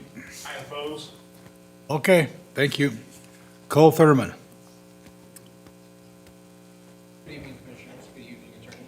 I oppose. Okay, thank you. Mac Arnold? Moving.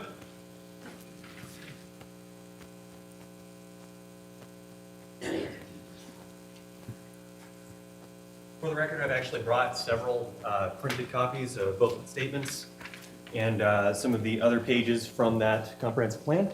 Thank you. Good evening. Good evening. My name is Mac Arnold, 5659 East Garby Street, Nampa, Idaho. I'm opposed to the appeal.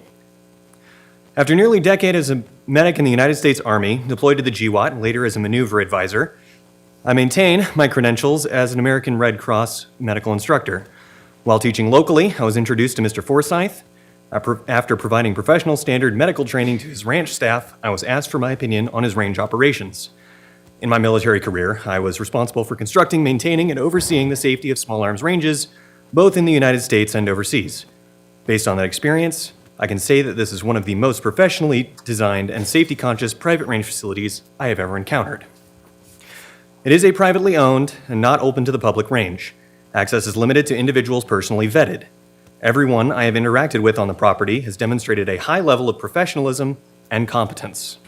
I have several concerns with the current discussion.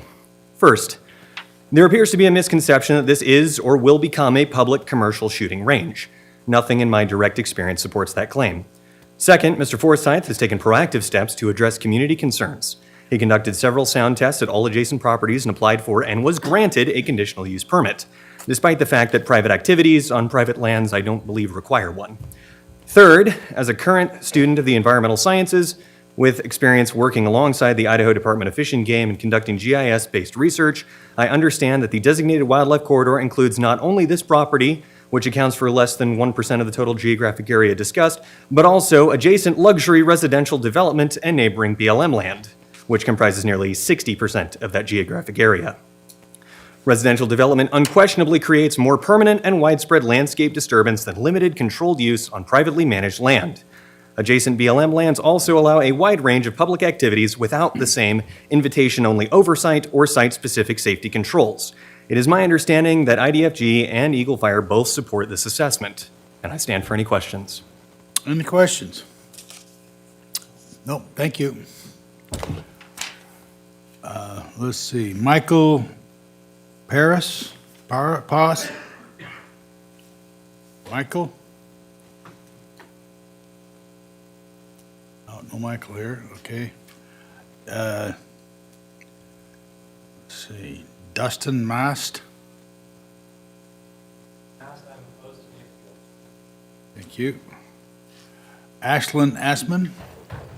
Ashlyn Osmond, I'm opposed to the appeal. Thank you. Chantel Osman?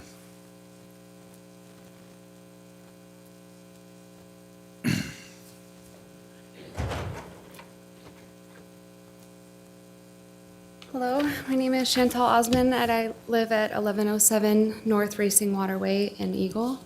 I'm opposed to the appeal. My family has called Idaho home since before it became a state in 1890. I'm very proud to be an Idaho native. My husband and I spent several years living out of state, and we chose to return home because we wanted to raise our children and grow old in a place that stands for family-centered values, a strong sense of community, and a deep belief in accountability and independence. People continue to move here from all over the country because something feels different here. I believe that difference comes from a strong expectation that people take ownership of their lives, their families, and their communities. Idaho has long been rooted in farming, ranching, hunting, and self-reliance. Firearms are a part of that heritage. For many of us who grew up here, responsible gun ownership and training were normal parts of life. I understand that hearing gunshots can be unsettling, especially when you don't know who is behind them. Uncertainty can create fear, so I would like to offer some perspective. I know some of the men and women who train at Valiance. They are veterans who served honorably and volunteered for deployment when their country called. They are law enforcement officers, church security volunteers, and devoted husbands, wives, mothers, and fathers. They are not reckless individuals looking for conflict. They are disciplined people who feel a responsibility to be prepared to protect their family and their community if they are ever called upon to do so. At the beginning of each Valiance training session, they come together in prayer. They pray that they will never have to use the skills that they are sharpening. You may disagree with firearms training or feel inconvenienced by the noise, and that is your right, but I hope you'll take comfort in knowing that these individuals are the kind of people who pull over to help strangers on the side of the road. They step forward when others step back, and they will protect the innocent from danger, regardless of political views or personal beliefs. We are all safer because of them. To Valiance and its members, thank you for your service and your commitment to protecting our community.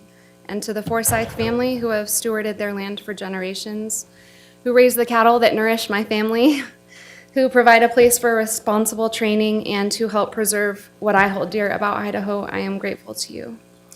I hope that Idaho tradition guides the decision that is made here tonight. Thank you for the opportunity to share my perspective. Okay, thank you. Melissa Castillo. Thank you.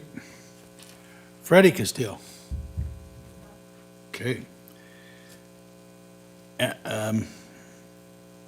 Emily Cando. Good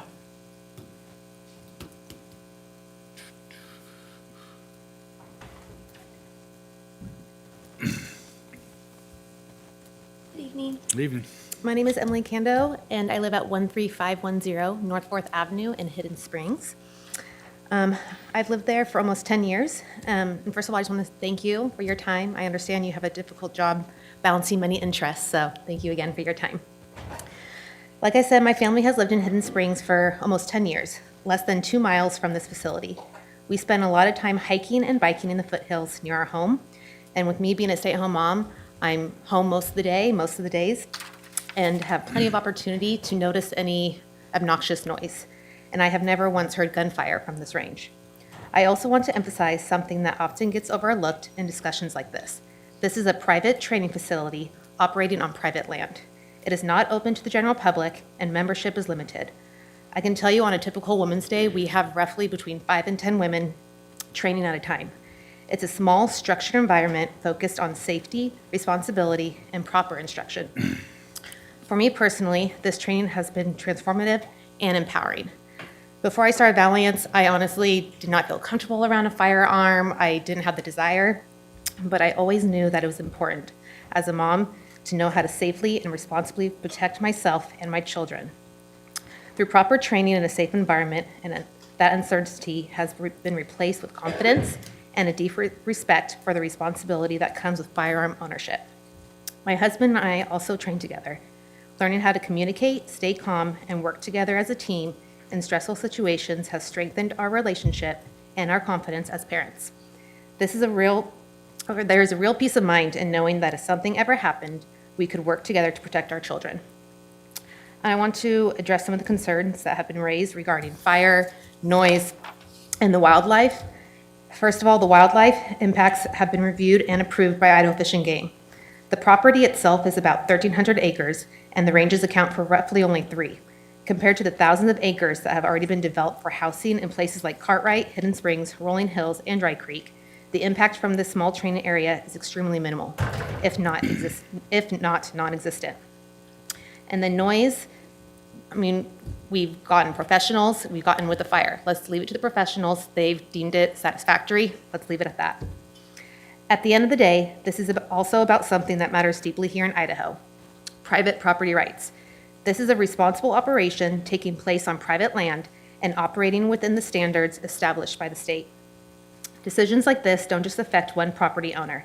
They set a precedent for how private land can be responsibly used across our community. One of the reasons many of us choose to live in Idaho is because our state has long respected responsible use of private property while still encouraging safety and accountability. If responsible training like this isn't allowed on private land that meets all state standards, it becomes difficult to understand where responsible training could happen at all. Thank you so much. All right. Are there any questions? Okay, thank you. Chairman? Yeah. We're having some issues with the WebEx, so just in case, it's probably best if we have Rick Corley testify next, just in case it drops again.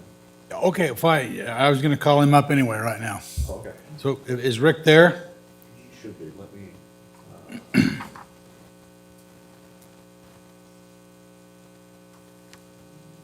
Could be able to speak. Okay, Rick, are you there? Yes, I am here. Go ahead.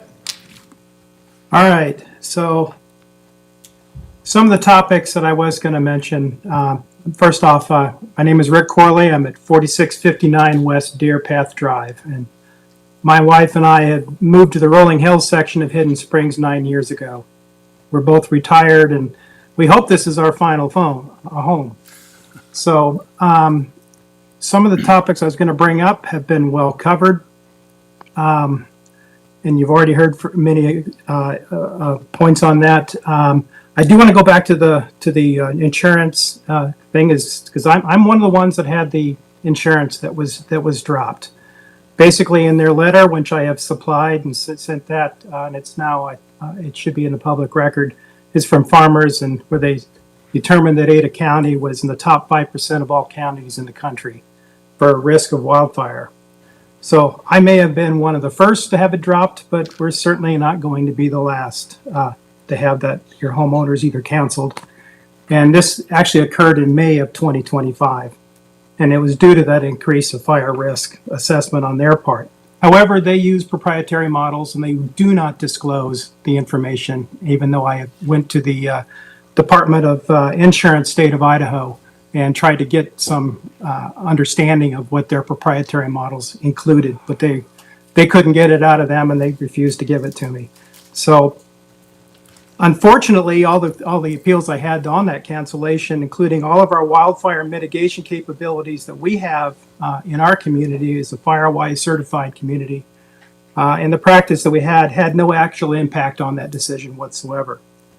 And I will point out that, finding replacement carriers with reasonable rates is getting significantly more difficult in the state of Idaho at large, but definitely around our area now. So shooting ranges have the reputation of being a potential source for wildfire. So having one nearby, even with the mitigation efforts that are in place, are really probably not going to be helpful. And it's going to make the situation worse for those of us who are trying to maintain our property insurance. So I'd love to talk about the noise thing, and we don't have time to go down that rabbit hole anymore. But the current finding of facts and the conclusions of law and order, I'm hoping you guys accept those. It's pretty unequivocal as far as I'm concerned, included that the applicant failed to provide the evidence that their current operation is fully in compliance with Ada County Comprehensive Plan and county codes. So I'm going to strongly encourage you to accept our appeal and reverse that decision. And I really want to end with, if our appeal is denied and Seven Gates' application for private shooting ranges is approved, I believe it will set a dangerous precedent for the integrity and continuance of the Ada County Comprehensive Plan. So, thank you. Are there any, hold on, there's some questions for you. Go ahead. Mr. Chairman, I just want to make, he said his letter from the insurance company was in the record. Is it in the record? Yeah, Mr. Chairman, Commissioners, it is in the record. Thank you. All right, thank you. Any other questions? All right, thank you, sir. Next up is Matt Archer. Where? Opposed. Oh, okay. Diana Telford.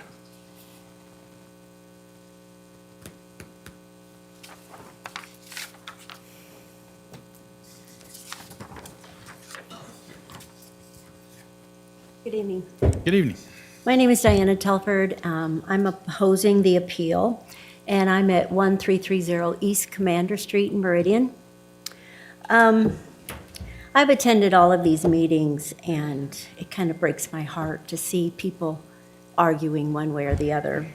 It appears to me that it's about winning. Either one of them wants to win this situation.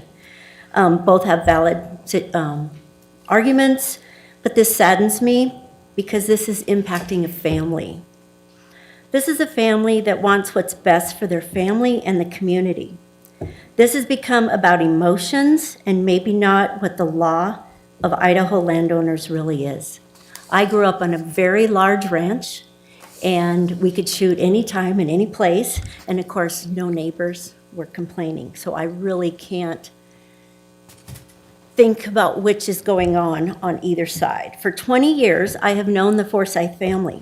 Daryl Forsyth, Michael's grandfather, used to invite us up to the ranch to practice shoot and to teach our children gun safety. My husband and children, and now my grandchildren, go to the ranch and has continued to shoot and learn gun safety as well. This is a family that are property owners. They live in Idaho. They have done amazing at running their ranch, their cattle, their hired hands. Everybody is very family-oriented. They are following in their grandfather's footsteps and have the freedom of doing just that. They love their community. They want the community to be safe. They have done everything the county, the close residents, the neighbors, and all of the officials has asked of them, and yet it doesn't seem to be enough. I don't know why. They have spent hours and thousands of dollars just doing what everyone has asked them to do. Since last fall, this is my understanding, is that the family, Michael Forsythe's family, is doing everything he can to get this settled because the county is holding his family's home building permit, building their forever home that they have hoped to have built by now. This is about emotions and not the law. Thank you. Okay, thank you. Karis Kimball?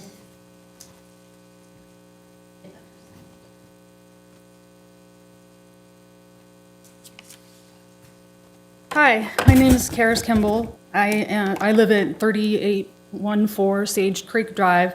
I'm a resident of Rolling Hills, and I'm opposed to this shooting range and in favor of the appeal. I'm an affected party, and I was not a member of the appellant group. However, under which it was filed, which is Foothills Action Network, I am part of that. And at this point, I want to pivot a little because I want to say that Altitude Acoustics, the lady who came up here and submitted a new sound study, was also somebody that we hired to evaluate the old sound study.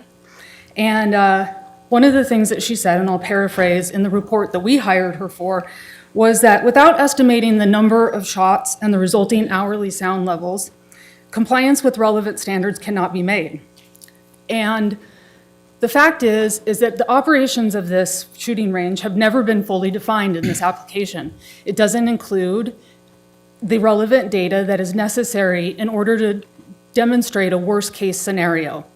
And at this point, I want to say that I object on a due process grounds, and I have a note from the appellant's attorney here to file in the record at this time that we have not had the opportunity to review the submitted materials, this new sound study, prior to their surprise presentation to the record, and thus have not been denied a meaningful opportunity to rebut the evidence presented. I understand that people can submit new evidence, but something of this magnitude, admittedly, nobody else in this room but her can explain the technical details. We should have had that opportunity, and for the record, I want this objection from our lawyer entered into the record. You can enter that into the record if you'd like. Sure. Okay. Go ahead. I will say at this point that I respectfully ask the board to deny the permit, that there's not been reasoned evidence connecting the evidence to the conclusions under this application.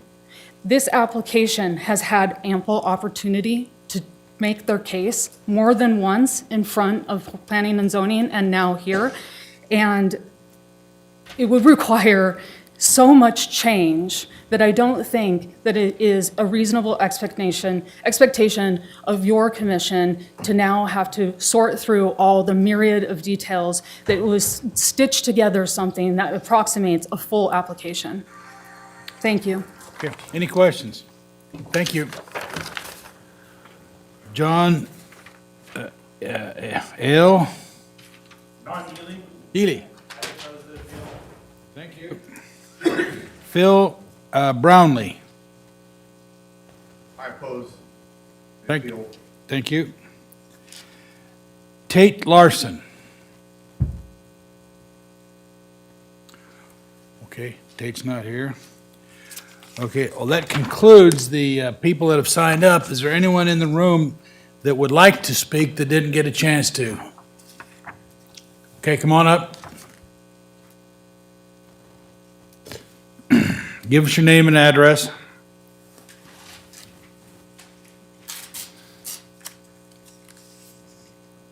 Good evening. My name is Tristan Marcus. My address is 15409 North Cartwright Road, Boise, Idaho.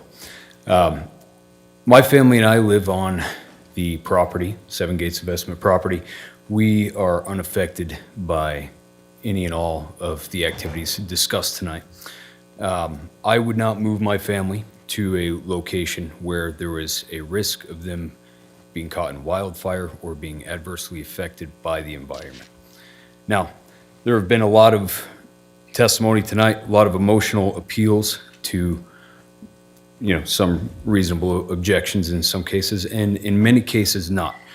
But anecdotal evidence is not strong evidence, and that's why tonight I would like to point out the fact that this is a question of private property rights and private individuals conducting private activities on said private property and nothing more. And that is all I have. Okay, thank you.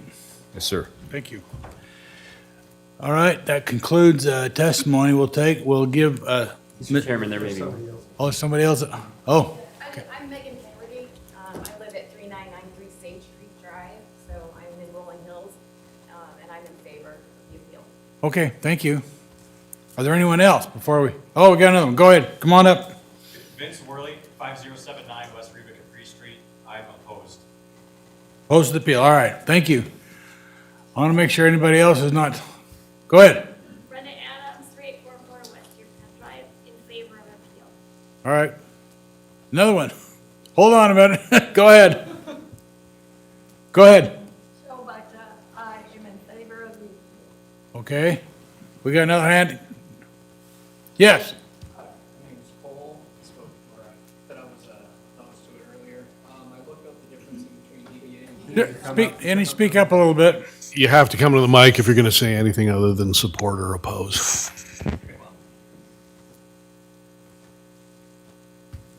He already testified? Have you already testified? No. No, okay, go ahead. Give us your name and address. My name's Cole Thurman. I live at 1053 Glamorgan in Meridian, Idaho. I just looked up the difference in between DBA and DVC. DBA is how it is interpreted to the human ear. DVC includes lower tones, such as concussions or whatever may come off of a firearm being fired. So yeah, that's the difference. DVC covers a wider depth of range when it comes to audible or unaudible sounds. Just wanted to add that to make sure you guys had a more informed decision. Okay, well, thank you. Sure. We've got a wealth of information that we need to dig through. Okay, is there any? I think that about concludes it. Oh, it was. The final appeal on closing? Yeah, we're still. I didn't know if we were there yet. Before we get we will get to the final. Steve Auerda will get to give a rebuttal. I was going to do it for Steve as I'm a named appellant. Okay, well then you can. Great, thanks. Thanks so much, Chairman give and it- Commissioners.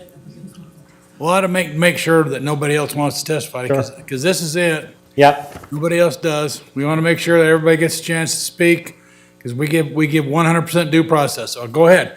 Now, this is a rebuttal. You have 5 minutes, and you can give a rebuttal to anything that you think affects your case. Thank you, Chairman, Commissioners. Thanks for your time. This record supports only one outcome, and it's denial. The defects before you are not minor. They're not the kind that can be fixed with new conditions, revised submittals, or one more study, because they are structural. First, this is a partial application. By the applicant's own testimony, this permit covers only about 40% of the shooting range activity on the property. 2 ranges are not accounted for at all. That means the county was never given the full use to evaluate, not the full scope, not the full intensity. That matters because the county cannot lawfully approve a use in fragments when most of it was never actually put forward for a review. You cannot make legal, lawful findings about a use that was never fully presented. Approving part of the range does not legalize the rest. It leaves the core problem in place. This is the 3rd shooting lane on the west, and it is the 1,000-yard range on the butte. Second, the operation they are asking you to approve was never clearly defined. You were never told what this operation really is. How many shooters, how often, or what peak use looks like. Without that basic information, the findings in the record are guesswork. Literally, we do not know how many shooters can be on the range. If we knew how many shooters could be on the range, we could know how many parking spots were required.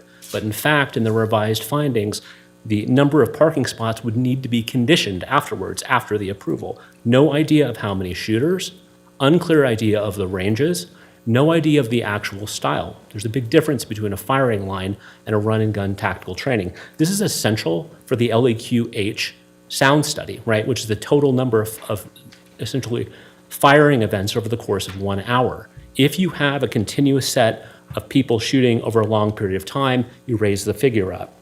You also cannot evaluate traffic or design. Mindy Williams from ACHD said it herself in a letter, which is in the November hearing packet, around worst-case scenarios, on trip generation, other things like that. A study is only as sound as the operation that it studies, and this was not a minor omission. The actual scope of the use was never pinned down. Findings are built on a gap and not substantial evidence. They're just assumptions. Third, the sighting problem was never solved. The code requires that a shooting range be located outside a designated habitat area. This property is inside one. That's about as plain language as you get. This is not a minor detail. It's a direct conflict with the code's sighting rule. What the code demands is protection equivalent to the range not being there at all. To meet the intent and the requirements of the sighting rule means that you have the equivalent of not being there. The record falls well short of that standard. Counsel for Daniels Creek from Givens Pursley has already laid out why no alternative development proposal can satisfy the standard of this record. The core point is simple. You cannot mitigate your way to zero, and that is what the standard is. This is not an ADP that needs refining. It's a standard that was never met.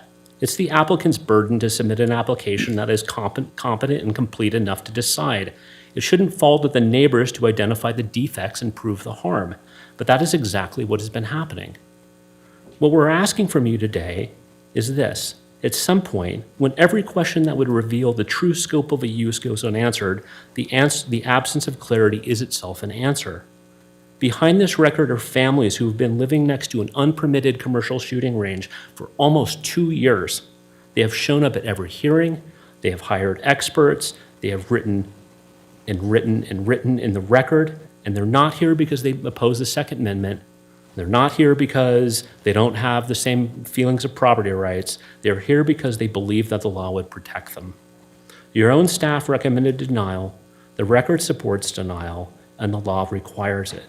We respectfully ask that you grant the appeal and deny the conditional use permit. We have a puzzle that is missing pieces in it, and every time we look at it, the pieces get shuffled around. And I ask this shooting range has no defined numbers of shooters in it. It has no hours of operation, just a total. You couldn't plan when you were going to have a kid's birthday party without wondering whether outside you were going to be listening to gunshots. This is just not a complete thing. So thanks again for your time. I appreciate it, and I'll stand for any questions. Any questions? Any questions? Thank you, sir. Thanks. Thank you. Okay. Okay, I'd ask you, Richard, do you have a number of documents you'd like to add to the record, if you'd like to do that now? Thank you, Mr. Chairman, members of the board. Yes, we did receive 5 documents to enter into the record. Exhibit A23 is a document submitted by the Foothills Action Network that includes Instagram post pictures submitted by Sally Morse. Exhibit A24 is the printed schedules for the Valiant's shooting range operation by Nate Castillo. Exhibit A25 is essentially the presentation slides regarding the noise study submitted by Sarah Taubitz. And Exhibit A27 is the document testimonies submitted by Mac Arnold. And then finally, Exhibit A27 is an appellant's attorney objection note submitted by Karis Kimball. And that should do it. That'll do it, huh? Okay, well, before I close this public hearing, I would like to commend everyone here this evening. We have these kind of hearings a lot, and I want to congratulate everyone here for the demeanor, the professionalism, and the courtesy that was evidenced tonight. It makes our job a little more pleasant, but I'm just really proud of everybody that was here tonight and that presented evidence, because I think it was a solid meeting, and I appreciate that, and I want to thank you all for it. Thank you. So with that, did you have anything you want to say? Yes, I do actually. Go ahead. Before we close the public hearing, go ahead. Just to say same thing. I think this was an example of what our founders gave us. We're celebrating the 250th anniversary of the Declaration of Independence. Our founders gave us this system of government. by design, it's designed to be difficult, hard, time-consuming, and provide the opportunity for everybody to comment. So thank you for being participants of the system that our founders gave us, which is a good one. Thank you very much. Okay. Well, with that, I will close the public hearing on application 2025-01185A. Stephen Oreda, the application on the appeal of the previous approval of the Planning and Zoning Commission. The hearing being closed and all the evidence being submitted, now this board will take this under advisement. Is there any motion pending or any comments anyone would like to make? Well, the comments I have regarding that is based on the testimony, and we have additional information. We've gone through the testimony of the Planning and Zoning as well as the previous testimony. We've received it here, and we've gotten all the record.